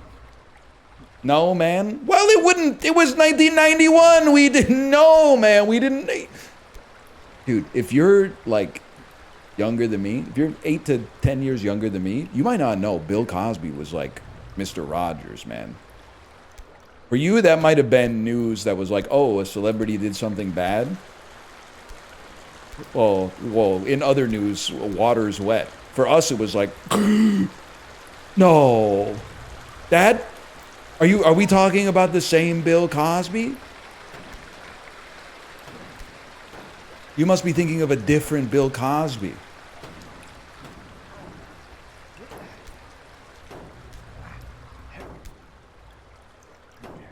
Anyway, that's about all I got.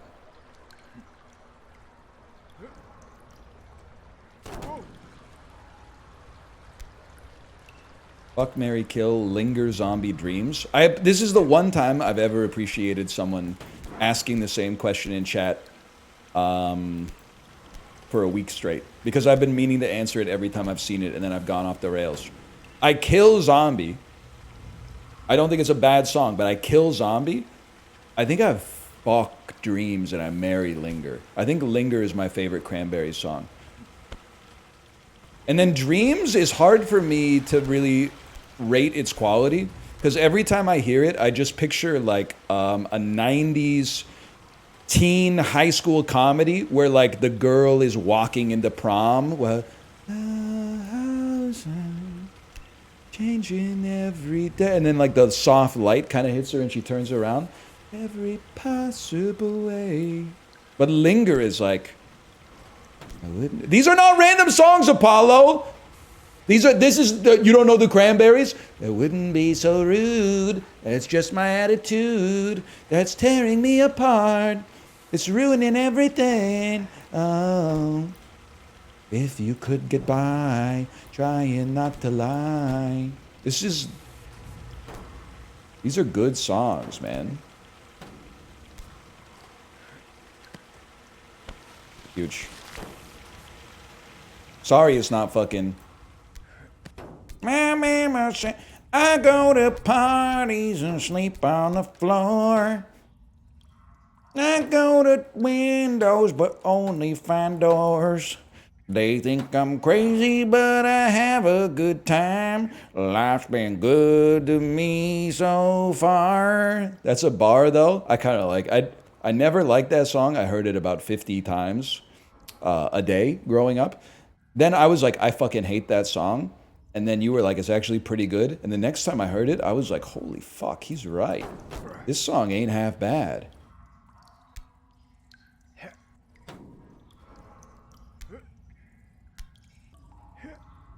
Influenced.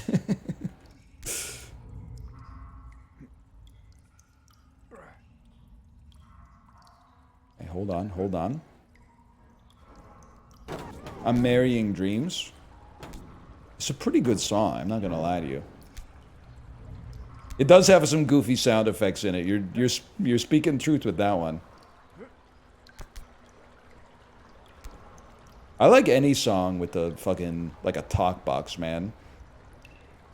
God, I wish we could play, I Want You to Show Me the Way by Peter Frampton without getting DMCA'd in 0.2 seconds. That song is the most fucked up guitar of all time. It sounds like a dog, man. Hold. I want you. That's so much better than Baby I Love Your Way. I want you to show me the way every day. Hold. I'd fuck Zombie. Zombie dudes be like, yeah, probably. I mean, it's a good song.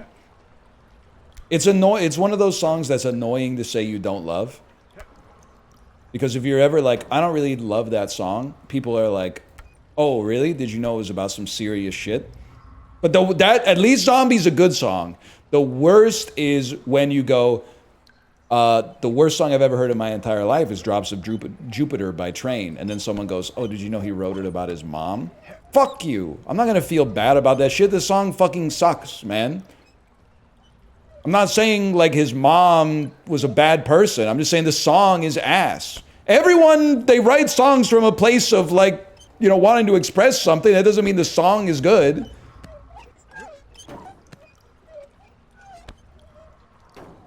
Lots of people like the song. It doesn't matter if I like the song. They're still going to keep playing it. I've asked them to stop. They're not going to stop. If I could have stopped them, I would have stopped them by now. Jesus Christ.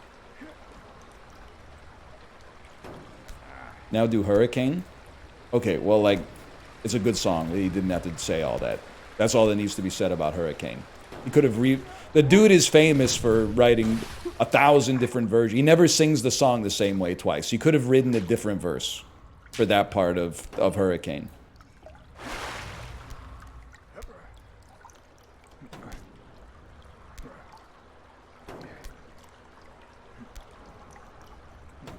Hold. Now do Money for Nothing. Well, we've done Money for Nothing. The song is from the perspective of someone who's jealous of somebody for being famous in popular music. So the slur, he shouldn't have put it in there, and in 2025, you can't put it in there, obviously. It looks really bad looking at it in hindsight. But it sounds bad to explain it this way. It's in character. He's doing it like oh yeah? He's doing a money spread. Basically, Mark Knopfler's doing a money spread. He said, oh yeah? You think my hair looks silly? Guess what? How my nuts taste. And I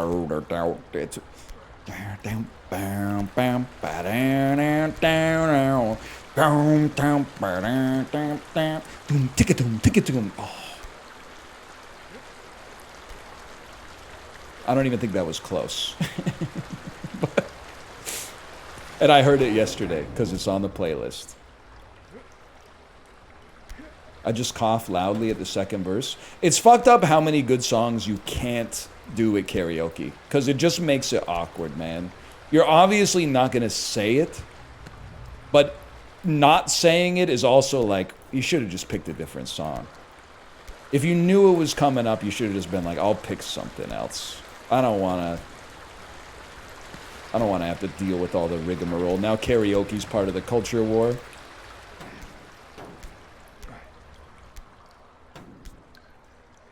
Hold, hold, hold.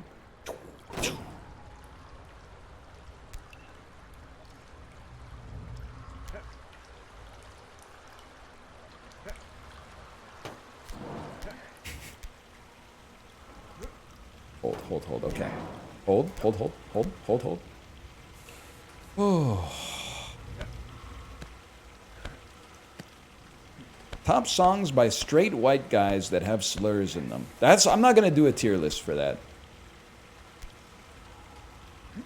That's just gonna get me into trouble. But they're... And I didn't write them! Also, for the record, I didn't write the song.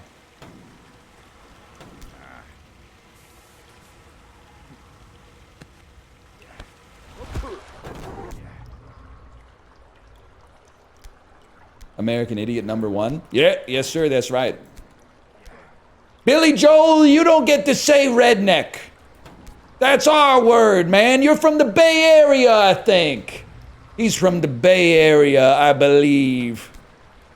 Based on what I know about Green Day, I think they might be from Oakland, if I had to guess.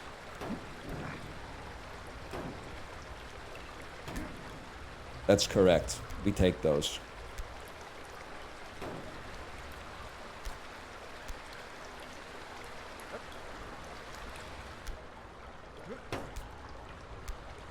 That one John Lennon song about women. Women, I want to be a woman. I got the feeling of love. Yeah, you're talking to me. You see right through me. You got the visions of love. That one? He's a woman, you know what I mean. That's not what John Lennon sounds like. You got to set me free, yeah. I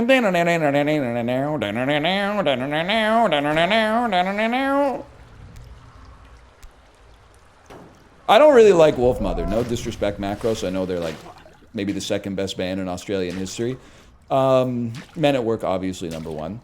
But Joker and the Thief has got kind of... You may not have seen The Hangover opening weekend if Joker and the Thief doesn't trigger something inside of you. Like, as soon as that guitar riff kicks in, I'm like, damn, they're gonna save Doug, man. They're gonna save Doug. Bro is getting stage 4 melanoma on the roof of the Luxor or whatever. I guess probably that's the worst casino to pick because that bitch is a pyramid. There's no way you're sleeping on the roof of the Luxor, but he was somewhere on the strip. You know what I'm talking about, Apollo. See, oh, Caesar's Palace, of course. He said, did Caesar really live here? Impaled.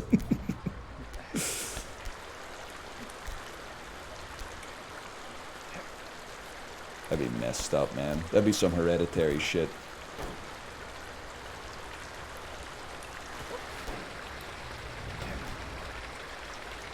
Bright ass light.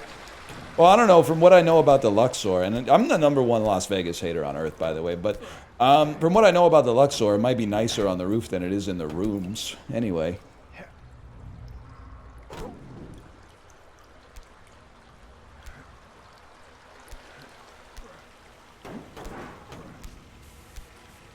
Okay, hold. That is where I saw that human bodies exhibit, though.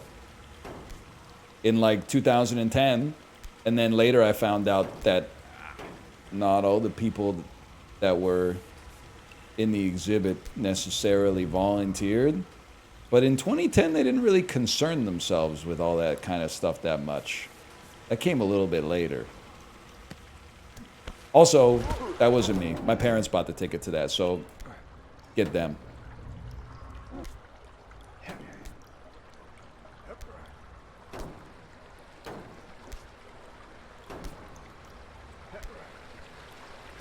You fuck with geese?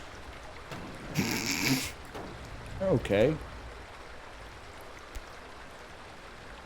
You were in your 20s? Okay, let's be, if we want to be honest, let's be honest. I was literally 21. That's in your 20s, but I feel like you're using in your 20s to make it seem like I was older than 21.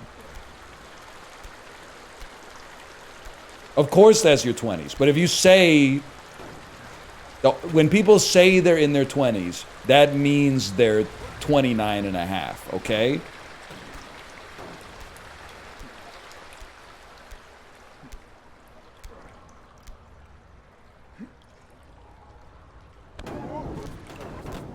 This is a hard game, man.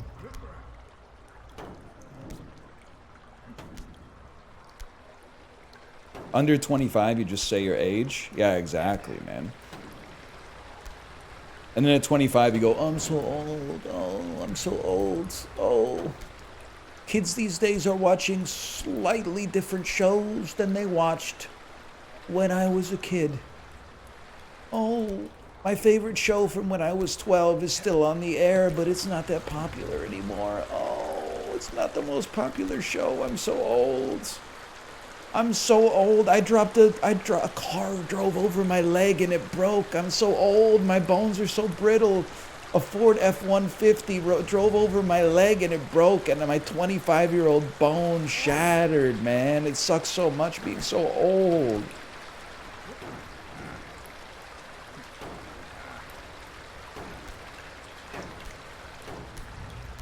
What's this bit? Y'all complain too much. That's the bit.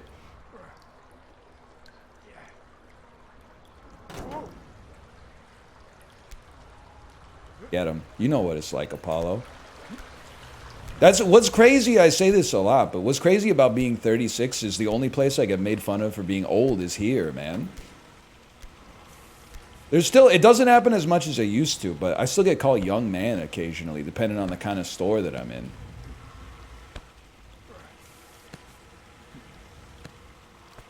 Come on.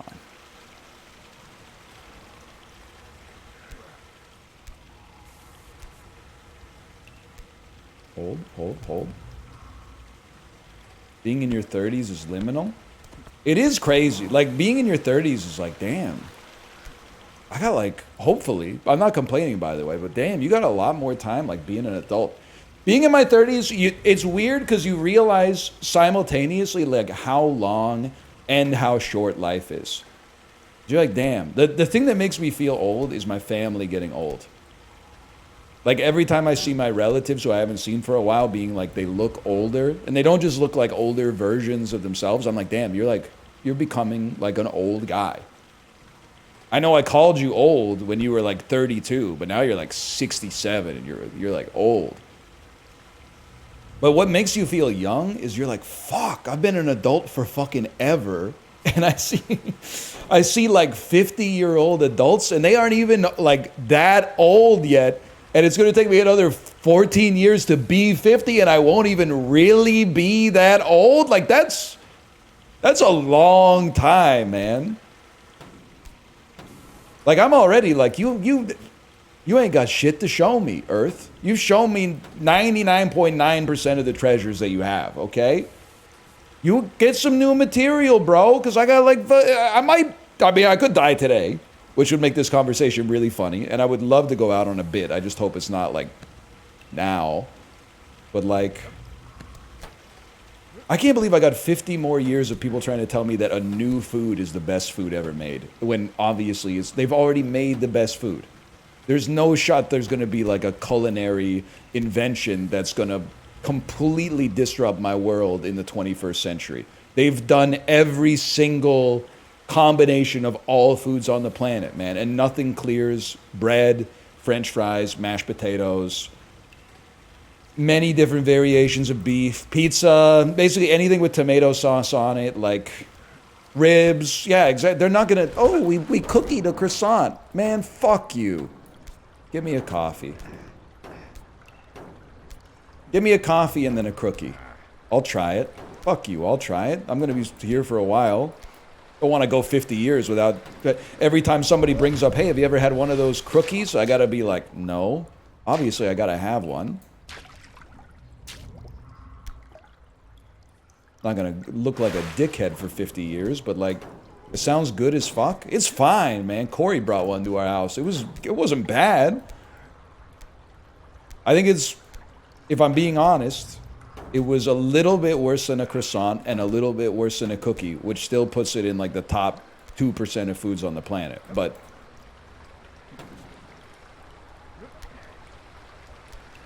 it was still really good. Fuck you, man.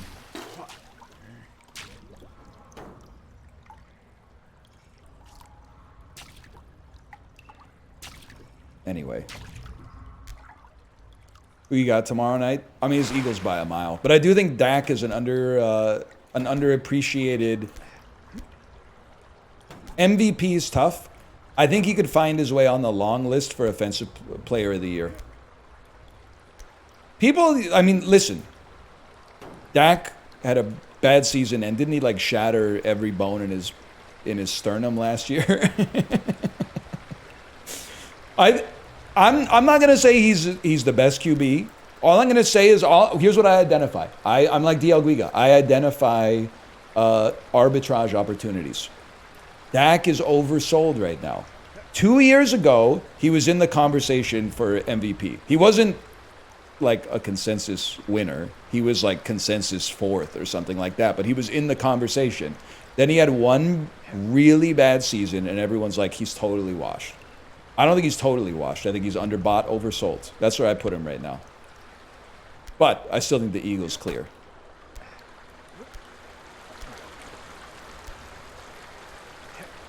He has 0 targets. He literally has CeeDee Lamb. Okay, what are we talking about here? 0 targets. Are you buying into the Ben Johnson Bears? No. I am a Caleb Williams believer, but I don't think it's this year. I think it's next year.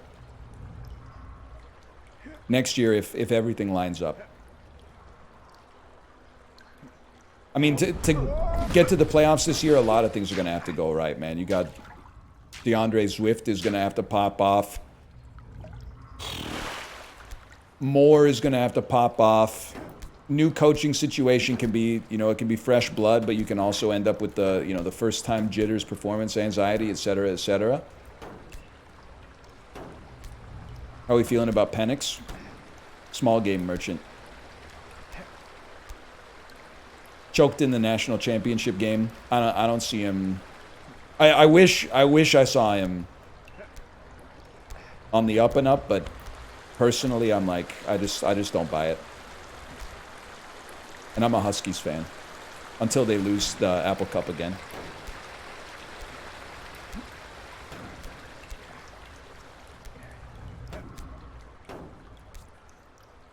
Okay, here. Fuck you, man. What week does Shadur start with the Browns? I mean, isn't he like number 3 QB on the depth chart? I think it's highly possible he doesn't get a game this year, man. Unless they're 16-0 in week 17 and they have to rest their starters.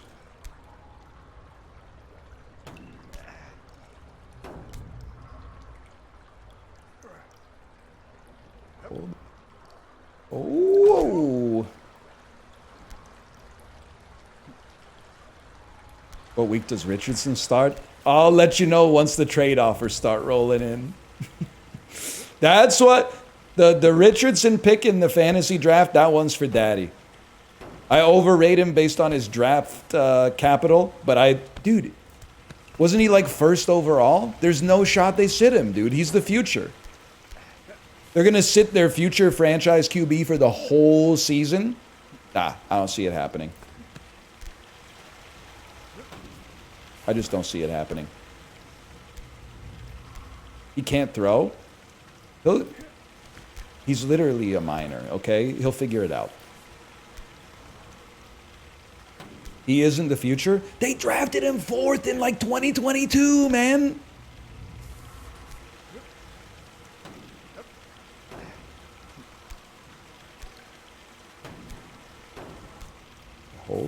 Hold. I'm a Colts fan. He's turbo ass. Yeah, but literally you're a Colts fan, so what do you know?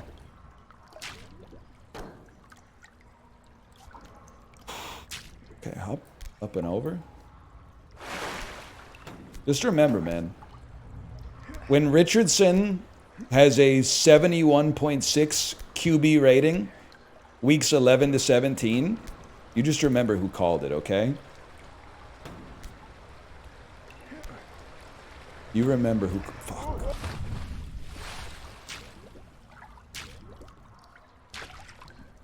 Hold. Brother, he can't throw? Yeah, neither can Russell Wilson. He's still starting.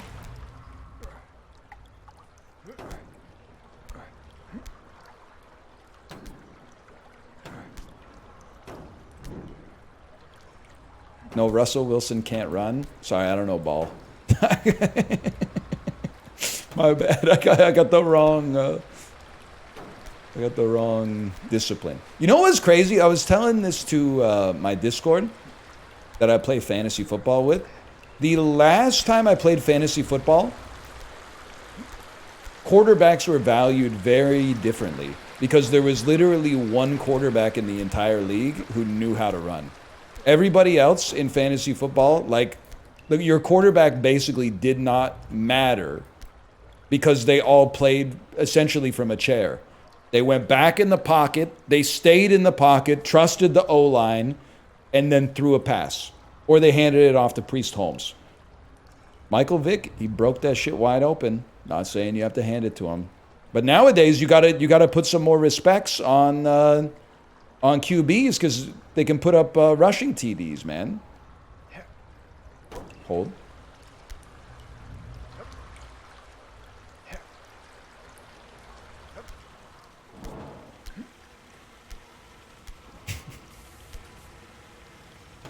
Hold. Hold. I can't remember who my QB was. That one season I played fantasy. My RB1 was Sean Alexander, and he served me well because I didn't get LaDainian. I didn't get him. I will say, I'm pretty sure I got Antonio Gates in his rookie season. And back in 2004, 2005, nobody knew ball, myself included. So I got Antonio Gates, and everyone was like, whoa, kind of a reach, don't you think? Turns out he's like maybe like the third greatest tight end in history or something like that. How did the Chargers not win a Super Bowl, man, when they had LaDainian Tomlinson, Antonio Gates, and Sean Merriman, who was on like horse steroids, man? How did they not win? They didn't win shit.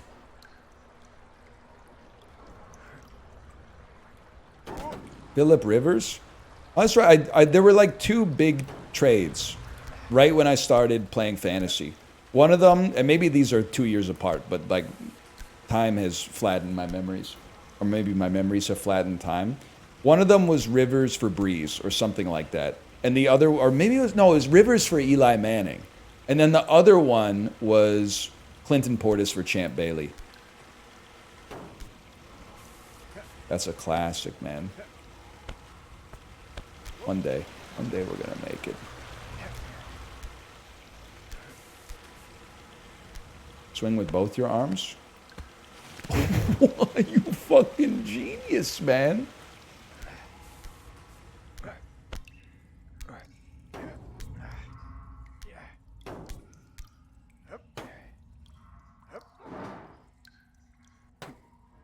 Hold on. Hold on. Champ Bailey was so good. Real ESPN NFL football 2K5 heads know you play the Falcons, you get Vic. He's got a decent arm, he's got crazy legs. And then you also get Dante Hall. You can play CB, but then you also, as soon as the game starts, pause the game. You go into your special teams and you take whoever the fuck-ass kick returner is, you put Dante Hall on that, all of a sudden, punk, it's over, bitch. It's over. Oh.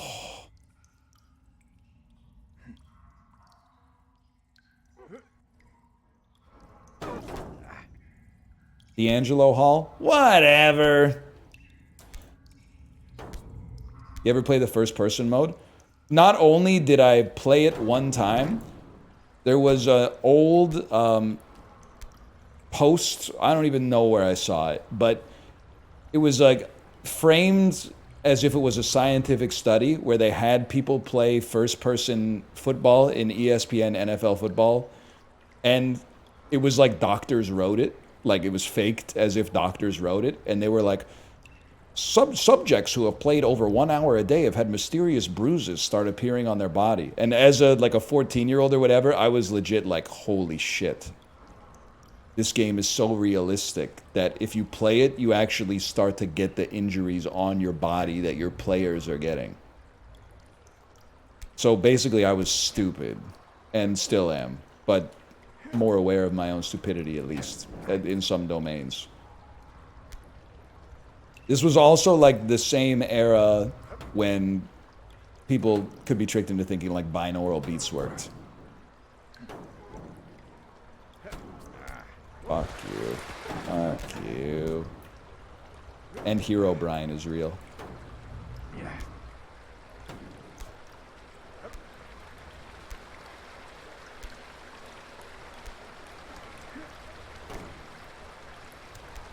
He got removed.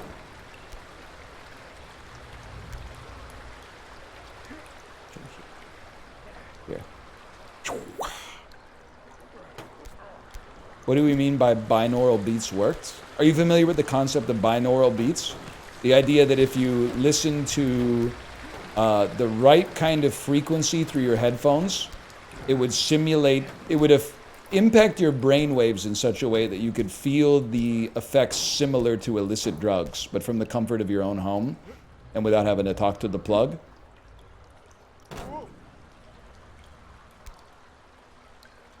My brother still insists they work. Your brother, with no offense intended, should work for a hypnotist. He would be a great, like, hypnotist assistant.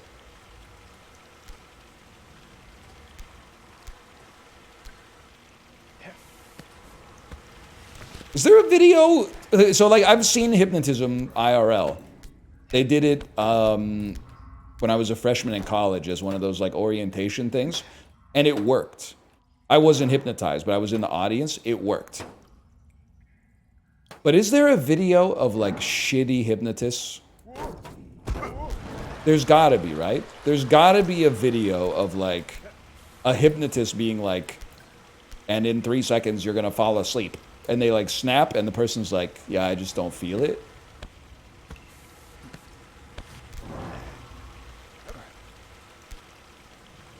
That's gotta happen. Sorry, dude, it's just not gonna happen. Why don't they always say, like, oh, the hypnotists just choose people who are susceptible? But surely they get some, like, false positives from time to time, right? They see someone in, like, a novelty t-shirt, and they're like, well, this person's a sheep. And then all of a sudden you find out you're dealing with, like, God's strongest soldier or whatever. They're just wearing the shirt as a bit, and they're like, this doesn't work. Check your DMs. Okay, okay. When your wife says check your DMs, you check your DMs. Holy, it's an Uma Musume screenshot. That's, Kate, that's crazy. You guys might be married, but are you married to the person who currently is ranked 412th in team trials? I don't think so, man. I don't think so.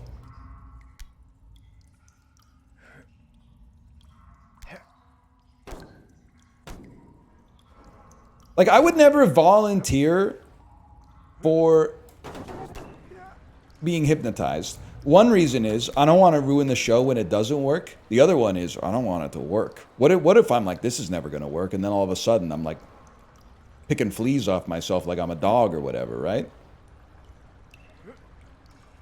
Hang on, hang on. Whoa!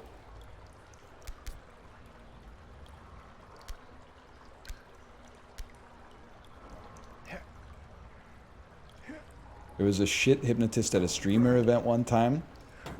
God, I wish I was...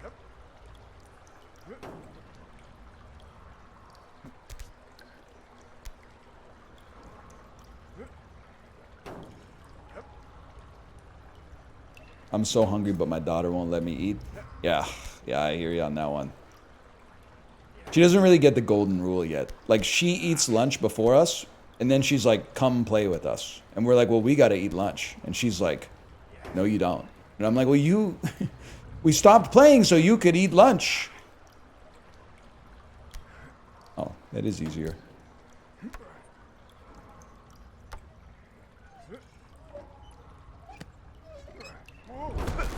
Not great.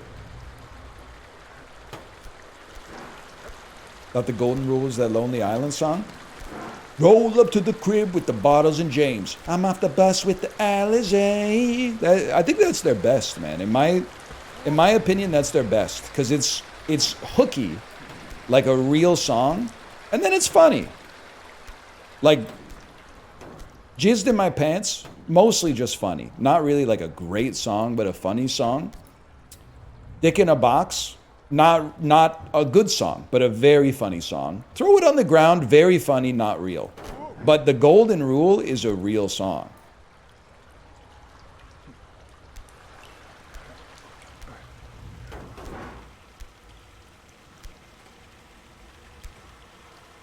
It does have Lady Gaga in it. But Threw It on the Ground has Jenny Slate, so my goats are fighting. No one ever talks about Like a Boss anymore.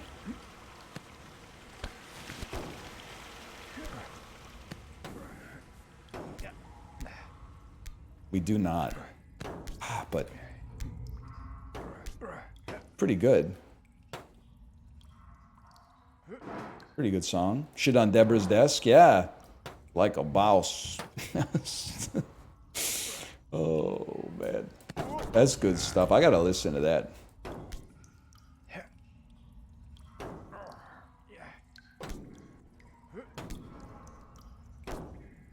Hold. Man, I can't fucking do it.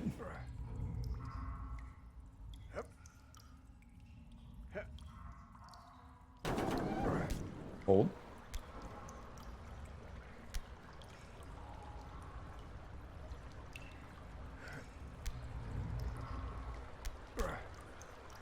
I'm gonna put that on the Peloton playlist.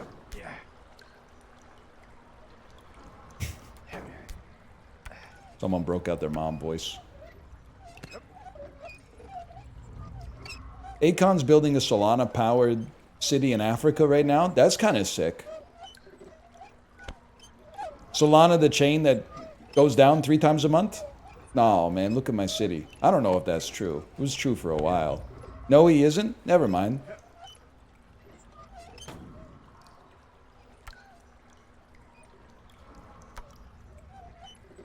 Akon City has been canceled.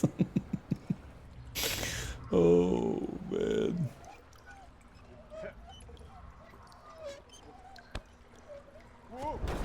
Nothing, y'all. Nothing, y'all. Akon City is fallen.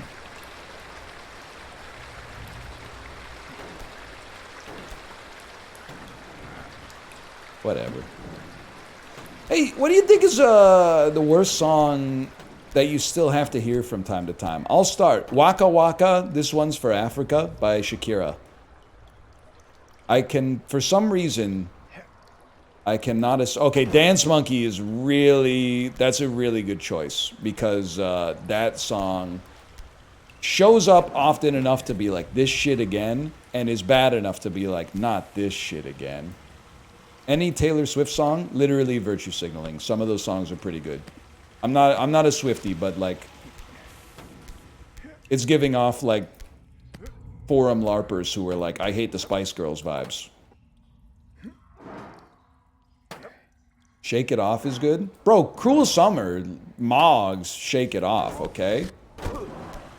Talking about Shake It Off. You gagged him? I know I gagged him. Taylor Swift isn't good? Are you the Earth? Because, like, her music's alright. I don't think it's... You know, I'm not like a Swiftie, but she's got some okay songs in the whole scheme. I'm not going to sit here and be like, no, she doesn't.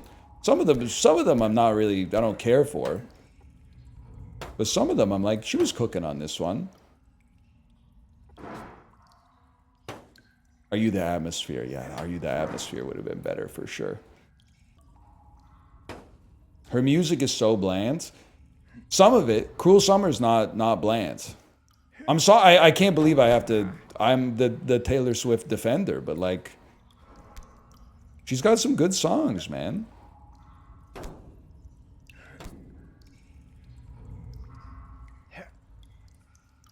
Major L on this one. I mean, you're not a free thinker, and that's fine. Sometimes being a free thinker is acknowledging that the world's most popular pop star has some songs that are actually, like, pretty good. Instead of just being like, no, they all suck because she's the most popular pop star in the world. Like, it's just the price you pay sometimes. I'm sorry to say it, man.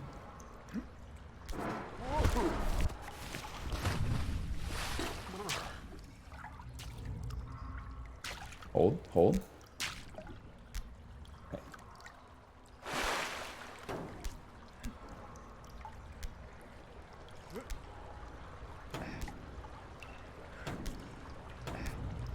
Do you personally like it, though, or are you just rating it? What's this goalpost moving? Would I put the Taylor Swift song on the Peloton playlist? None of them that I've heard. No. But that's a bar that isn't cleared by almost anything that's presently like on the radio. For sure. So I'm not going to sit here and be like, you know, if I say that her music isn't good, I have to say that all music that has come out in the last like 5 years that I've heard is bad, which can't be true. There's some good stuff in there. Billion Koyangi, that's a pretty good one. Weekend is just as popular, but he mogs her. Okay, but that wasn't the question. The question is, what's the like worst song that you hear, and you're like, not this shit again? And I named the worst song of all time, Waka Waka, This Time for Africa. And now you're saying Taylor Swift isn't as good as The Weeknd. Who gives a fuck? That has nothing to do with the conversation. I didn't bring up The Weeknd at all. There's no Weeknd songs on the playlist either. I don't give a fuck about him. Look at how far you moved the goalposts in like 5 sentences. Now, I would take The Weeknd any day of the week over Waka Waka, This Time for Africa. That's should go without saying. I shouldn't even need to say that explicitly, but you're not on point with Waka Waka. Quick question, how old were you when Waka Waka came out? If the answer is like under 21, shut up. Because your opinion, I'm arguing with a 11-year-old's opinion. Your opinion on that song calcified when you were still eating Elmer's glue, when 50% of your diet was glue. So there's no shot I'm going to argue with someone who appears to be 24, but it's actually an 11-year-old's opinion. I'm not wasting my time with that bullshit, okay? So if other people who were adults when Waka Waka, This Time for Africa came out, want to have a conversation, if they think it's good, and we can meet as peers, as equals, that's something. But if you're like, it went crazy at the 4th grade dance, you sit your ass down and shut up, okay? How old were you when it came out? 22.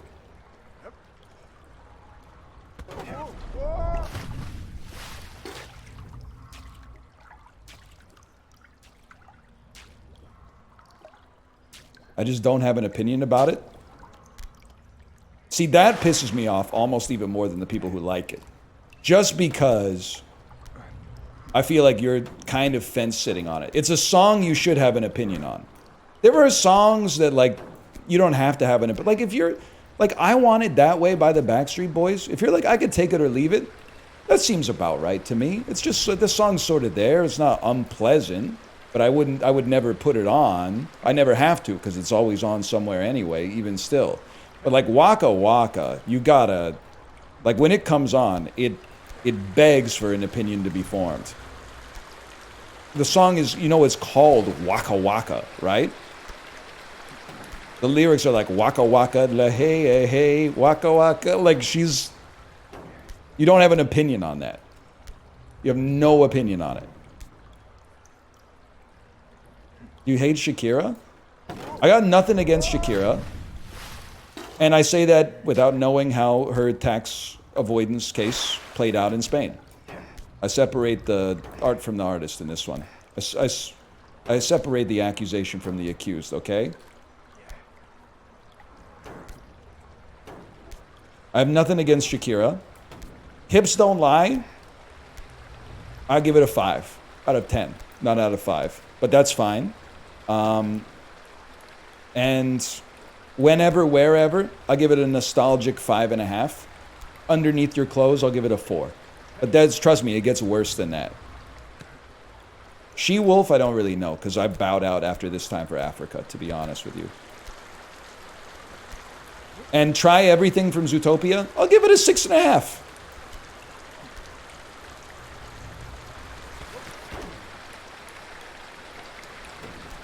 So it's I'm not a Shakira hater. I mostly just hate that song.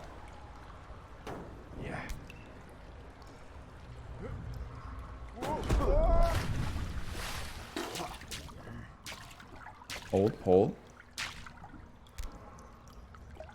You will not rage bait me today? This is not rage bait. See, here's the thing. You've been arguing music with people who grew up in a post-Condé Nast Pitchfork poptimism bubble.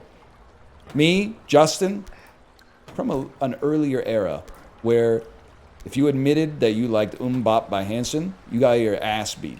I didn't actually ever get my ass beat, but they would be like, they'd say some shit. They'd start some rumors about you or some shit like that. Boys can be mean like that.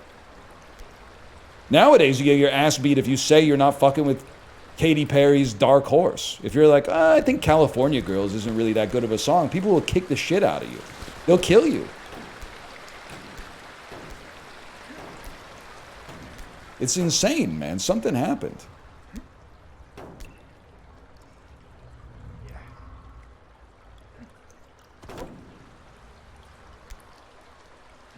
Katy Perry lost the juice. That's why I said Dark Horse era Apollo. Also, don't say nobody's fucking with Katy Perry these days. Is Justin Trudeau nothing to you? Don't answer that, American.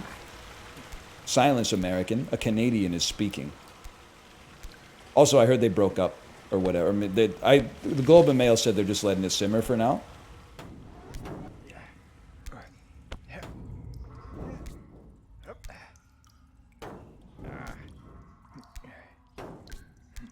Fireworks is really good.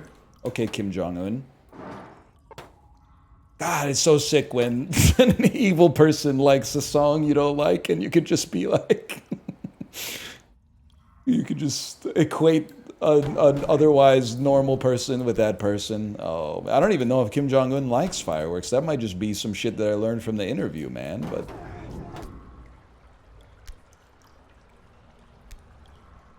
Teenage Dream is a great song, though. Teenage Dream, I'll give it a solid 8.5. No nostalgia. No nostalgia. Because I didn't hear that song, I think, probably until like 3 or 4 years after it came out. California Girls, I don't think is a good song. But it also has the misfortune of coming out in summer 2010 when the radio was as bad as maybe it's ever been in history. Tayo Cruz, Dynamite, California Girls, TikTok by Kesha, Hey Soul Sister. Oh! Sometimes you would listen to the radio and it would be like, Hey Soul Sister followed by I'm Yours by Jason Mraz, and you would be like, oh no, dude.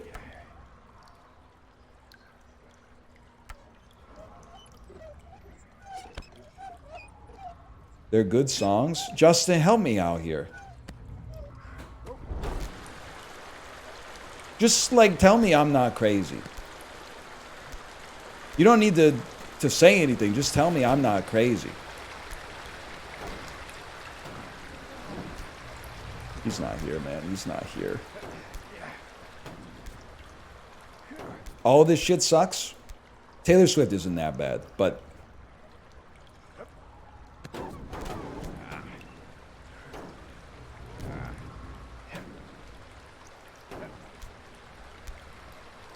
I think something happened, and I really do think it's, I mean, the consequences of letting people enjoy things have been a tragedy for Western civilization.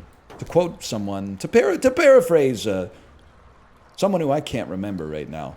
But I feel like in our era, and I'm not saying this is the way it should be, but it's how I grew up, so it should be like that forever. When I grew up, nobody hated the music you loved when you were 12 more than the person you were when you were 16. It's a rite of passage to be like, to go through your CD collection and be like, fuck all of this. I was stupid. I was to be like 14 and be like, when I was a kid, my music taste sucked. But somehow, man, somehow, a lot of people, maybe this has been the case for a long time, but nowadays it's like, it's considered virtuous to still have like the same music taste you had when you were in the 7th grade. Which is crazy. If you were in like the 7th grade when Beethoven was kicking around, it might be a different story, but that was like simple plan for me, man. I can't be doing that. I got big plans. Not simple plans.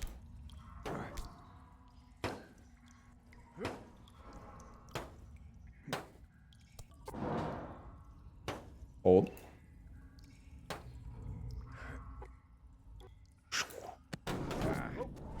CTE. Where are you getting this from, or just vibes? I got people with gray pubes in my chat telling me that Waka Waka This Time for Africa is like their favorite song ever. It's just music, it's not that serious, but still, like, what the fuck is wrong with you? Like, if you're getting calls from your doctor's office that, like, you should come in, we can't be talking about Waka Waka This Time for Africa, bro. We gotta be talking about some different sort of shit. Yes, pubes go gray. What follows could be the swallow. This is Pubes Not Gray by AFI. You know that one? Has led me to this place where I will be for all erased. It's been a long time since I heard this one. It's been that's the single that made me buy the album, but I haven't heard that song in a long time.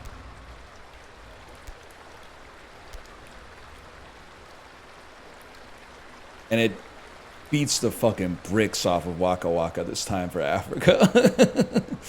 This song sounds like I'm watching a Disney musical. Are you talking about Waka Waka? That you're 100% right. You don't know how right you are, because the times I hear it the most is on Disney cruises. They're like, and the adults are doing the fucking Waka Waka Waka, hey, hey. The adults know all the fucking moves, and I'm like, just what the fuck is going on? Why is everybody around me like a junior vice president in their dad's family insurance company? Like, what am I doing? It's insane. I went on a Royal Caribbean cruise last week and I heard this song twice. I'm telling you, man. They love Waka Waka on the water, man. They'll be like, we sail out to international waters. Who knows what's going to happen? What actually happens? Na na na na na, hey, hey, da da da da da. Boom! Having like 8 pina coladas and then knowing all the moves to Waka Waka This Time for Africa. Gotta grow a personality, man. Get the fucking lead out, man. Give me some a fucking wow wow wow wow. Give me something like that. Okay, you got the time. I'll give myself from beer. The ticket. Ooh, you know what I'm talking about?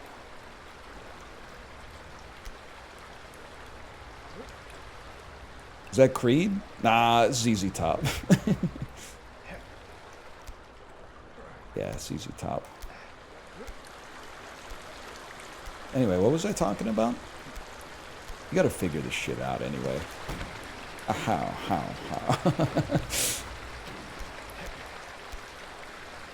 Fuck it, dude. Let's make some enemies. Fuck Aerosmith. Fuck AC/DC. Fuck Bryan Adams. I haven't even gotten to the controversial ones yet. Hold.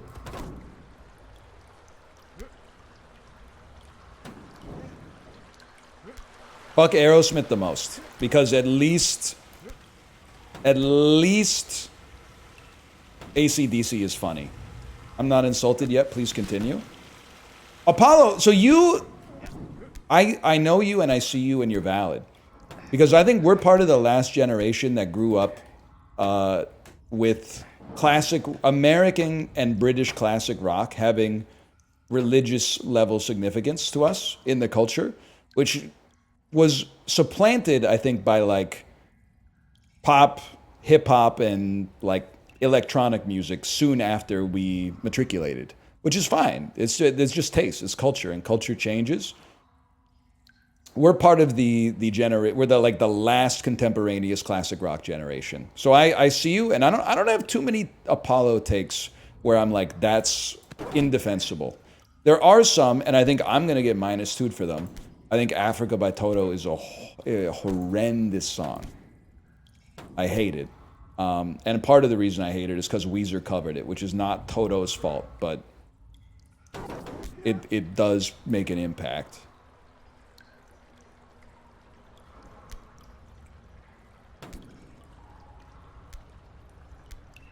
I don't think there's anything too crazy with the Apollo. The worst thing I would say about you is that you also seem like the kind of dude who maybe would be like fucking with Pentatonics unironically. But that has nothing to do with classic rock.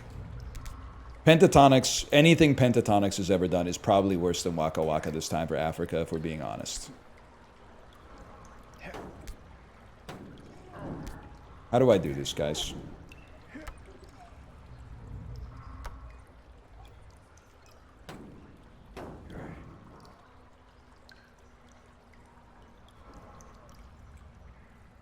I'm not gonna let him get away with this shit.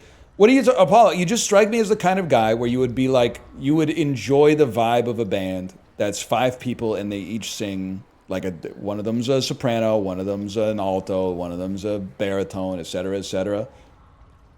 You strike me as the type of guy, if you went to a Canadian high school, you would be pogging up when they played the Nylons version of "O Canada," where they go doo doo doo doo doo doo.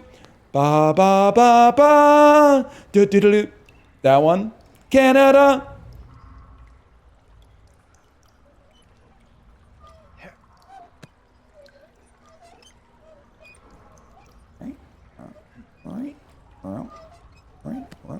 What about going up?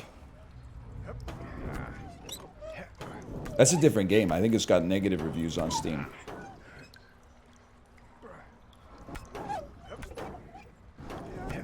Scramble, bro.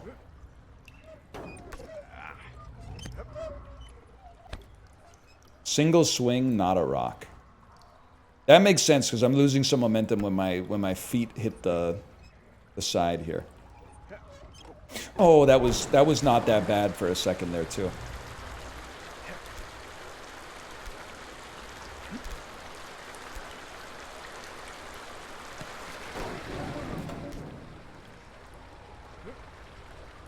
Human Nature, probably the best Michael Jackson song.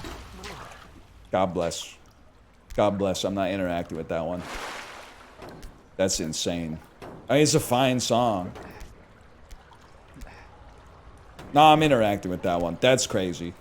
The best, oh, it might be Wanna Be Starting Something, man. As a kid, you go through your Thrillers and your Billie Jeans and stuff like that. But I mean, Wanna Be Starting Something. It's really good, man. It is not PYT. I'm sorry. That's fine, but what about Man in the Mirror? It's got some vocal sauce. Is it crazy to say I like the Michael Jackson music before he started trying to save the world with every song? I kind of like it more when he was just singing about, like, you know, having a party instead of like when he was like, this song's gonna heal the earth. Some of those songs still got some hooks, don't get me wrong, but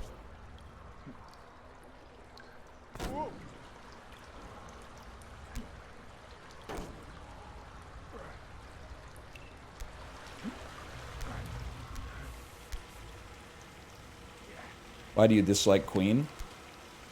It's not 100% their fault. Their most it's a rare situation for a band. Their most popular songs are their worst songs. I've been a Queen hater for a while too. This is not like a Reddit, like a reaction to people liking Bohemian Rhapsody on Reddit. Somebody to Love, great song. They got it. The songs where they're not. I'm sorry. I know I say it every time. Maybe it is a reactionary thing. But We Are the Champions and We Will Rock You are for middle school sporting events. So let's take those out of the... I'm not even going to say they're bad. They're not music, so I'm going to take them out of the equation to be charitable to Queen. I do find Bohemian Rhapsody cringe, okay? And then you get into the real songs and we can start to have a conversation. Don't Stop Me Now. I think it's hard to say, but it is a good song. But the problem is it got too much glaze from being in Shaun of the Dead, and it started to get played way too much, like, everywhere. And I'm at the point where, like, whenever the song comes on, I'm like, I don't want to hear it anymore. Under Pressure, I mean, I think Under Pressure's, I think it's, I would not turn it off if it came on. I Want to Break Free pretty good. I think Apollo's right. I think Somebody to Love is my favorite Queen song.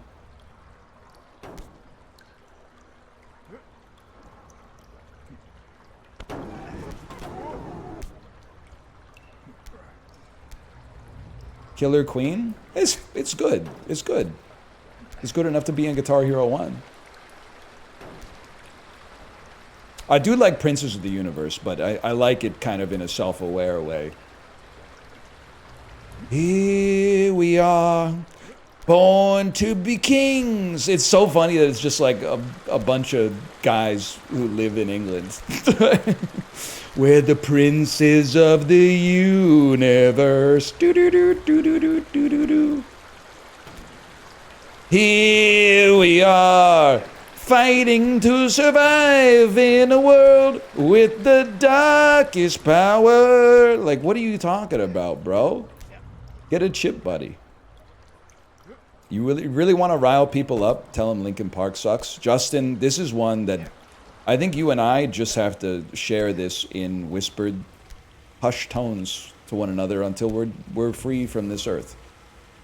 Because we all agreed. And Apollo, you can come to the Shadow Cabal.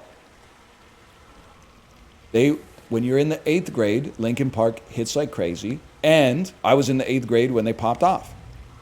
So we were all fucking with Hybrid Theory and a little bit of Meteora. And then we like turned 16 and we were like, remember when we used to listen to that garbage? Remember we used to, and we were still listening to garbage at that time, to be fair, just different garbage. But remember we used to listen to that garbage? And then something happened. And I'm now in 2025 and people are like, it's not garbage, it's bolded on Rate Your Music. And I'm like, not when Rate Your Music had shooters, motherfucker. When Rate Your Music had shooters, Elvis Costello was getting those Linkin Park scores. And Linkin Park was getting those Elvis Costello scores, if you know what I'm talking about. Help me.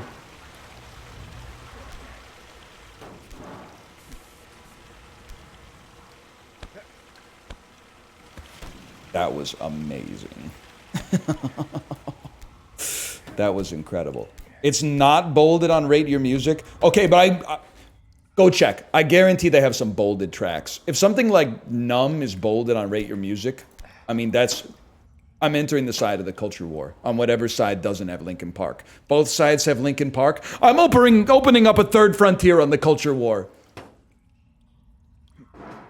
We're gonna take a little bit from both sides. I don't know what we're gonna take. We're gonna take a lot from one side. I don't know what we're gonna take from the other side. I haven't figured that part out yet. I'll find something.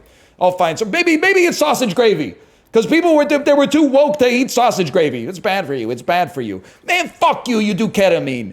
You're not gonna eat sausage gravy. We're taking sausage gravy from that side and everything else from the other side, and we're opening up a frontier in the culture war.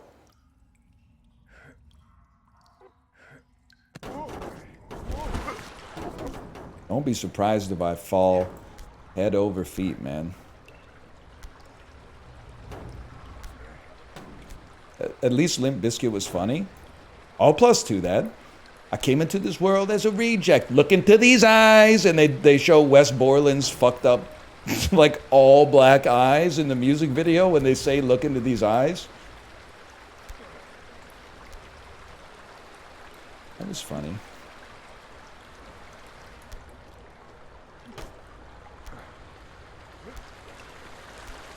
I opened your stream a few hours ago. You were talking about sausage gravy. Came back, you're talking about sausage gravy. Okay, this is the one time this has ever happened that I have not talked about it since those two times. Usually people come in here and they're like, I left 2 hours ago and you're still at the same point. This is literally the one time that's remarkable. That's a coincidence. Favorite Tenacious D song? I'm a City Hall head. I'm a sucker for a conceptual song. Which 2000 era Pitchfork indie darling is the worst? Oh, see now you're speaking my language. Because instead of having a lot of targets, I gotta think about which target it is. I'm sorry, it's not the Arcade Fire. I know. But it's not. It's not. It's not. So many people are saying the arc. It's not, man. Funeral was. It changed the game. Funeral changed the game, man. It's not Animal Collective. Oh my God. What is wrong with you? It might. Okay, the unicorns might be up there, and I have some love for the unicorns, but the unicorns might be up there. But the unicorns are like, they have one album. It's not Vampire Weekend. Vampire Weekend is so good. Vampire Weekend, I agree with. No, you're cooked on that one. Plus, you're from, well, they're from New York now that I think about it. They're so ass, they're literally not. And it's people are saying Death Cab. It's not Death Cab because they gave transatlanticism a 6.8. It's you motherfuckers who have dredged it up, and now you're talking like transatlanticism is like, oh, it's up there with fucking Beethoven's 8th. No, it's not, bro. It's a 6.8.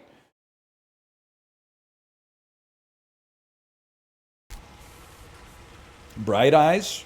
I don't know, bro. I'm Wide Awake It's Morning is pretty good. Hold. I don't know. There's got to be one. I don't know what it is, though. Pretty good. It's top 100 of all time. You hate Vampire Weekend. You're putting I'm Wide Awake It's Morning in the top 100 all time.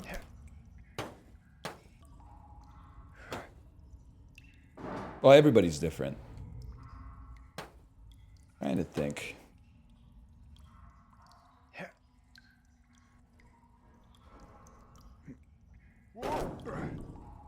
It's Interpol? I don't know, man. Interpol, they were a moment, man. Ariel Pink might be the answer. Okay, now now we can come to a consensus without hurting any feelings. Okay, yeah. But still, Round and Round's pretty good, I'm sorry to say. Nah, nah, nah, nah. Nah, nah, nah, nah. No, that album's pretty good. I'm sorry, I can't co-sign that album either. That one's still really good.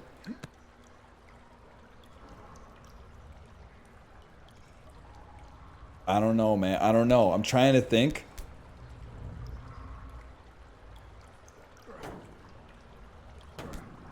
No one's saying Destroyer. Oh, dude, Destroyer's still anointed.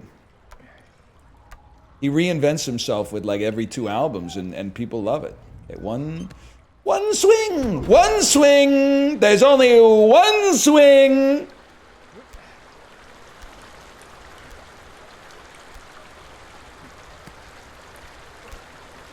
Pixies albums that aren't Doolittle. Surfer Rose is still really good. I was gonna say pretty good, but then I thought about it and I was like, nah, man, Surfer Rose is still really good. Now, don't say some stupid shit like it's better than Doolittle. Someone's gonna type that shit, and I'm gonna be pissed off.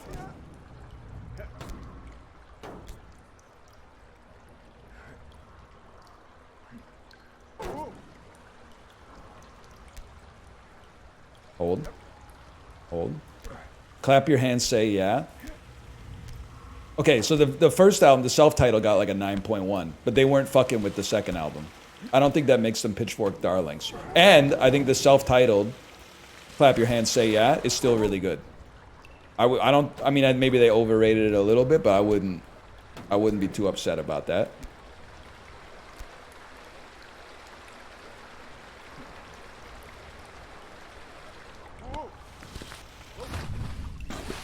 Wolf Parade? Wrong. Wolf Parade's good. I love that you know the numbers. Oh, dude, yeah, it might be the Decemberists, right. I forgot. I don't know. I have my Decemberist phase, but I can't get down with it. It's like, what if Ben Gibbard was like really into like the Civil War? That might be Titus. No, Titus Andronicus hits a little harder.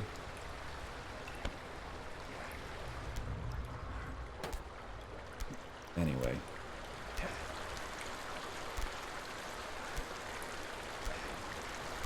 Actually, I'll hit you with one, and this is real, and it's hard for me to say because they're actually associated with Vancouver. But like, every time, and I have some of their songs on the Peloton playlist, every time I hear the new pornographers, I'm like, is this actually good? Or did they just trick me into believing that this was good in like 2005, and now it's like stuck in my brain as if it's good? So whenever I listen to it, I'm like, I'm not sure this is actually like that. Like there's Letter to an Occupant is really good. But then like most of the new pornographer stuff that I listened to came from Twin Cinema, and the one that came at Challengers maybe is the one that came after that. And almost all of the songs, and this is not to say fuck AC Newman or Neko Case or whatever, but almost all the songs that I like the most from the new pornographers come from Destroyer. So I'm like, maybe I just like Destroyer, man.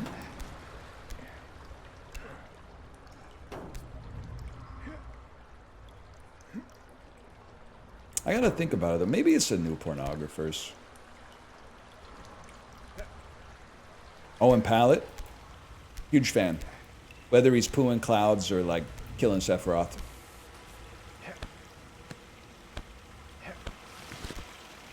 Turns out one talented dude can do a lot of damage with the violin and a loop pedal. Saw him live, it was crazy. I've seen like 8 concerts in my entire life, and Owen Pallett was one of them. You won't believe this. I saw him live too.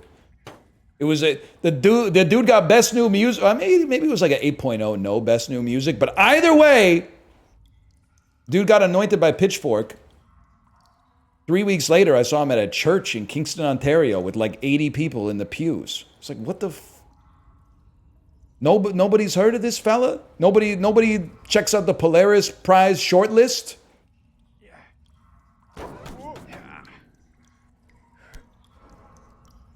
Joanna Newsom, lover or hater?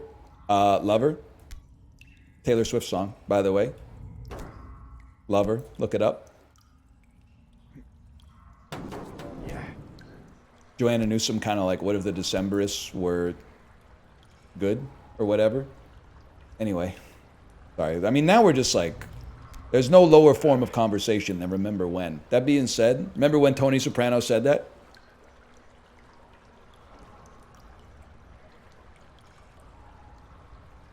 Had Damaged Goods by Gang of Four stuck in my head for weeks. I haven't heard that in a long time. Sometimes I'm thinking that I love you, but I know it's only lust.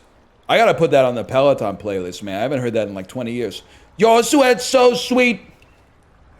No, your taste so sweet. Your sweat so sour. I'm kissing you. Goodbye, goodbye, goodbye. Yeah, dude. Yeah. A lot of people don't know Bernie Sanders was the he was the lead singer of Gang of Four. Okay, it's only entertainment. Oh.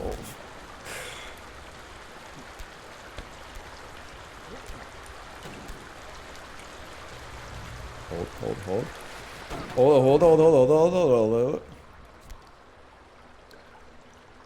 We're never leaving the sewer. That was probably how the Ninja Turtles were talking, like day one, too. And we all know how that worked out.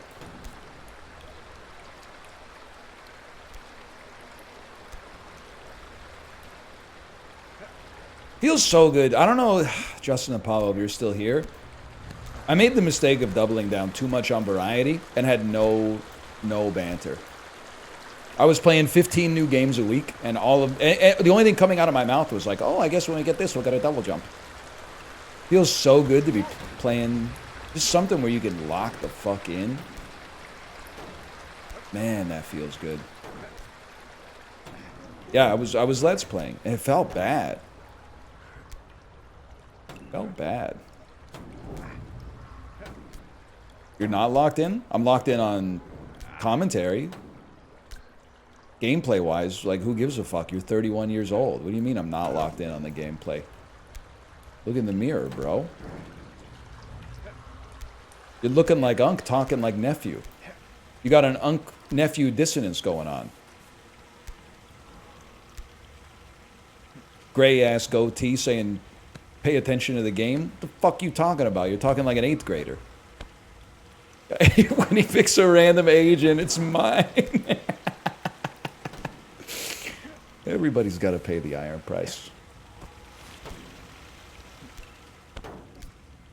You know what's funny is, like, you would win arguments online back in the day by, like, suggesting that the person you're arguing with was, like, 5 years older than you.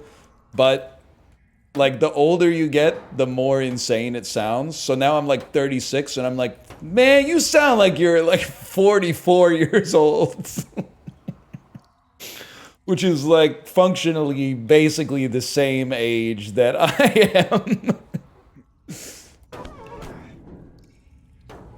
Oh, man. Yeah, there's no... I'm not being a poser here. There's basically no difference. It's a little older. I don't think anyone would deny that it's a little older, but it's not that much different.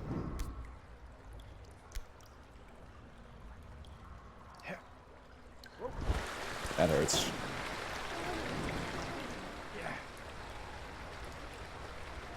Old? 44 is younger than 36 if you think about it. So I will plus 2 the spirit of your take, but I disagree with the specific one you have. I think 40... I think 50 even is younger than 36. I feel like when you turn 40, that's the, like, societally accepted, like, I'm now officially old. I'm what young people think of as old. I'm 40. Then so that's old. But and 49 might be, like, almost the oldest you can get until you're, like, maybe 65. But I think when you turn 50, my impression of 50, my stereotype is more like you're not at the end of your youth, you're at the start of the next chapter of your life. So you're the youngest old person, which makes you younger than someone who's 40, who is, like, the oldest young person. It happens, man. Like, if you're in high school and you're 18, you're old.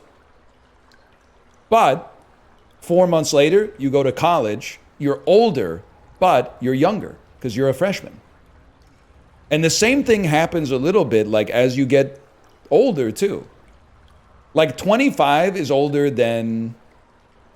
Well, I got to think about this one. That one doesn't really check out. But certainly, like, 29 is... 30 is older than 29, but 31 is younger than both. Because by the time you're 31, you should be at the point where you're, like, accepting that you're in your 30s and, like, you're not that old. You're allowed to have, like, a couple months when you turn 30 where you're like, fuck, I'm 30 and I haven't, like, written my masterpiece or whatever. But then when you're 31, you're like, damn, I'm not even close to 40 yet. Look at these 29-year-olds. They're almost old. I'm still young as fuck. No, 29 is not the oldest you'll ever be. I think it might be the oldest you'll be for a bit. But, like, certainly someone who's, like, 86 years old is older than someone who's 29. Let's not be ridiculous. Like, we can have a conversation here, but let's stay grounded in some degree of reality, okay?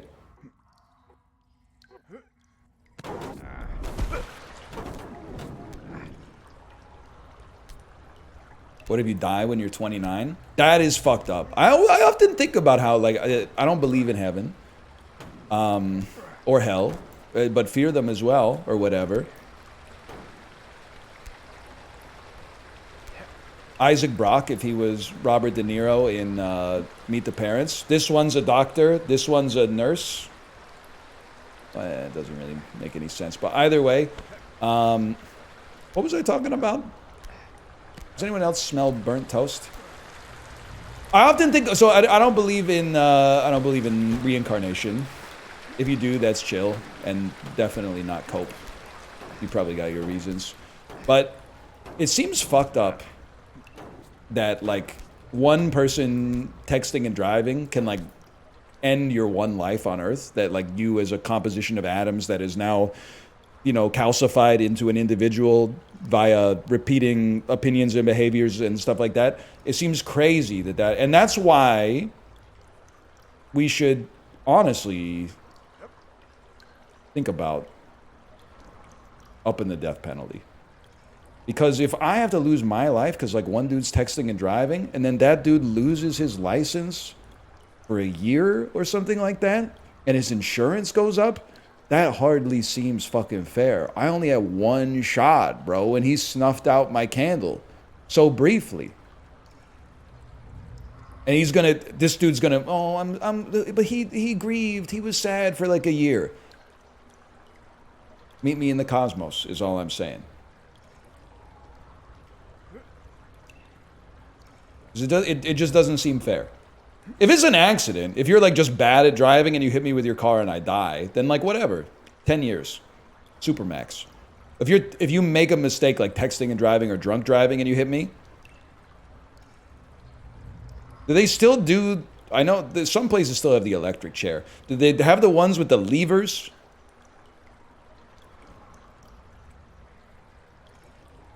I don't want it to be like someone clicks their mouse on like a button on a computer and it's like zzz. I want it to be like some dude has to grab like a fucking like like a broom handle, right? It goes and then so I don't even know if this makes sense, but there's sparks coming out of the handle like while he pulls it, almost as if it's like the friction of the handle going down that catalyzes the electricity traveling into the helmet in the first place. It's like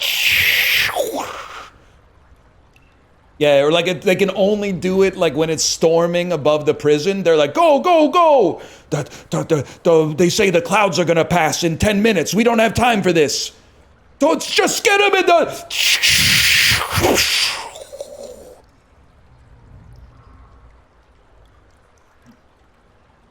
That would be sick, man. That would be sick.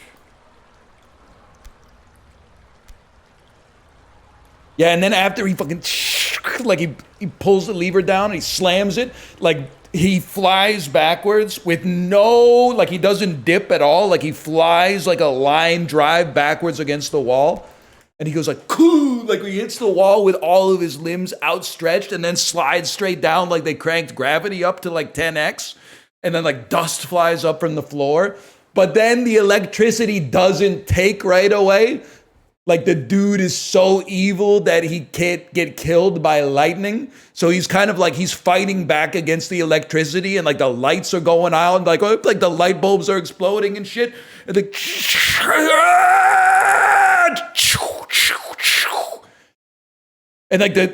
you can see like he's gripping the manacles so hard that like the wood on the chair is starting to splinter and stuff. Like, ah! Oh. Oh. God, that would be sick. I paused it so he'd stick the hold, but then he let go of the hold. Maybe you're evil? He hit me with his car while he was texting and driving. And ruined my one chance of living. Snuffed out my candle so briefly. He's a bad guy. Yeah. Wait till you see what he posted on Truth Social. Yeah. Plus, he's a golfer.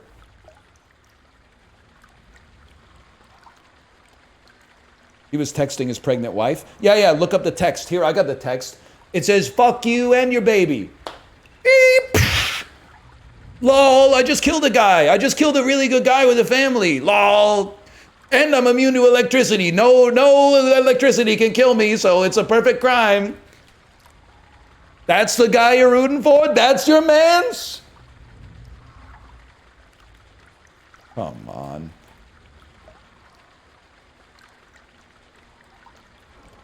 All right, let me see if Kate's live.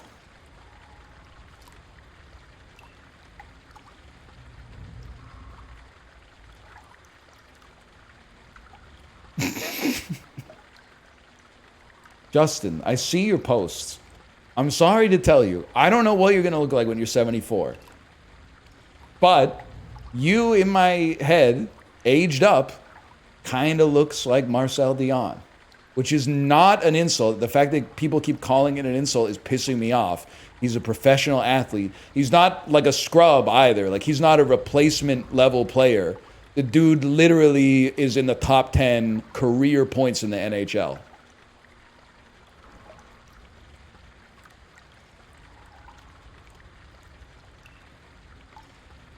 Anyway, let me see.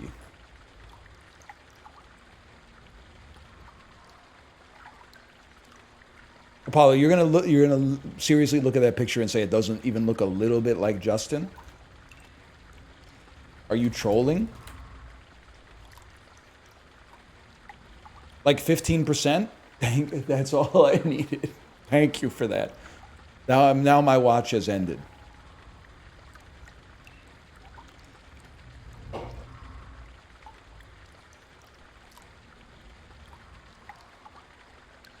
I can live with 15%, man.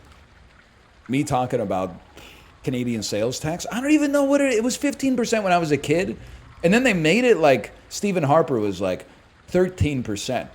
And then they tried it for like 6 months. I think they were like, that's not going to work, man. So they brought it back to like 14%. I don't know what's Canadian sales tax, man.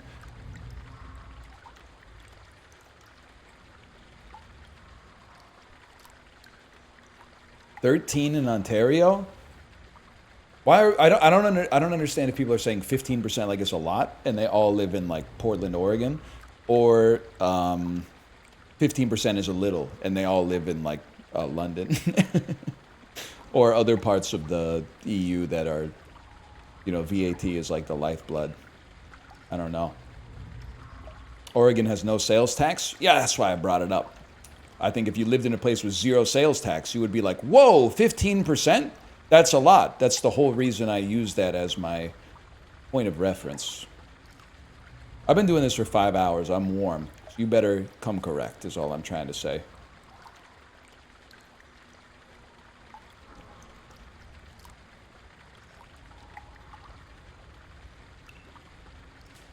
It's like 8% in California. Whatever, California, my beef's not with you. That being said, did you guys know that in California, you basically pay the same tax we do in BC, but you also have to pay for the hospital? The fact that there's not some kind of riot, like, every single day is crazy. That just doesn't make any sense. That doesn't make any sense to me. When there's, like, other states where they're like, our taxes are lower, and I'm like, yeah, but we get medical. I'm like, kind of comes out in the wash, maybe. California's paying like the same, but then they have to pay for the hospital as well. That's crazy. Anyway, current events. We don't get political here. Anyone ever own America the book? The Jon Stewart book?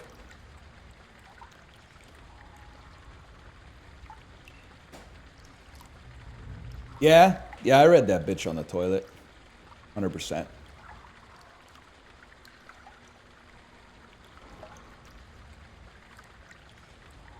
Owned it in college? Oh, to be in college.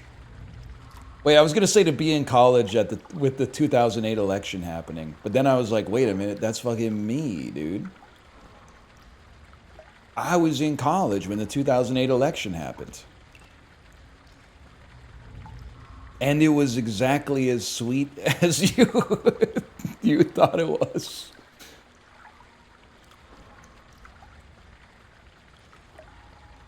And we didn't know. We didn't know. But who'd you vote for? This was in the U.S. This was back when you could only vote once as a Canadian, voting in the U.S. election. They patched that. Now you can do 25 times. But she's live! Okay. You go into a John McCain party is so funny. Well, first off, the way you phrase it like that makes it seem like I was rooting for John McCain, which I wasn't. I was like, politics doesn't matter. Whoever wins, it doesn't change anything. No, I was like, we're going to do it, Canada. We're going to elect Obama. We're going to do it. I went to the party. This is the Cliff Notes. The party was hosted by my friend's girlfriend, who was an art major. She had lots of art major friends at the party. I thought for sure we were all on the same page until the first results started pouring in, and we were going, woo, dude, like, well, we got New York, obviously. And they were going, oh, fuck, they got New York. And I was like, what the fuck? John McCain art students? That Canadian John McCain supporting art students in the 2008 election? Like, this exists? No, I think it was just a couple people. I don't think it was like the whole crew there.